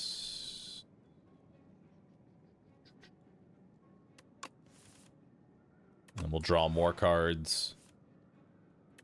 And then we'll charge to get rid of Rotten War and defend.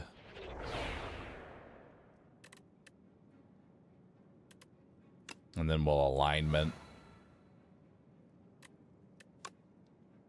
And Cosmic Indifference to bring back the glow. And then we'll start next round with that. Forgot a wound that I had. Oh, did I? No, I did have a wound. That's my bad. All right, let's see what we got here. We got... Doesn't really matter what we do here, because this is just going to be 1 damage anyway. Minion strike, then out the deck. Let's put Guiding Star on you, Cloak of Stars, Cosmic Indifference. I guess just bring back more cards. Yeah, we just need to block for this round.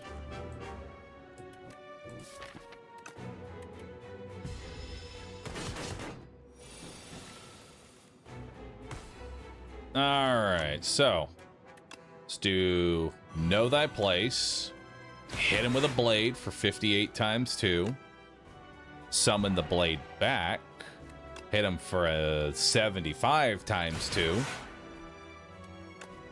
And then Mad Science. Beautiful.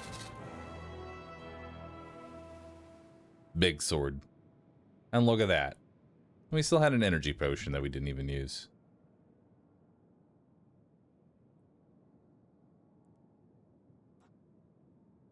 I've arrived again! So that's 2 solid wins so far, and both of them are with Void Form. One of them is with 2 Void Forms, so... Sword build seems good. So here's the thing, how much of this is sword versus how much of this is Void Form? Because Void Form seems to be doing quite a bit of heavy lifting. Void Form is what? 17 extra mana at that point? Because I summoned a 3-cost sword, turned it to 1, hit him, summon it again, hit him. I think this is all Void Form. Really, this feels like Void Form is just doing all the heavy lifting on this one. It really does.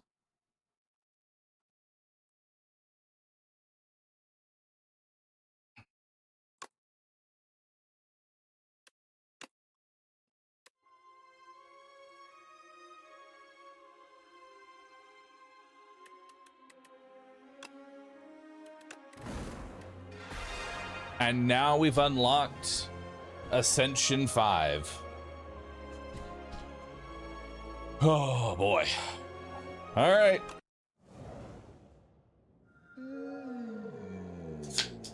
What do we want? 150 gold. Is there a shop close by? There's a shop here, but it's not particularly close. It also leads into a double shop, which is kind of draw 2 additional cards in elite fights.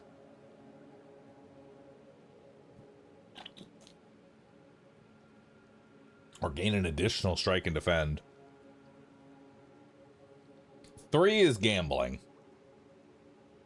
3 is just straight up gambling.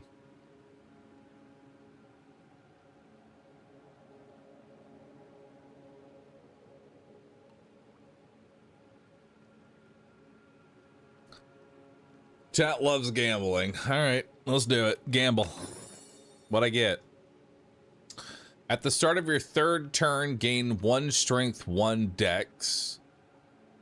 Also, deal 9 damage to all enemies at the start of every combat. That's not too bad. It's not terrible.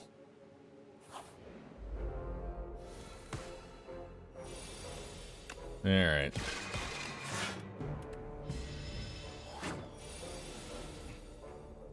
Oh, and we have Ascender's Bane now. Ouch.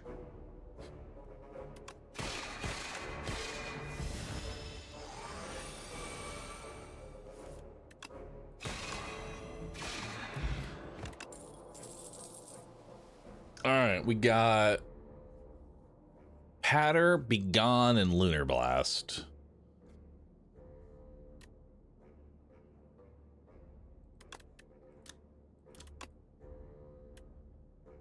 I mean, Lunar Blast is okay.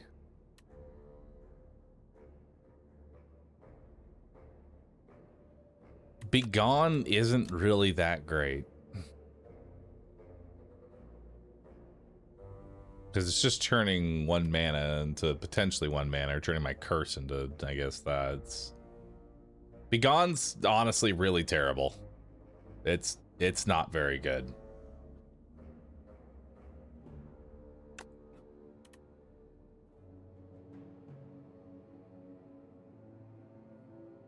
And I guess we could take Patter.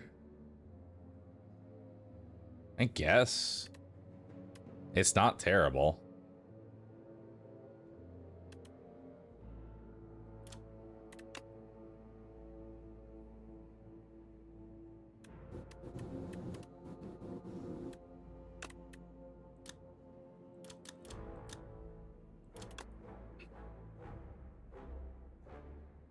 No, I don't think that's anything.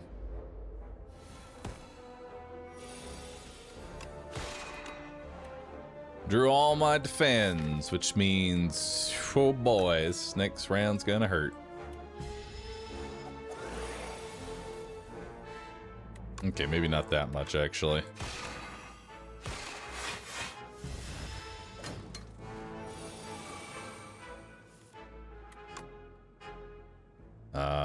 It's not lethal, sadly.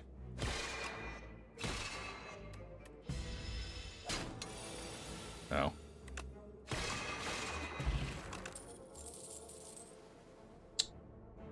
There's Crescent Spear. Glitter Stream. I mean, Glitter Stream's not terrible with Sparkling Rouge, but I'm not feeling this. But Spear's probably my best bet for now.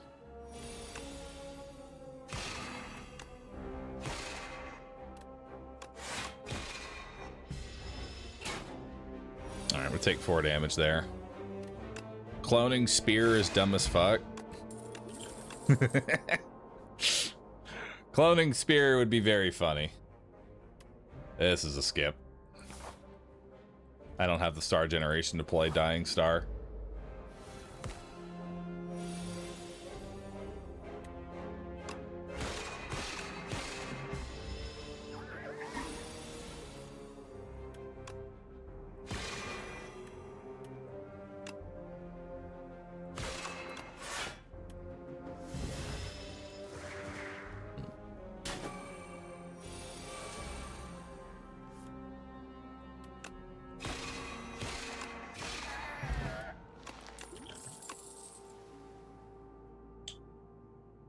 I take Solar Strike here.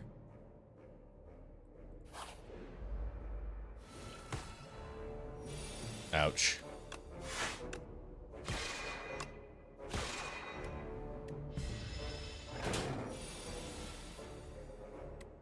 Alright, Falling Star.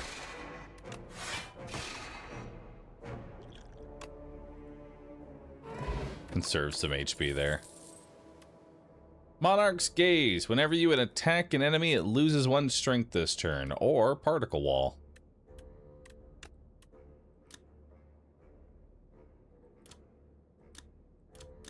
Probably Particle Wall, if anything.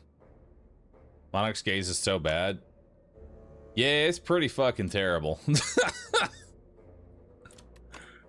It is not a great card at all.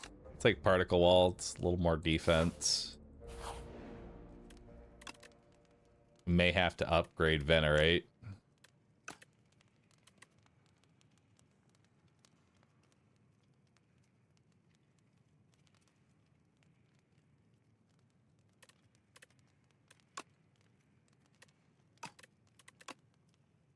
Yeah, I think I actually have to upgrade Venerate for now, which sucks, but it is what it is.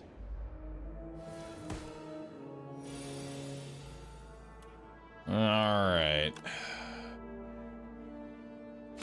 Let's lower your damage.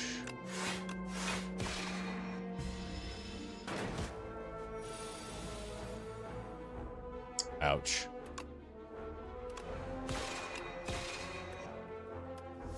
We have to eat the 8.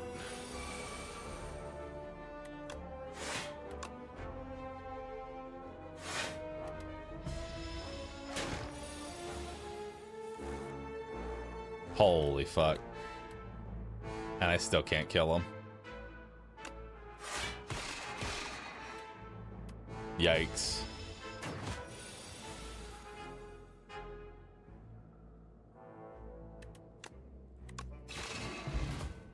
Hi, I'm just here to watch. I won't be back seating as you're way further than I am, so unlikely I will give you any good advice.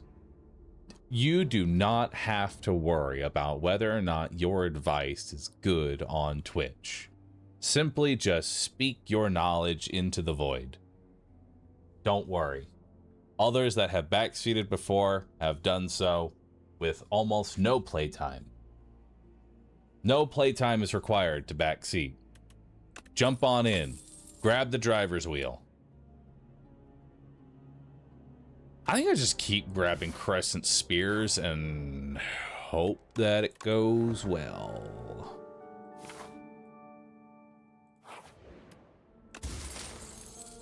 At the start of your second turn, gain 2 energy.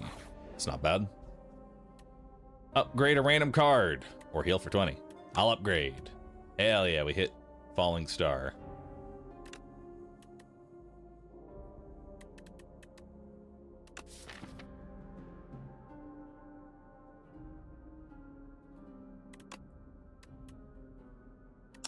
Give up.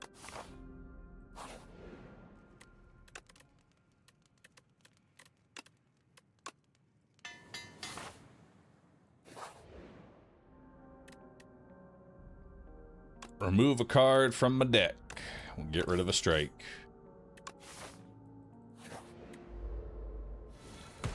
All right.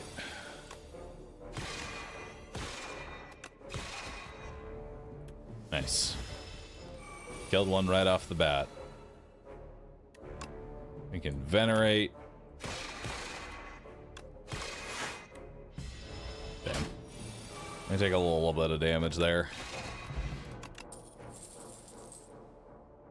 Bulwark? No. Another particle wall? No. No. Oh, membership card. It's huge. Ah, but there's another crescent.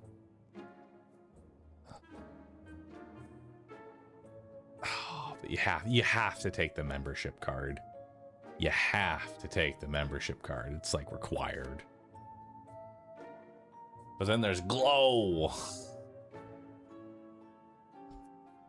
Dang. Actually, I might just go ahead and hey.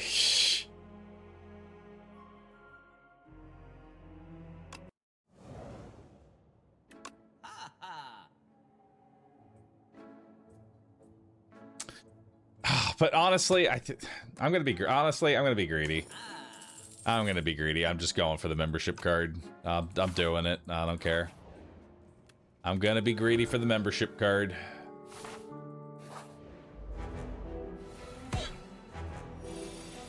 All right. See what our free colorless is. Prolong. Shackles. Not great, I'll be honest.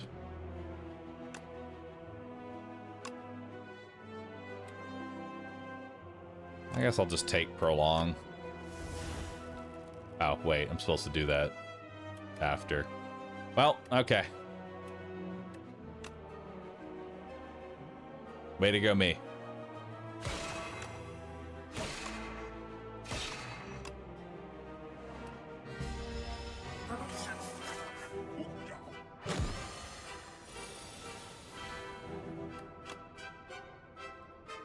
Alright, so we can Crescent Strike him twice. That'll kill him.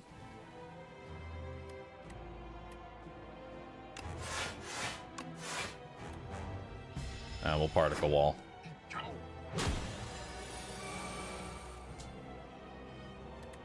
Solar Strike. Regular Strike and Defend. Ow.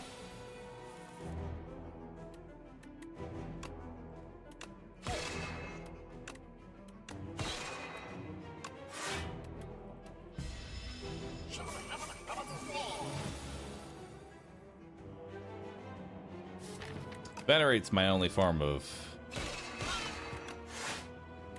It's my only form of star generation right now. I'm realizing.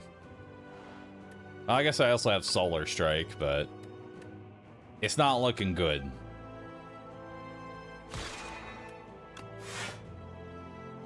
It's not looking good.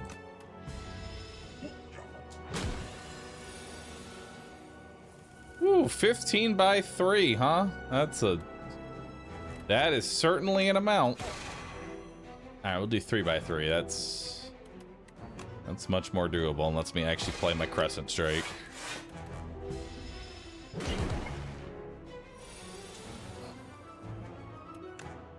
You can Venerate for more stars.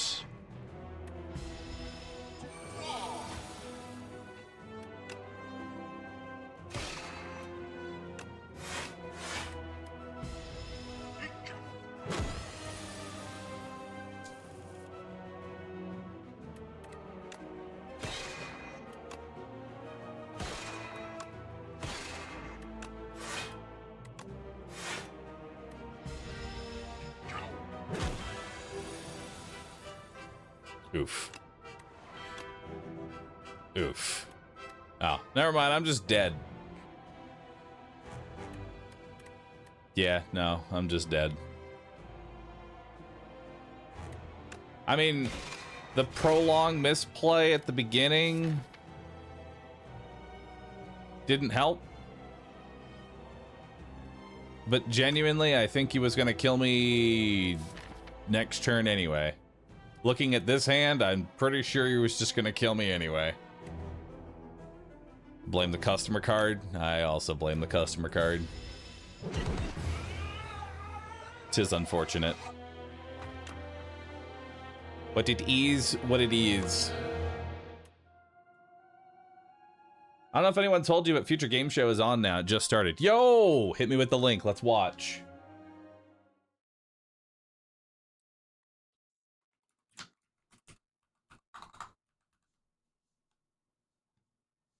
Future Game Show.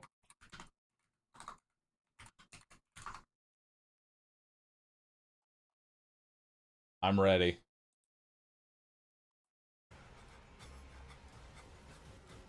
Break in, take it, get out. That's all.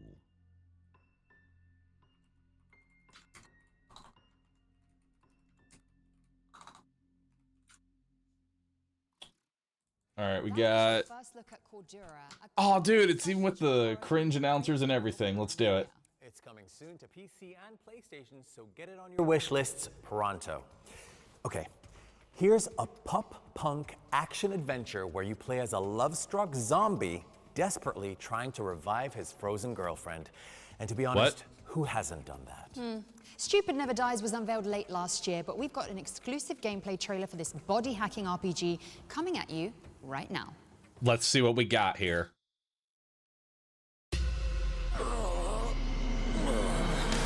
Go dive! Dive where?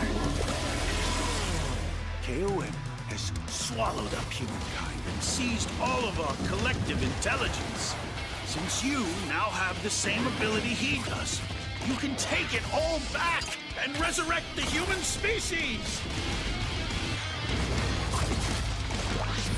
It is very hard to follow what is currently going on, but there are certainly numbers and health bars on the screen.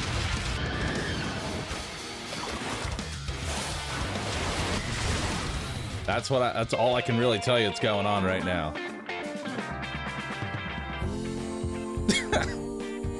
I'd give my life to get hers back.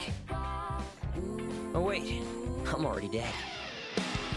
The only way to revive her is to dive into the dungeon, eat KOM, and seize the over-technology. You should start heading back.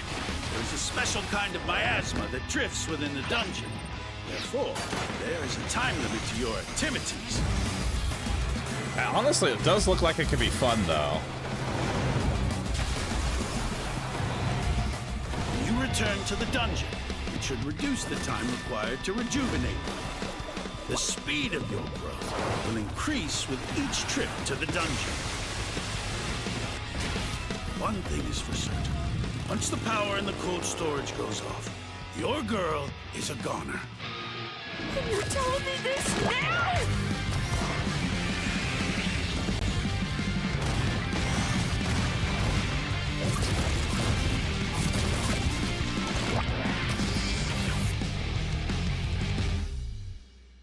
Honestly, that doesn't look too bad. I'd play that. Flushing yourself into a dungeon. Ah, the things we do for love. Stupid Never Dies is coming out later this year, but you can wishlist it now on PC and PlayStation. And remember, every wishlist helps. Okay, so up next, we've got the scoop on a brand new jungle-centric DLC for Dave the Diver. Hey, Dave the Diver's getting more DLC. Well, the catch of the day is entirely up to you. Dude, how much content does that game have now?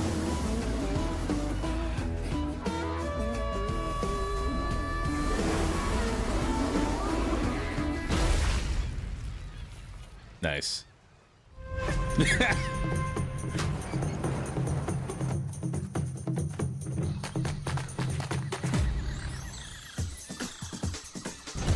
Love it. Hey, you got Duck Hunt too now.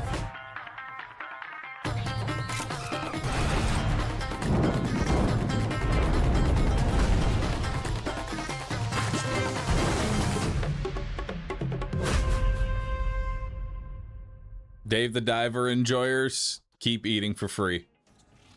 Consider your summer plans sorted because Dave the Diver in the Jungle is coming to all platforms on June 18th. And while you've got your calendars out, why not leave some room for our next? Assume Rue to wait play for that? it, Nah, I have fallen behind. It's the I don't know about you, but like when a game gets like 17, you know, just 17 updates, I fall behind. I get too scared to jump back into it. I don't know if that's for anybody else. Old Man Stauff built a house and filled it with his toys.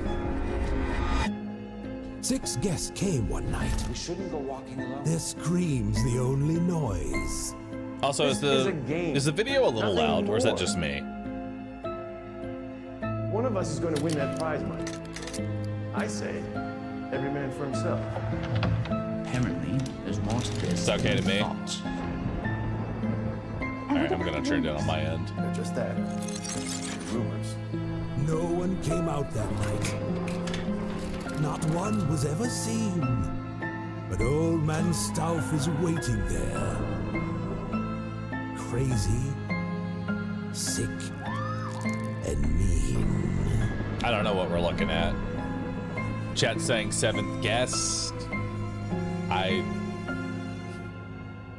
Okay. I don't know what 7th guest is, but The 7th guest is on its way to PC and consoles, so get it on your wish list ASAP. Yeah. What's next, Shane? Well, Dev, do you remember those 3D pixel art clips that went viral on social media but were made with AI? Yeah. Imagine if it was possible to make something like that without destroying the environment and making PC parts even more unaffordable. Well, imagine no more, because a solo developer has taken it upon themselves to build an immersive sim in that style, and it's already racked up 100,000 wish lists. Wow. Score 1 for What do we humanity. got? So here is the gameplay reveal for Project Shadowglass.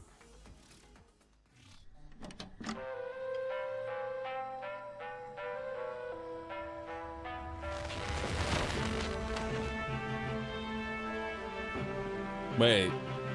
That's kind of trippy of an art style. Honest apples coin can buy.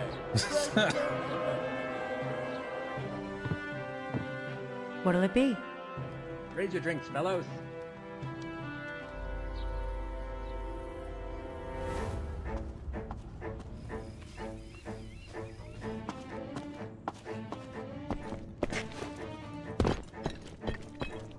I actually don't mind the art style. It's kind of sick.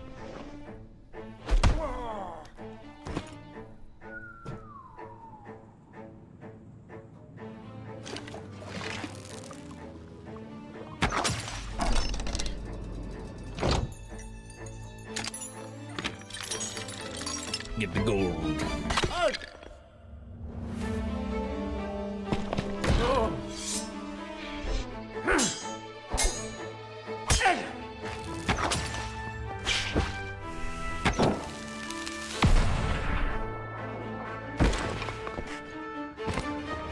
Stop right there!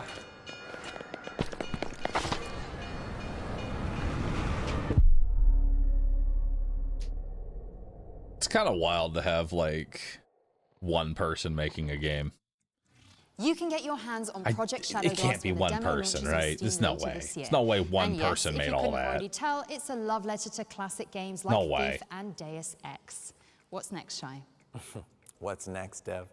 Well, I mean, only the hottest game of the year. It follows an orphan thrust into a spotlight. You could even say it has all the building blocks of a Shakespearean tragedy. But hang on, this is the developer diary for Lego Batman, isn't it, Shai? Well, yes, Dev. Okay. Good evening, Gotham. Join us in a celebration of absolute chaos. Hi, my name is Matt Ellison. I'm executive producer at TT Games, currently working on How long has the Lego Batman game been like? Action-adventure game where you get to experience playing as Bruce Wayne, been promoted. taking him through Like, didn't we hear about this game like the hero of Gotham City 3 years ago? Through to legend. This game is this another one? A celebration of all things. And one Batman. already came out. I can't keep up anymore. All the DC lore from comics and films and TV shows, and all of this will be brought together in this game with a Lego twist of humor added throughout the whole game. There's been multiple Lego Batman games. Okay, so I'm not. We don't do that. Sorry. So in this game, you'll be able to play as Batman, then. Robin, Nightwing, Catwoman, Batgirl, Jim Gordon, and Talia al Ghul, and all of these characters What's will have Jim Gordon unique gonna do? progression and skills you unlock, and different abilities, and different gadgets that you'll be able to use in the game. So Jim Gordon has got a foam gun which you can use to gunge up different gears and things to solve puzzles, but you can also use it to immobilize enemies in combat, and that's a really fun and effective way to deal with people there as well. And Catwoman, she's got a whip, and she's also got a cat that you can bring out, and that again can be used in different ways to help you get through the game. One of the other really cool things is the new combat system that we've got in the game. With this, it's very action-packed and fluid and very dynamic, and people really feel powerful and in control of these characters as they take on the enemy. And you can also use these different gadgets in the combat. For example, Batman, he's got batarangs that can distract enemies, stun enemies, and then they make it look just completely ridiculous. Which you can use to reel enemies in and get them up close to fight them. As you'd expect, Batman and his allies. It's more of an Arkham game reskinned as a Lego game than a Lego game. DC supervillains are here. I mean, it depends on how big combat Mr. Freeze, is. Poison Ivy, Ra's al Ghul, Bane, and there are many more as well. So how big is combat playing a factor in this versus exploration? One of the cool things about Lego games and what people expect from Lego games is to be able to collect lots of different things, and this game isn't going to disappoint there. So as you're going through the game, you'll be able to collect 100 different suits for your playable characters, spanning a whole variety of different eras and different references. So we've got things going from the very early debut look of Batman, from the Golden Age suits, which is from a detective comic in 1939, and then going through to all the modern day stuff as well. Also today, we've got an exclusive look at 2 new designs of outfits that we've got for characters. So we've got Batman and Robin and their original Lego Batman the video game looks that we had in our title way back in 2008, our first venture to Lego Batman.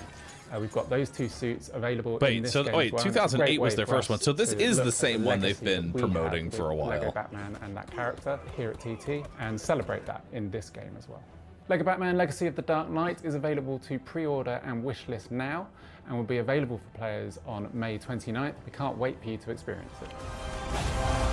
May 29th. I mean, if there's nothing else, maybe. Why not?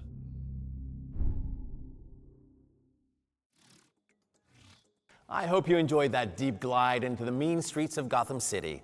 I know I did. Lego Batman Legacy of the Dark Knight is coming to PC, PlayStation, and Xbox on May 29th, and Nintendo Switch 2 later down the line. Right, and next we have So put it on your wish lists now. Okay, Shai, back in the zone, back in the zone.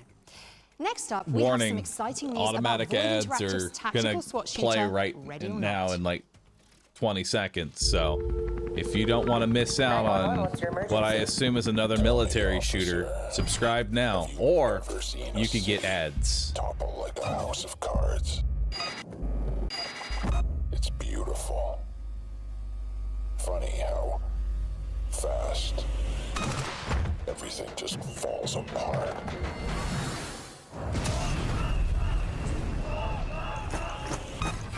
I'll take the ads. No, you're sub to me, so you have to do the suffering known as watching this.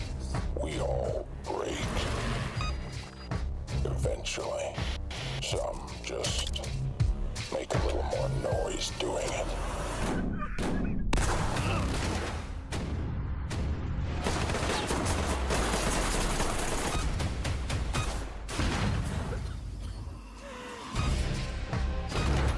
I don't even know what we're playing. You call this chaos? I think of it as more of a correction.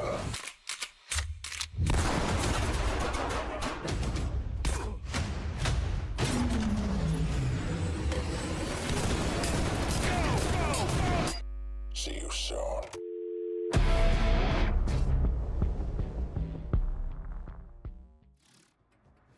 Ready or Not's Boiling Point update is out now on all platforms, introducing new missions and fresh cosmetics for you and your friends to check out.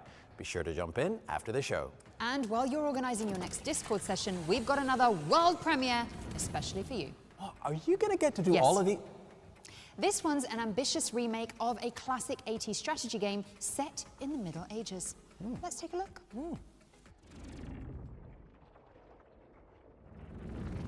England is at war.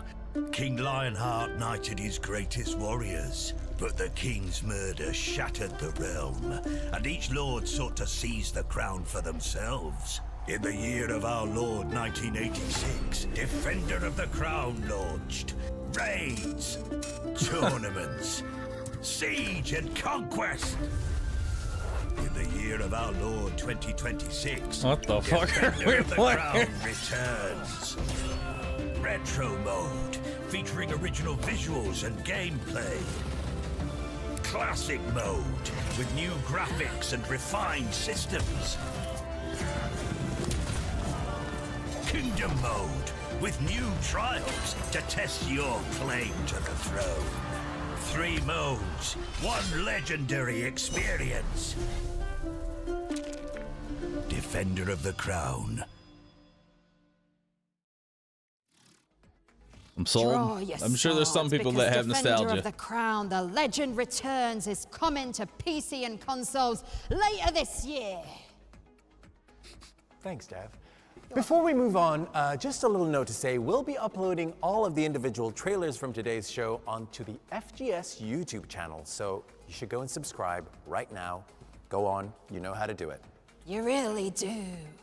Okay, now next up we have the latest update on Adorable Adventures, a relaxing journey where you'll follow your nose to reunite a family of baby boars.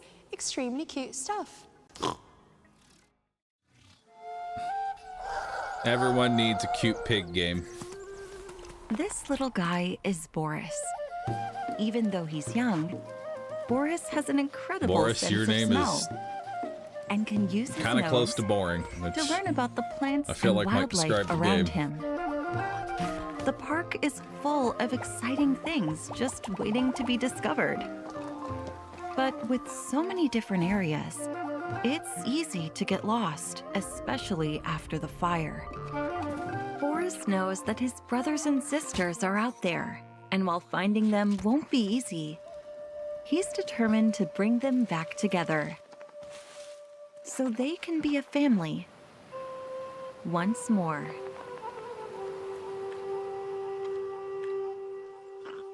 Nice. I don't know who that's for, but for all the pig lovers out there, this one's for you. The aptly named Adorable Adventures is sniffing its way onto PC, PlayStation, and Xbox later this year. True, dude. What have we got It's next, hard Dev? to launch a Let's cute keep the good game games right now. rolling with Everybody's a currently developer playing overview of Pokopia. Unboxing Mr. Coup, a hand-drawn adventure game from solo developer It's already Nacho claimed Rodriguez. everybody. Take it away, Nacho.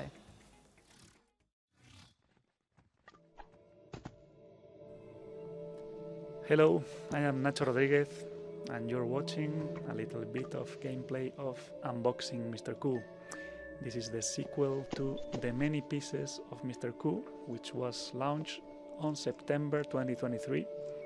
And this is a fully animated Oh, this looks graphic cool. adventure, a point-and-click game with a lot of hand-drawn frame-by-frame animation. I am the director and animator of the game, and I love to create surreal stories, and I love to tell stories without words, only pictures moving around, cartoony, fluid, surreal adventures. Slapstick. Foot. And I love to put as much control as possible in the hands of the player, so I want every click to be responsive, every little action to be fluid and responding to whatever the player commands, and to let the player play at his own pace. So you will get to explore a story full of adventures, full of puzzles, and full of slapstick, hilarious, fantastic adventures, where Mr. Q may suffer something even worse than getting cut up into pieces. Maybe this time he will get dissolved into molecules. The game is currently under production, but you can already wishlist it on Steam. Honestly, from what little I saw there, it's really cool. I like that. Unboxing Mr. Q is coming soon to PC and consoles, so make sure it's on your wish lists to catch all the latest updates. And without further ado, here's your first look at gameplay from Calyx, an action-adventure game set on a mysterious alien planet.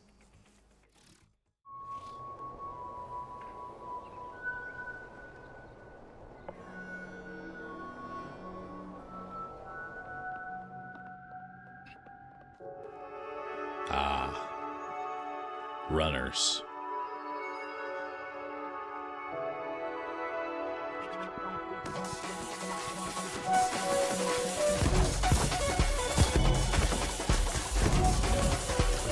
Well, that escalated. A little bit.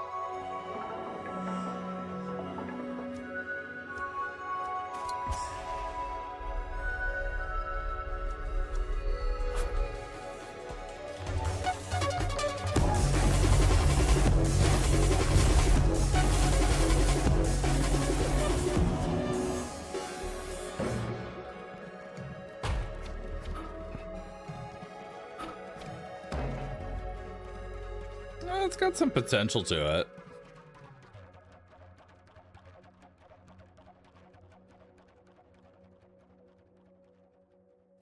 Worried it might feel a little empty, Calyx is though. coming to PC and consoles in the summer, but you can play the demo now on Steam. And with that, it's time for our, check this out, first developer deep dive. Aw, so you do have a fraction of my power. Ones to Watch is where we delve into an upcoming game that players have been raving about online. The visceral medieval They combat have? of Blight Can't wait. Survival made an immediate impact on social media. So we asked the game's developers what players can expect from this promising horror game.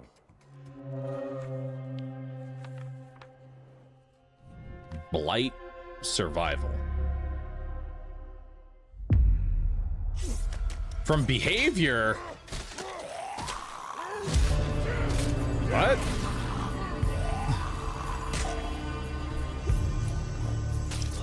The devs of Dead by Daylight are making something else.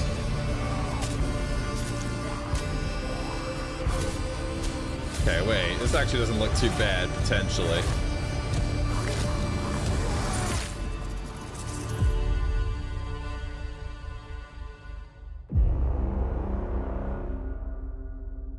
All right, that one.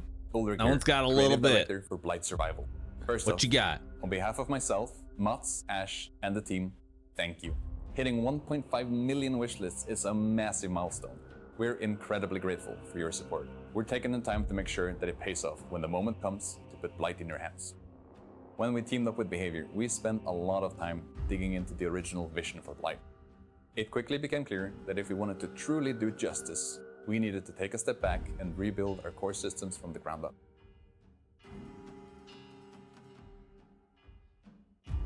I'm calling it now. This will be supported for like a month, not make sales, and then they'll dump it like everything else they've made. From the first clash I to mean, the final deadly blow.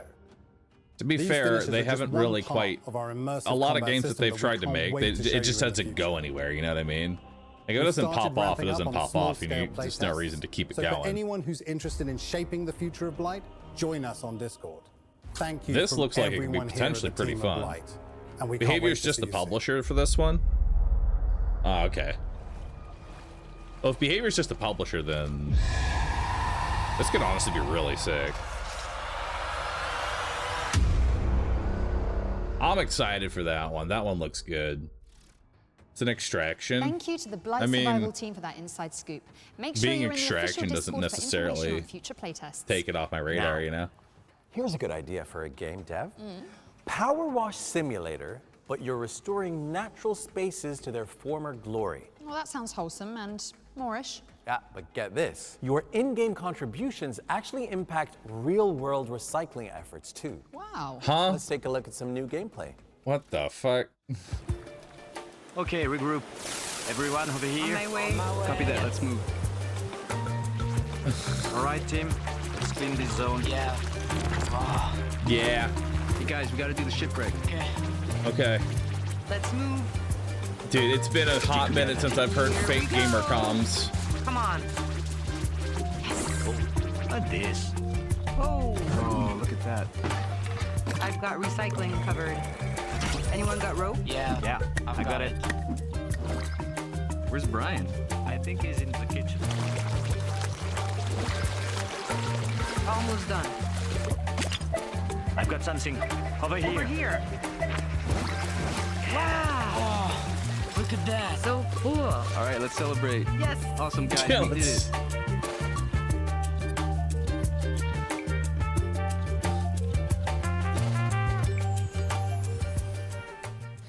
What the Unearth fuck? natural beauty with your buddies What am I when looking Clean Up at? Earth launches on PC, PlayStation, and Xbox later this year. Now let's move on to a slightly different cooperative experience. Here's Supermassive Games to tell us more Okay. about the studio's space station thriller. The absolute Directed irony of 80/20. using AI voices in a game about cleaning up the Earth, that then you will contribute to cleaning up the Earth for people that buy it. The organism.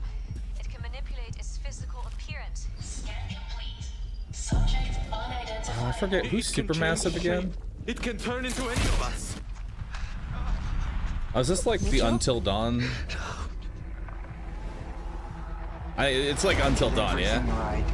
Yeah, this will be, dude. This will be a fun stream.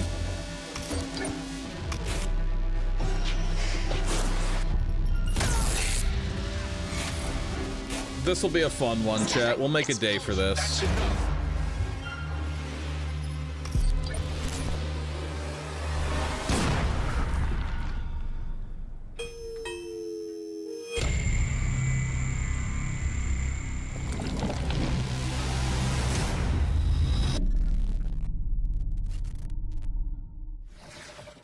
Prime that your sofa may- pillows because Directive 80/20 launches on May the 12th on PC, PlayStation, and Xbox. All right. I'm Here's the excited. launch I'm not trailer for entirely sure how a 1348 co-op X-Photo, game plays a into cinematic pick a action choice. adventure that follows a young knight in medieval Italy. Whether the end justified the means, every deed has a price. In times such as this, when folk feel abandoned by their fellows, abandoned by God, wrath and vengeance thrive like weeds. Wherever you are, I shall find you, Bianca. This, I vow.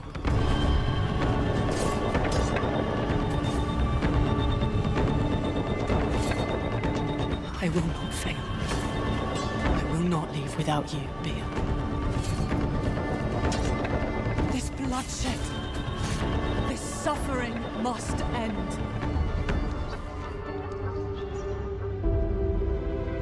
I'll be honest, that combat, I don't know if it's going to be able to carry the story.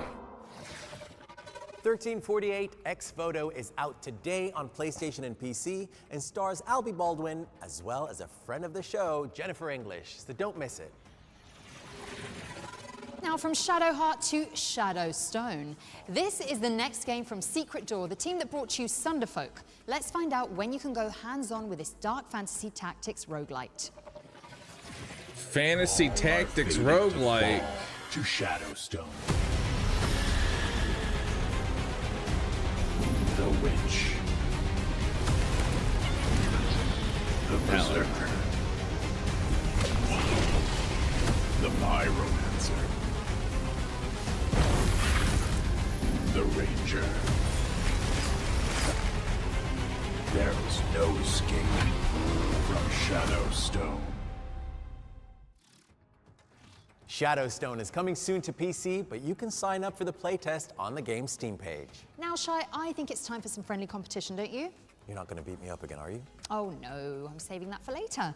I'm talking about the HyperX Cloud Alpha 2 wireless headset giveaway. Oh my God, they have an actual Courtesy of ad our in their friends ad at show. HyperX, you can be in with a chance of winning one of five did you pairs know of that these you lovely can, gaming headsets I don't by know. entering our competition. Just follow the link on the screen now. I the got HyperX nothing. Cloud Alpha 2 Wireless has been designed I'm just so trying to create players like an can audio embrace jungle immersion that like and talks game over the without ad, so that way we're not which actually is why listening they to a offer literal up to ad, you know? 250 How about any hours of primers? battery Any life. primers in the chat? Anybody with like a prime sub? Yeah, it's a good time to chill out. This is like the perfect time. I'm just gonna keep talking as much as I can, just like talk over the ad as much as I can. You can also enjoy simultaneous 2.4 hey, now we got gigahertz something. and Oh, Bluetooth man, connectivity, thanks as for well the as sub, tinker dude. with the Ocean7, thanks for that RGB base station, prime. Look which at lets you that. program We got 2 game-specific prime. We got 3 macros, primes. switch between devices Hanoi with that seamlessly, prime. Mr. and change the color of Chiron your with that setup prime. depending on your mood. Mr. Mighty with that prime. Yo, Kevin, thanks for... Or Kevin, thanks for that prime. I'm your thanks for that. Okay, I'm Little done. Nightmares. Oh shit, it's VR. Okay, never mind. We got it. It's VR game. An awful gamer. Thanks for subbing. Engineer's waifu. Thank you for gifting 10 subs. I appreciate you. Crazy Little Psycho and Curse on. Thanks for subbing. Spirit of Blaze. Crazy. Yo, Ascerner. Thank you for gifting 5 subs. Yo, hey, hold on, chat. Hold on, I gotta see. Is it live? Is the gift 'em all button available? They add that gift 'em all button. Do y'all know that Twitch is like working on a new fucking gift everybody fucking button? It's crazy. Literally adding a button to gift everyone in stream. It's only testing for some people. Yeah, I can't wait. Dude, you know when I watch like a stream with like 10,000 viewers, I'm thinking, you know what I want to do? Drop 50K. That's what I want to do right now. I see a millionaire streaming. I want to give him some money. I want to specifically give him $50,000.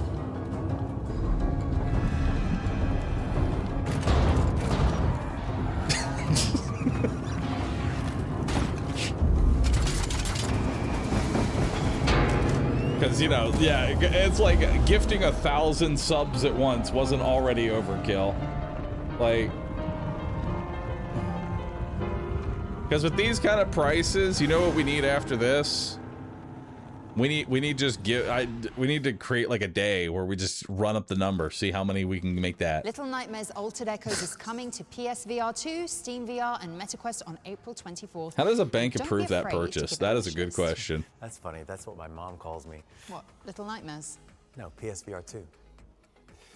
All right, we've got some brand new gameplay for Silver Pines now, a moody survival horror game set in a small American Survival town. horror game. Sign me up. Peggy 16. I don't know about you, but whenever I play survival horror games, the survival takes me right out of the horror almost every time. It was the strangest thing. I feel like I'm dreaming. Have I played Chronos yet? I have not. Oh, I do like this art style though. I don't remember going to this place. I thought I was somewhere else.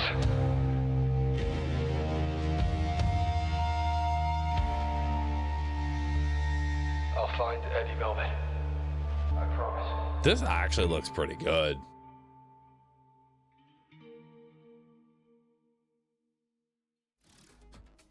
That guy looks like he could use a damn fine cup of joe. Oh, and maybe some cherry pie, too. You too can take a trip to Silver Pines when it lands on PC and consoles later this year. All right. we've got something pretty special for you now.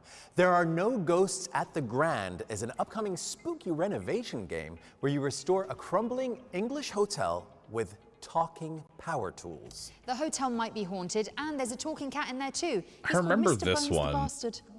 being teased a But most while back, importantly, and it was it's apparently also a musical with Lovecraftian okay. vibes. From what I You know remember, how we like our performances I don't know. here at the I don't know Future what this Game new Show. trailer is going to So show me. without further ado, we'd like to welcome Marcia Richards and the Concierge to perform an original track from There Are No Ghosts at the Grand. Lights.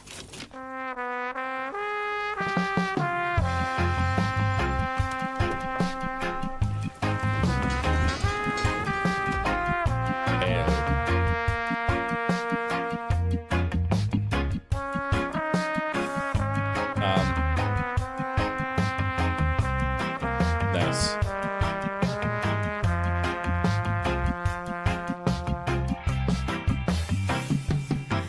You would never know at your first look around. At first glance, there's really nothing wrong in this town. But right below, a little deeper down, you smell it on the air and feel it in the ground. It's a shadow in the night, a whisper in the air, that rumble down below, a trick of the light, that ringing in your ears, a noise up the stairs.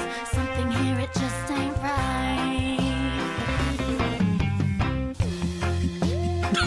You cannot. Yeah, that's the first scene we see. Just fucking puking on the walls. All the things I've seen right here in this hotel, like something has remained of the former clientele. You must know what I mean. You've seen it as well, but where this all started, oh, I cannot tell. It's a shadow in the night, a whisper in the air, that rumble down below, the trick of the light, that ringing in your ears, a noise up the stairs. Something here, it just ain't right. Oh, there's so much going on here, but the people seem unaware. So many skeletons in the closet, and you better stay away from the chairs. And there's specters floating down the lobby, spirits in the suite upstairs. When they come out at night, well, you better say your prayers.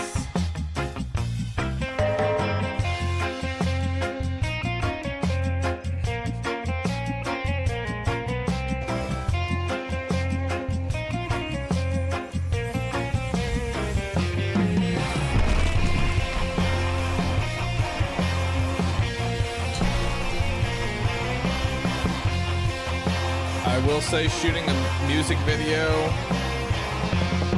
for a video game trailer was definitely a choice.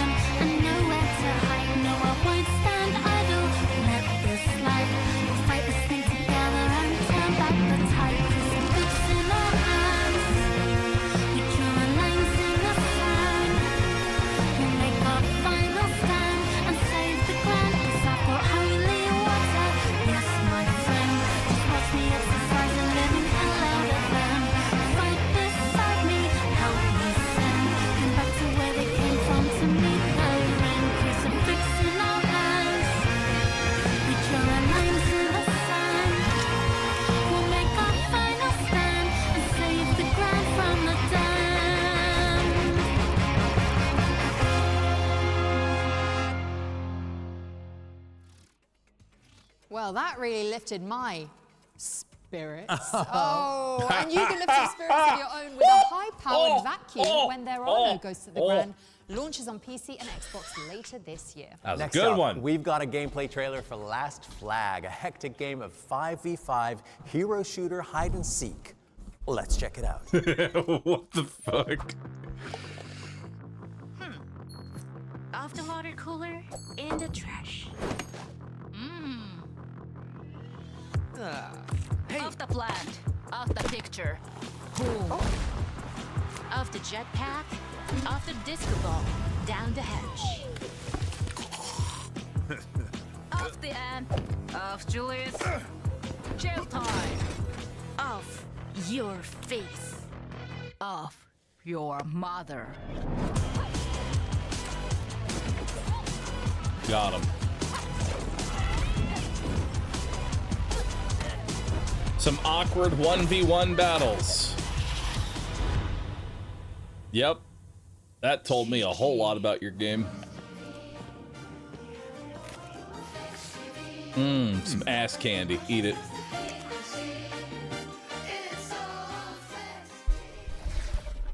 Last Flag is coming soon to PC, but in the meantime, you can hoist it onto your wish lists and keep an eye out for future playtests. Nice. We've got a medley of 4 exciting games up next, featuring a daemon and a demon. Don't worry, it'll make sense in a minute. Are you gonna roll like, the montage?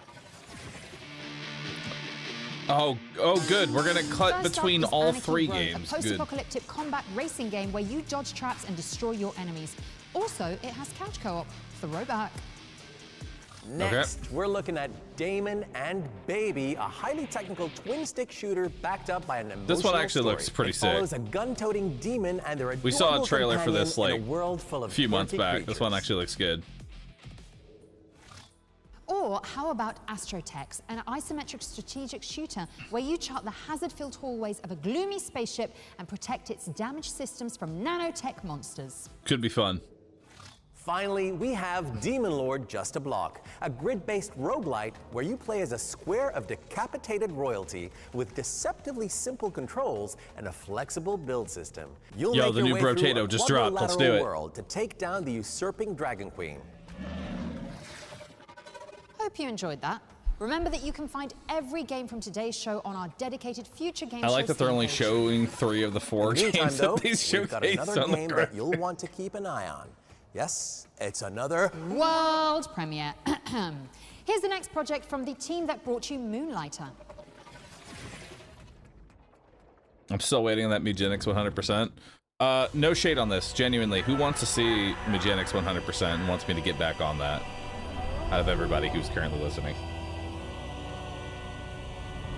Ages come and go. Yet mortals never learn. Foolish enough to challenge me. I think that's quite a view. Only to see me rise. Deadlier. Bloodier. Thirstier. You'll never defeat my army. Nor conquer my castle. Oh, that's kind of cool. We're cursed to fight. Night after night. It's a tower defense. Castlevania For tower all defense. Eternity.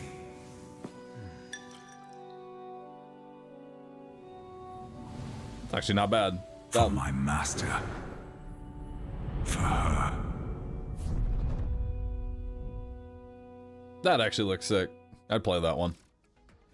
Ding, ding, ding, new genre just dropped. Revamp is a tower defense-vania. Yes, that's how the devs are describing it. Not you, Dev, the developers, of course. And it's coming soon to PC. But who knows, I think this dev would make a really good dev, and safe to say I'd have some pretty, wild ideas. Oh!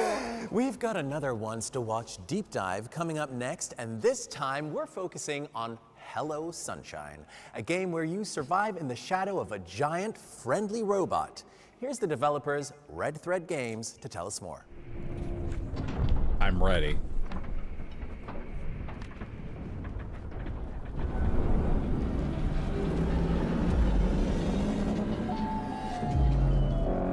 Oh, come on, mate. Let's see if you do it better than me.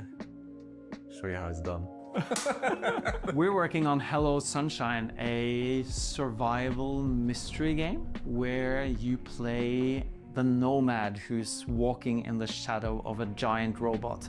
And you're on a journey to get to a tower, and the journey is all about figuring out who you are, where you're going, and what is the mystery of this grander world you're in. We put out a trailer which shows this epic robot battle, which people found really cool, and the So game actually it's kinda like starts with Raft. that, and right after In the that sense battle is that done, this we just let robot the is just player kind of take moving control. forward. And It's just you. You're going the to gather sun, supplies which is very dangerous in this world, you, and the giant as you robot. can. And the giant robot's shadow is your haven at the start of the game. You venture out to the shadow to find resources, to learn more Yeah, about the it's world, Raft, to but instead of a investigate Raft, it's a mysteries. robot. And as the game progresses, you have the ability to move further into the world and out of the shadow and stay out of the shadow longer. But you're always following this robot, and the relationship between the main character, the player character, Honestly, that's and not the a bad robot is concept. key. It's instrumental. I also in this like game. the, But you're always on a journey. The robot is always walking ahead. So unlike a lot of survival games, which are about sort of having a hub and then you sort of venture out from that, your hub keeps moving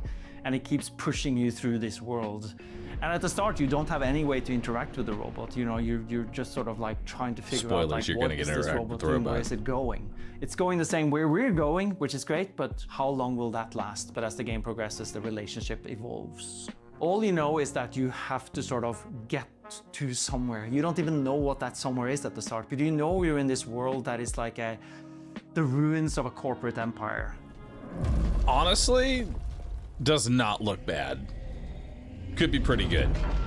There are a lot of really good survival games out there, and all of them are very systems driven for the most part, right? Some of them are quite I really fun enjoy games. the They're quite concept of tough. this one.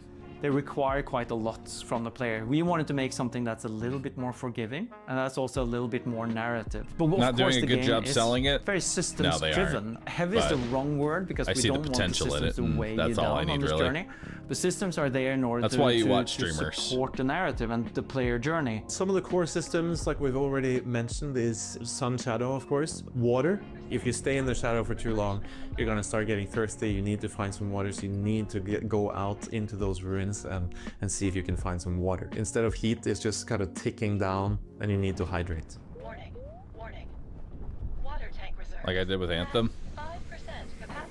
Replenishment. I don't think me streaming The Anthem reason we sold made copies co-op of is Anthem, for two if that's people what sit you're on the implying. couch with two controllers and play split screen. There are so few games that allow for that. You know, I have a daughter and I love playing games with her, but sometimes there aren't that many games where you can sit together and play and have an experience where, like Jonathan said, you can either go together somewhere or you can sort of split up once you feel more confident and go apart. Hello Sunshine is coming to PC. Anybody that It's I end up available selling on Anthem Steam on, I'm to so sorry. wishlist, and you can also sign up for our playtests, which are starting soon.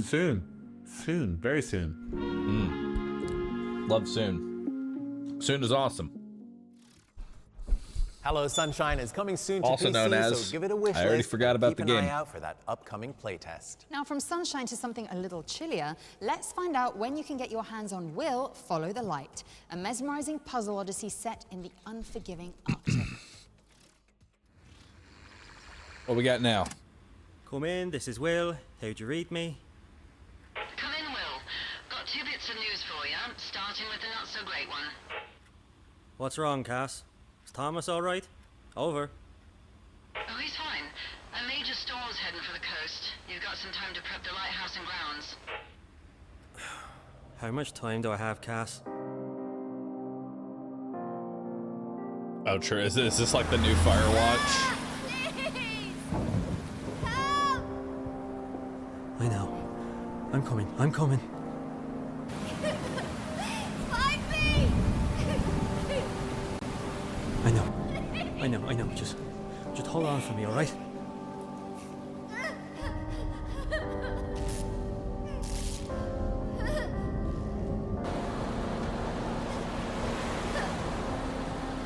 I'm lost! Get ready to set sail for parts Where's my unknown sun because simulator? Will Follow the Light is coming to PC and consoles on April 28th, 2026. All right, our next trailer takes aim at Papa Needs a Headshot, a steampunk shooter starring a furious cowboy Papa with a needs a cursed metal arm. headshot. The name. What kind of name is that? I faced him once, and it was the worst day of my life.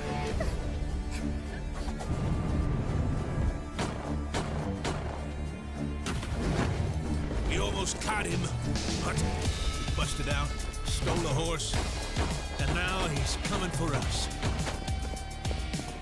He looks mad. I heard he's got this weird metal arm. 1 second he's shooting your ears off. The next, he's using some kind of magic to blow everything up. He's fast, he's crazy, and he ain't missing a single shot. Keep your heads down, boys, because he just turned Jim into a popsicle. Who does that? Papa Hmm. Needs a Headshot is coming soon to PlayStation and PC. I'll play it and just it's because for also the what my dumbest agent fuck says when I name. call the So that way office. when I'm streaming Okay, on now we've Twitch, got a I'll trailer have for Admiral Atlas Bahroo's Spark, playing an Papa open-world Needs a survival game Headshot. set on a and series of floating people will be islands. confused what the fuck I'm playing. When we die, do you think we'll see the people on Earth again? When I lost my son in the scorching, I thought I'd seen enough fire. Yet once again the horizon burns.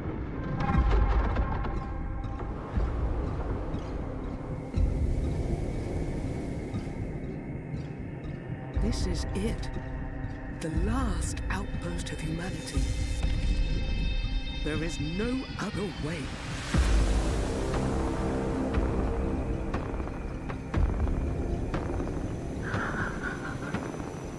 Tychos might still have the answer we're looking for. We have to find it before it's too late.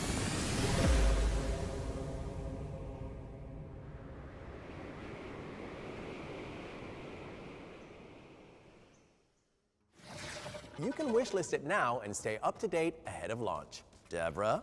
Prepare yourself, Shy, because we are checking out a cooperative horror game that taps into one of humanity's deepest, darkest fears, incontinence. I don't think I have anything to add to that, so here's We Gotta Go. Help me out. What? In a stomach. What the fuck? Full of sketchy burritos. Kick him in the nuts. Yeah. What the friend slop am I watching? Your only hope. Looks like we gotta find a key. Your only relief. Ooh, loot. Oh, I got a fort! Lies in haunted halls. Ain't got no pants on. Anybody got some clean pants? Don't touch me. Oh, why are they full of corn? Find the key. Hi-ya. Holy. Make it to the bathroom. Bro, somebody give me a weapon. He's behind me. He's behind me. Or become the poo. Oh no! I've been pooped. Oh man, we gotta go. Run. Oh no, happened here? I've been Got a turtle pooped. head popping, guys. No scope 360. I'm a poop, don't leave me. Oh god, they're right behind us. Get inside, get inside. Oh, not the We face gotta staring go. at you like fucking. 14. What is it? That one game. You're gonna want to wash that hand. Bearing any unfortunate High on accidents, life, We yeah. Gotta Go is exploding onto PC in spring 2026. Okay, Shy, we get it, all right. It's a game about trying not to poop your pants. I'm sorry, I just couldn't hold it in. All right, let's move past Help the me. rogue potty Next humor up, for a we second. have blah, blah, blah. What happened to the passion? It's all been downhill since Al Pacino started handing out awards. Who actually is this? What's He has a point. Wait. Yes, hi. Thanks for having me. Make me bigger, please. Like we talked about, Barbara. Barbara, backstage I asked you to make me a big boy. You nodded like you understood. Don't tell me you lied to me. Oh, yeah, this is Oh, good. now we're talking. Thanks, Barbara. Oh God, make him smaller. Make him smaller. Why does he have love it. lips? What's wrong with my lips? You know what? Fine, whatever. It's your show. Okay, well, welcome to the Future The Games. Dungeon Experience! Okay, is this what you came here to tell us about? Yeah, sorry. I'm just a little bit nervous. I just keep thinking about that lip comment you made. Look, I'm sorry about the lip comment. I didn't mean. Just go on and pitch your game. Introducing the Dungeon Experience with our new exclusive trailer. Trailer. Dungeon Master Creation. The Dungeon Experience is an immersive first-person fantasy guided tour. Run by me, a low-level RPG monster, turned entrepreneur, and all-around handsome crab. Wow, look at that beautiful symmetry. Those clippy, clappy claws. Take the time to explore our dungeon. Exploration. And meet our many dungeon inhabitants. Hey, you really don't need to speak to me. Consider me a table. Just pile the room. Transition. Hey, well, wait a minute, Mr. Crab. I've This is seen this trailer fucking before, stupid. like 5 years ago. Yeah, this isn't exclusive at all. You need to show us something unique. all right, fine. I'll show you something unique. We've got this retro dungeon crawler section. It has a large and unique cast of characters. We've got Walter, Wanda, Wayne, Weaver, Welch, Wendy, West, Will. Oh, and I almost forgot. William. Is this really happening? I'll play this. This is All right, stupid. this is all we have time for. No, wait. Wayne, show your party trick. Nah, he's got a point. That Yeah, it's pretty neat. And if you That's think so pretty good. too, then go ahead and wish list. now that sold me on it.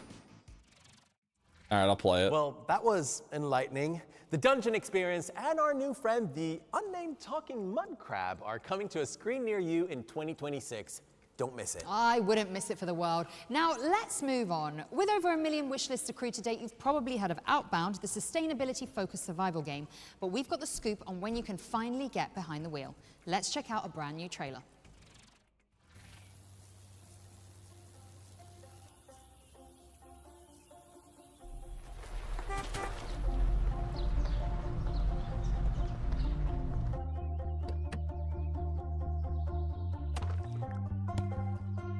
What?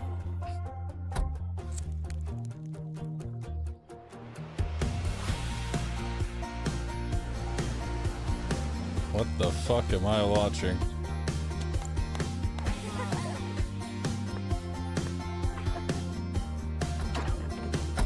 Time to hit the road.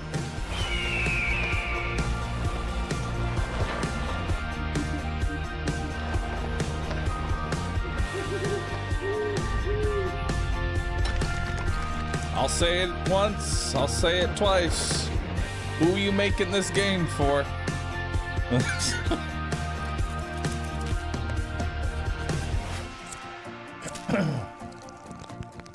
Hippie slop.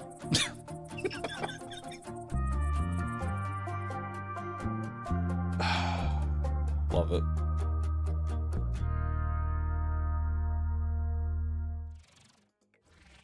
You heard it here first. Outbound is inbound to PC and consoles on the 23rd of April. And if it isn't on your wish list already, then go fix that. Now, our next I'm game good. is about the discovery of a 9th planet in the solar system that could be humanity's last hope, or its doom. Ooh, here's a closer look at the latest game from Don't Nod, Aphelion. What we got? In 2060, Earth is dying, but we might have a solution. We've discovered a 9th planet in our solar system. Long theorized, long sought, and yet so close. First observations reveal a vast icy world. We rediscovered encircled by Pluto. 2 rings. It's magnificent. Spectroscopic analysis has been full of surprises. The atmosphere is dense, but stable enough to breathe with the right equipment. An electromagnetic field spans the entire planet, forming a complex energy network. Most importantly, our instruments have detected a mysterious heat source, a source that could allow liquid water to exist. Ice, snowfall, flowing rivers. This planet could have a complete water cycle. We're ready. We've trained for the harshest environment. Conditions are not optimal yet. But all the raw ingredients for habitability are here.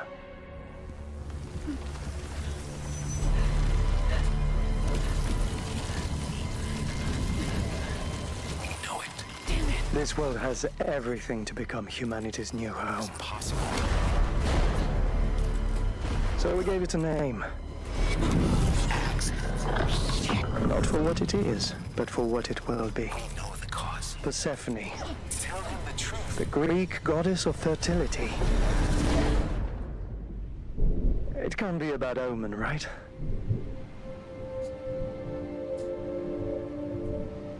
I mean, it could be cool. Maybe. Comes out next month. You know? I mean, I get a worst case scenario. Aphelion is coming to PC, PlayStation, You can and all Xbox watch me on April 28, strum on through it and see how it is. And pre-orders are available now. All right, Deborah, prepare yourself. I'm going for it. This next one is a world premiere. Sorry, Shy. Call it an attack of opportunity. This is getting pretty ridiculous, actually. But at least I get to drown my sorrows with an adorable dog venture. You'll see. Woof. What's this? Dog. Dog running. Finally, a dog-like. That's what I've been waiting for.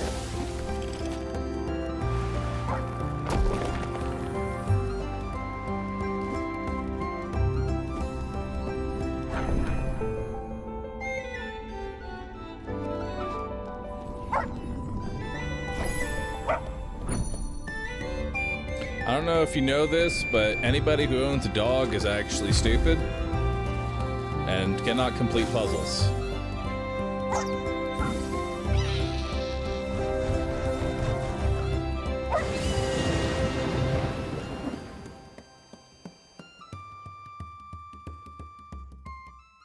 You own a dog, though. I did not say I wasn't also stupid. Bark, jump, and zoom through a vibrant landscape in Hurdles, which is coming soon to PC. Now, let's throw it over to Goodwin Games to tell us more about the studio's atmospheric biking adventure, Quite a Ride. Hello, Future Games Show. Alex here from Goodwin Games.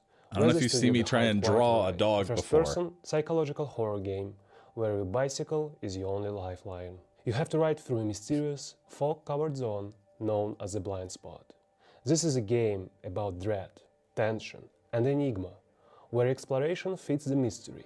You're trapped in a shifting world where you must ride to keep your phone charged, research anomalies, and decode cryptic messages to escape. It You're sees alone, you. It's dark, and you're never safe. If you stop moving for too long, the fog and what hides inside it. Yeah, this is like Pacific Drive, Let's but talk you're on a bit bike about the blind instead of a spot, car. The setting of our game. We haven't shared too much yet, and frankly, we don't want to spoil the mystery. But here's what I can tell you. The blind spot is a stretch of land swallowed whole by a thick and natural fog. It's a place where logic doesn't quite work the way it should. Roads Honestly, change, I'd play this. landmarks disappear. Looks fun. People don't go Give it in, a shot. and the ones who do don't come back out. If you want to survive, you'll have to explore. I look at all You'll these as solve potential puzzles, streams, uncover chat. clues, and slowly piece together what These this are all place potential streams. but you are not alone here. The blind spot is a home to anomalies, strange and unexplained phenomena. You'll have to document them using the scanograph, observe them, and piece together how they behave. But the data is fragile. If you run out of charge, collected data is gone. Some anomalies simply exist. Others must be awakened. Some adapt and some are alive, and will hunt you. Failing to learn this is fatal. The blind spot is massive, and navigating on foot is dangerous. This is where your bike comes in. It allows for speedy escapes when you're being haunted. It's the easiest way to generate power. You have to keep cycling to keep your device Ran charged. into a deer. Your bike is also equipped He's with a strange dead. tech, specifically an analog FM radio fused You, to the not the frame. deer. The deer's This fine, is a actually. tactile mechanic. You have to manually operate the dials to tune into specific frequencies while balancing the bike.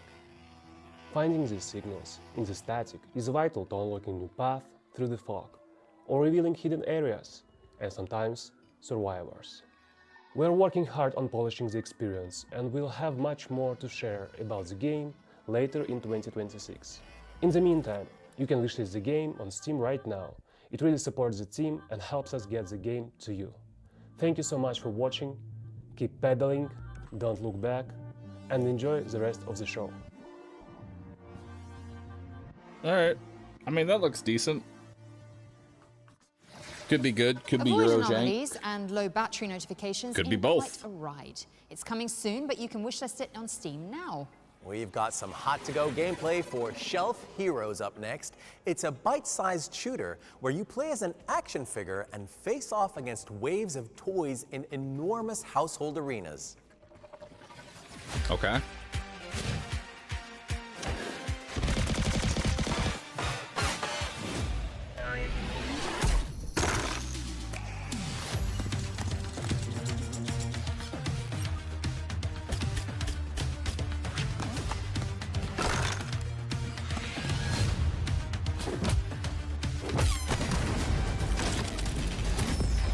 Looks neat.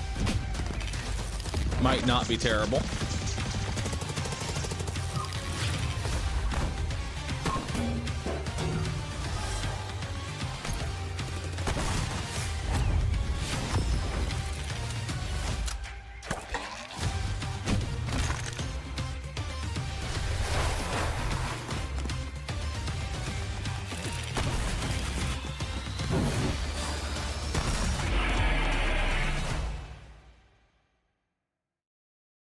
Looks neat. Shelf Heroes is coming soon to PC with a demo dropping later this year. Wishlist so you don't miss it. Okay, now let's take a look at a brand new gameplay trailer for Deep Dish Dungeon. It's an ambitious survival game where teams of curious spelunkers explore a handcrafted dungeon. Oh, thank you, Anna. Oh god, not the gamer comms. Anna, there's a snake! What the f***, Anna, did you die again? Yeah. All right, what's this? Treasure chest. Don't forget to eat. Keep your bellies full. I'm doing magic. You can pick up the planks? Oh, it's locked! I'm all on my own. I'm safe. That's me. Die up here. Let's go. Let's go. Let's go. Oh, I lowered the water over here. Oh. Oh, he woke up! Oh. He woke up! There's The snake! Okay, I'm fighting it.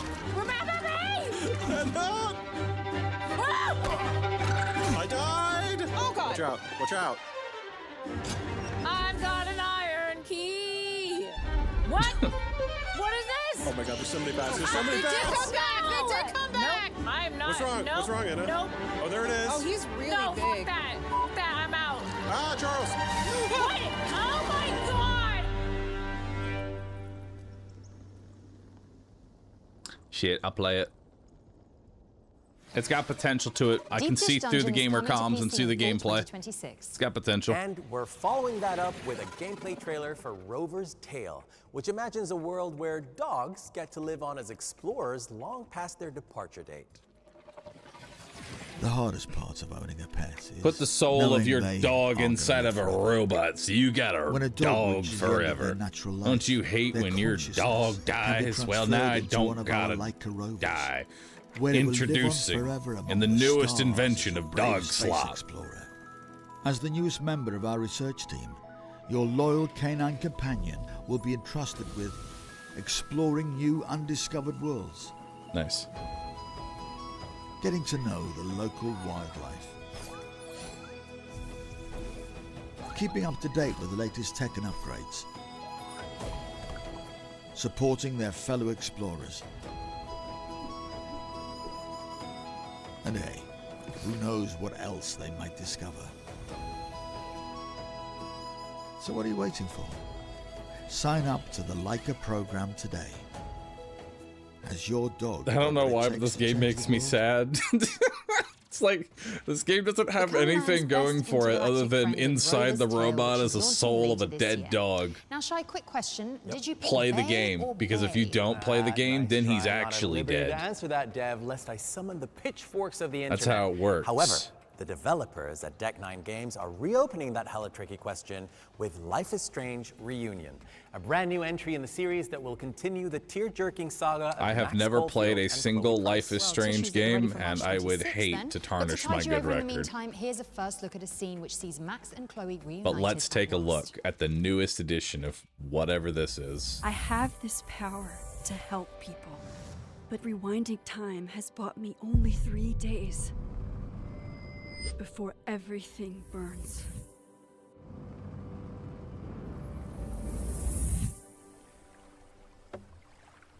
The Maybon party is starting soon.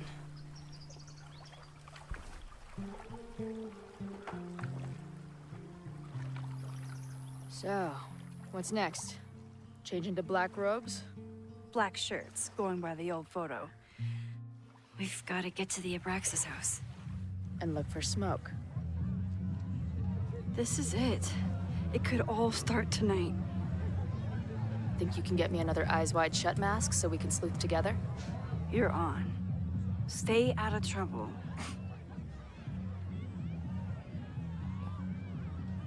Am I crazy, or is the Between all lip the sync not drinking actually and lining making up? out, someone must have taken their mask off.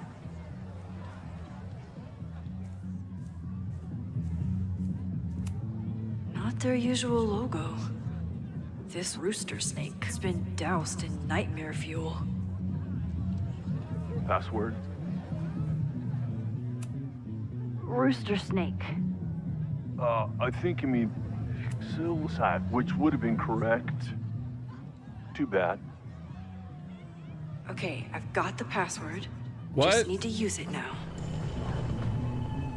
What kind of guard Password. says the password? What the fuck?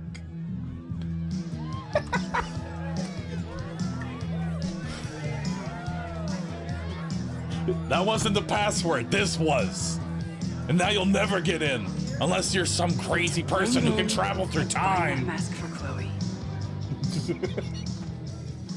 Okay, you're too drunk to have something over your face right now.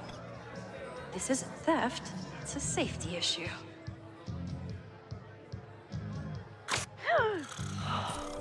Why would you? Why would you fucking poke him after you took the mask? In a spooky house. Chloe's gonna love this. I've been to plenty of bonfires, and a handful of pagan parties, thank you, Portland. But a secret society pagan bonfire, that's a new one for me. Love the inner monologue. So fucking peaceful. Here. Jesus! Sorry. I think you should check out the basement. The door password is Sil's hat. So, split up? Meet at the bonfire when we know more? I just want you to know, I'm so excited to make these memories with you. What?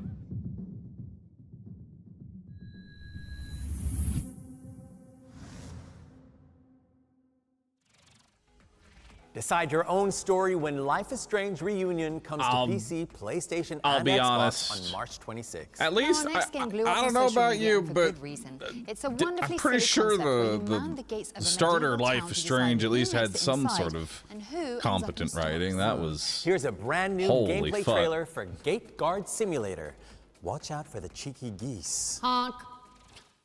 The gods of pagan Gate laws Guard did Simulator. nails Please dumb cleanse my stand palate to drum after to that. fail. If hell showed up, the fool would grin and let the devil stroll on in the gate. Protects our faith. Oh, perfect. Will keep us safe, provided the gate isn't guarded by a moron. It's Papers, Please, but medieval.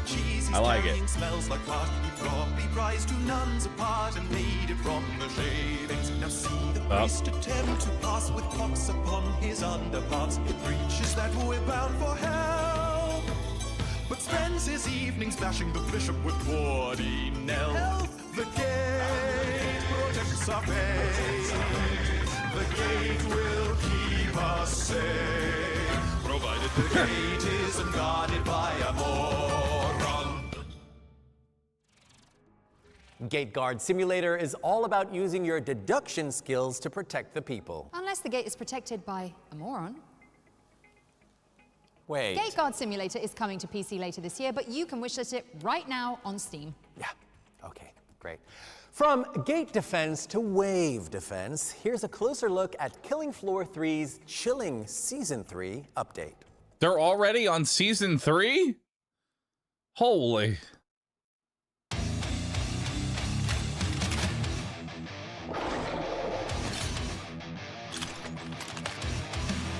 I kind of forgot this game launched.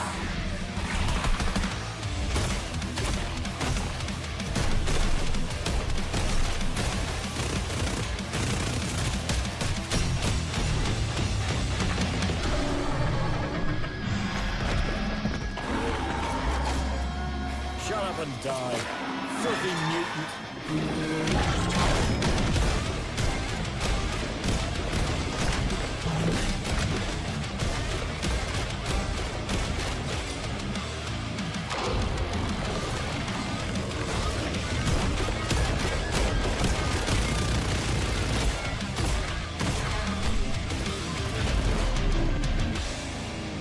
Cool.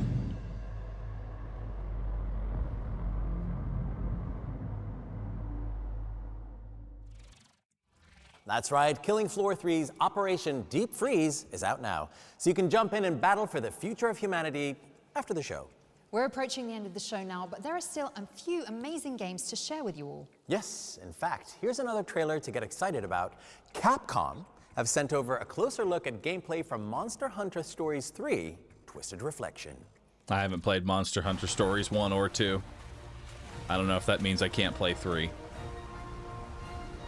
But Monster Hunter fans keep eating. This is Joe Bustos from the Monster Hunter community team at Capcom USA. We're all so excited for the launch of Monster Hunter Stories 3 Twisted Reflection coming in just a few short hours. We actually have a free demo available now on all platforms. You can actually carry over your progress to the full game. Take to the skies in the back of your Rathlos to save the kingdom from peril and prevent an all-out civil war, or worse. To kick things off, you'll customize your prince or princess as you see fit. Make them as royal or rowdy as you like. And don't worry, you can change your look at any time.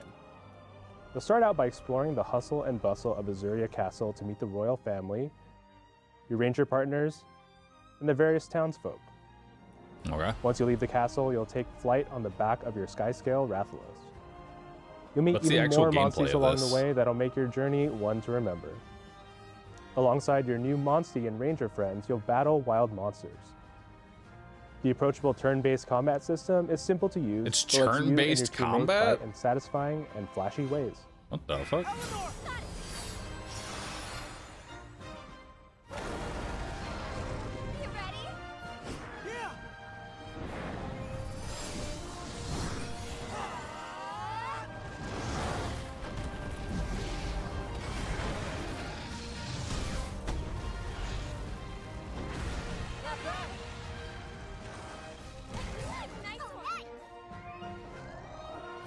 Just like other Monster Hunter games, collecting materials lets you craft even stronger weapons and armor. That is an interesting system. And there's habitat restoration, a new feature where you nurture endangered species, repopulate locales, and hatch monsters with special traits. And then There's kill tons to them do for their and even mutated crazy tough armor. monsters to fight, so be sure to give it a try. This actually could be kind of fun. Your story begins in Monster Hunter Stories 3 Twisted Reflection, available March 13th. Wait, that's tomorrow. Gear up and bond with your favorite monsters in Monster Hunter Stories 3 Twisted Reflection. It's launching tomorrow, March 13th. Okay, on PC and consoles, you know what? So just one I say we try it. Why don't we try it out tomorrow? That's We'll give it 2 hours tomorrow. Look at Ritual Tide. Best case scenario? Fuck yeah, got a new turn-based game. Let's play it. Worst case scenario? Whatever. Back to Slay the Spire.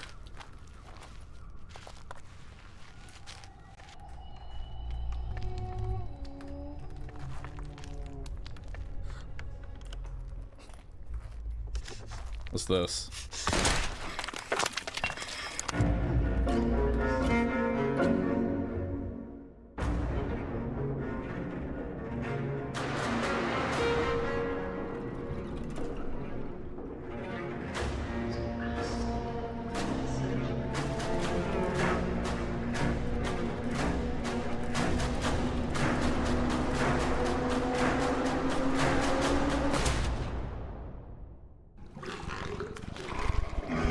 Oh, what the fuck?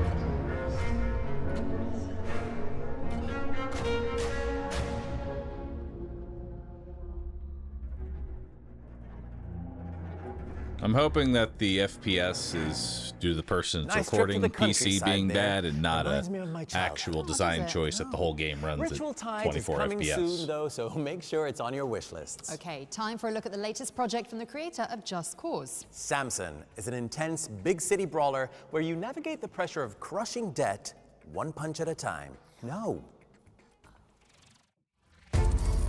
What do we got? Far back as I can remember, I worked for other people.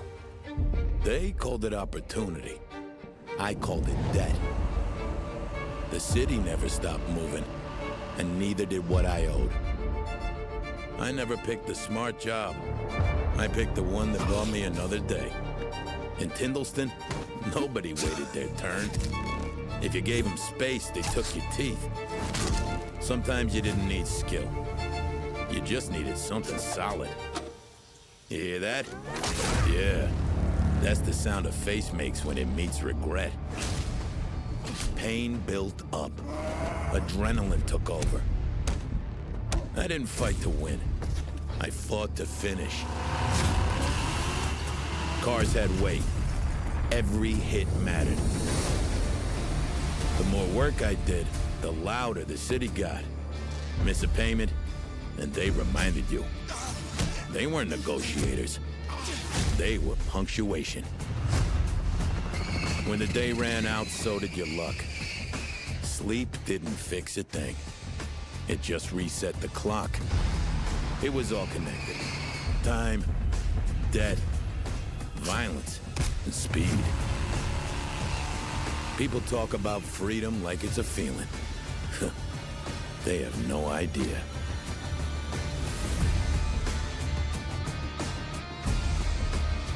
All right, comes out April 8th. Maybe we take a look at Some it. serious You know GTA what? I'll 4 take a vibes look from at that it. one. Wishlist it now because take a Samson look is at coming it. to PC on April 8th. I can see only one world premiere left on the schedule, Deborah. Do I get to do this one? Not at all. Here is the world premiere of a gorgeous action game where you navigate a treacherous criminal underworld. See, yeah, but treacherous criminal underworlds are my Blah, thing. blah, so blah. I give up. When all this began, no one imagined how it would end.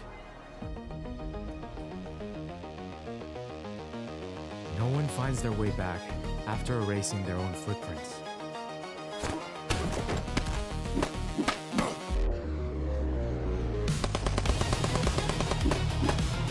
I like the aesthetic. Looks good. Oh shit. Dave the Brawler. And sometimes, a lie can protect something worth believing in.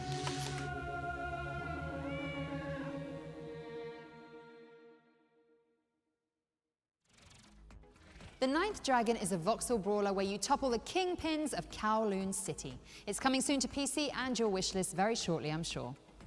That don't look too bad. Well, that's it. We're out of trailers. I didn't even get to say it. The whole point of doing one of these shows, and all right, well, it's been real. Oh, Shai, come back. Come back. Come on, listen. I may have some good news. There could be one more thing. Really? I swear to God. Swear to me! Okay, go on. Do your thing. Okay, here's our final world premiere. It worked. Okay, here's a brand new entry into a cult survival horror series. Enjoy.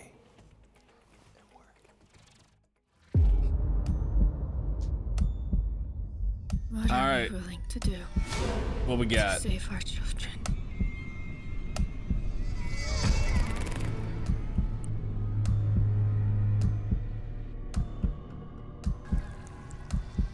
The bodies of 4 of the previously reported missing have been found.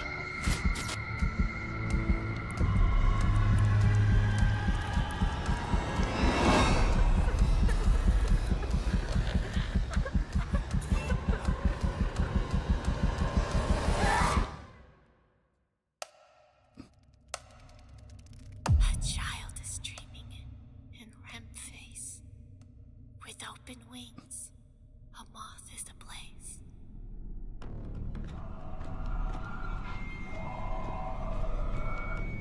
Now we got gameplay. How's this gonna play out?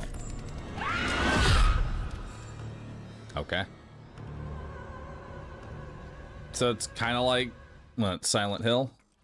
I bet you didn't see that one coming. Ish. I do love a twist. Remothered, Red Nun's Legacy is the third entry in Stormine Games' psychological horror franchise, and it's coming to PC and consoles later this year. Of course, you already know what to do. That's right, wishlist it, chop chop, or the Red Nun will get you. Joking, of course. Or am I? Yeah, All right. That's really scary, Deb. Well, but on a serious note, this does mean we've reached the end of the show. I'd like to thank you, first and foremost, for being an amazing co-host. Likewise, Shai, it's been an absolute pleasure. Oh, stop it. We'd also like to thank the viewers, you viewers, for tuning in, and the team behind the scenes, and of course, our sponsors, HyperX. Remember to enter that competition. That's right, because you've got to be in it to win it. You do? Also, make sure to check out our dedicated Steam page to follow up on any games that caught your eye. But don't go anywhere because Any FGS promising Live games? There's from honestly GDC a Festival of few. Gaming is coming up right after this show, like literally in a few seconds, so do keep watching. It's our sister show featuring the best and brightest games from the GDC show floor, including an exciting world premiere from Focus Entertainment, a big update for fans of Deep Rock Galactic Survivor, and over 20 amazing new trailers. Don't miss it. But that means we actually have to get out of here, so let's say our goodbyes, shall we? Thank you for watching. I'm Shai Matheson. And I'm Deborah Wild. And this has been the Future Games Show Spring Showcase 2026. Woo! Nice. Bye, Deb. All right. Not terrible, honestly. Honestly, not terrible. Not terrible. Like, I'll be honest. These shows are usually pretty fucking cringe. Like, pretty far up there. Now, that's not to say that this one wasn't also, like, pretty cringe, but I've seen worse with less to show for it afterwards too. So overall, not too bad. But with that, I think that's where we're going to go ahead and end today's broadcast. I think what I'm going to do is I'll probably check out a little bit of maybe I'll check out like a little bit of Monster Hunter tomorrow, and we'll see how we feel about it.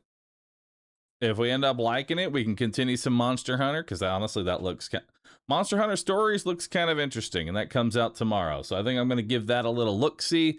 If not, who knows, maybe we can find something else. Either way, thanks for hanging out, everybody. Y'all have been awesome. Appreciate y'all hanging out. If you enjoyed today's stream, please do me a favor, hit the follow button. Love to see you back here again. I stream every single day starting at 10 a.m. Central Standard Time.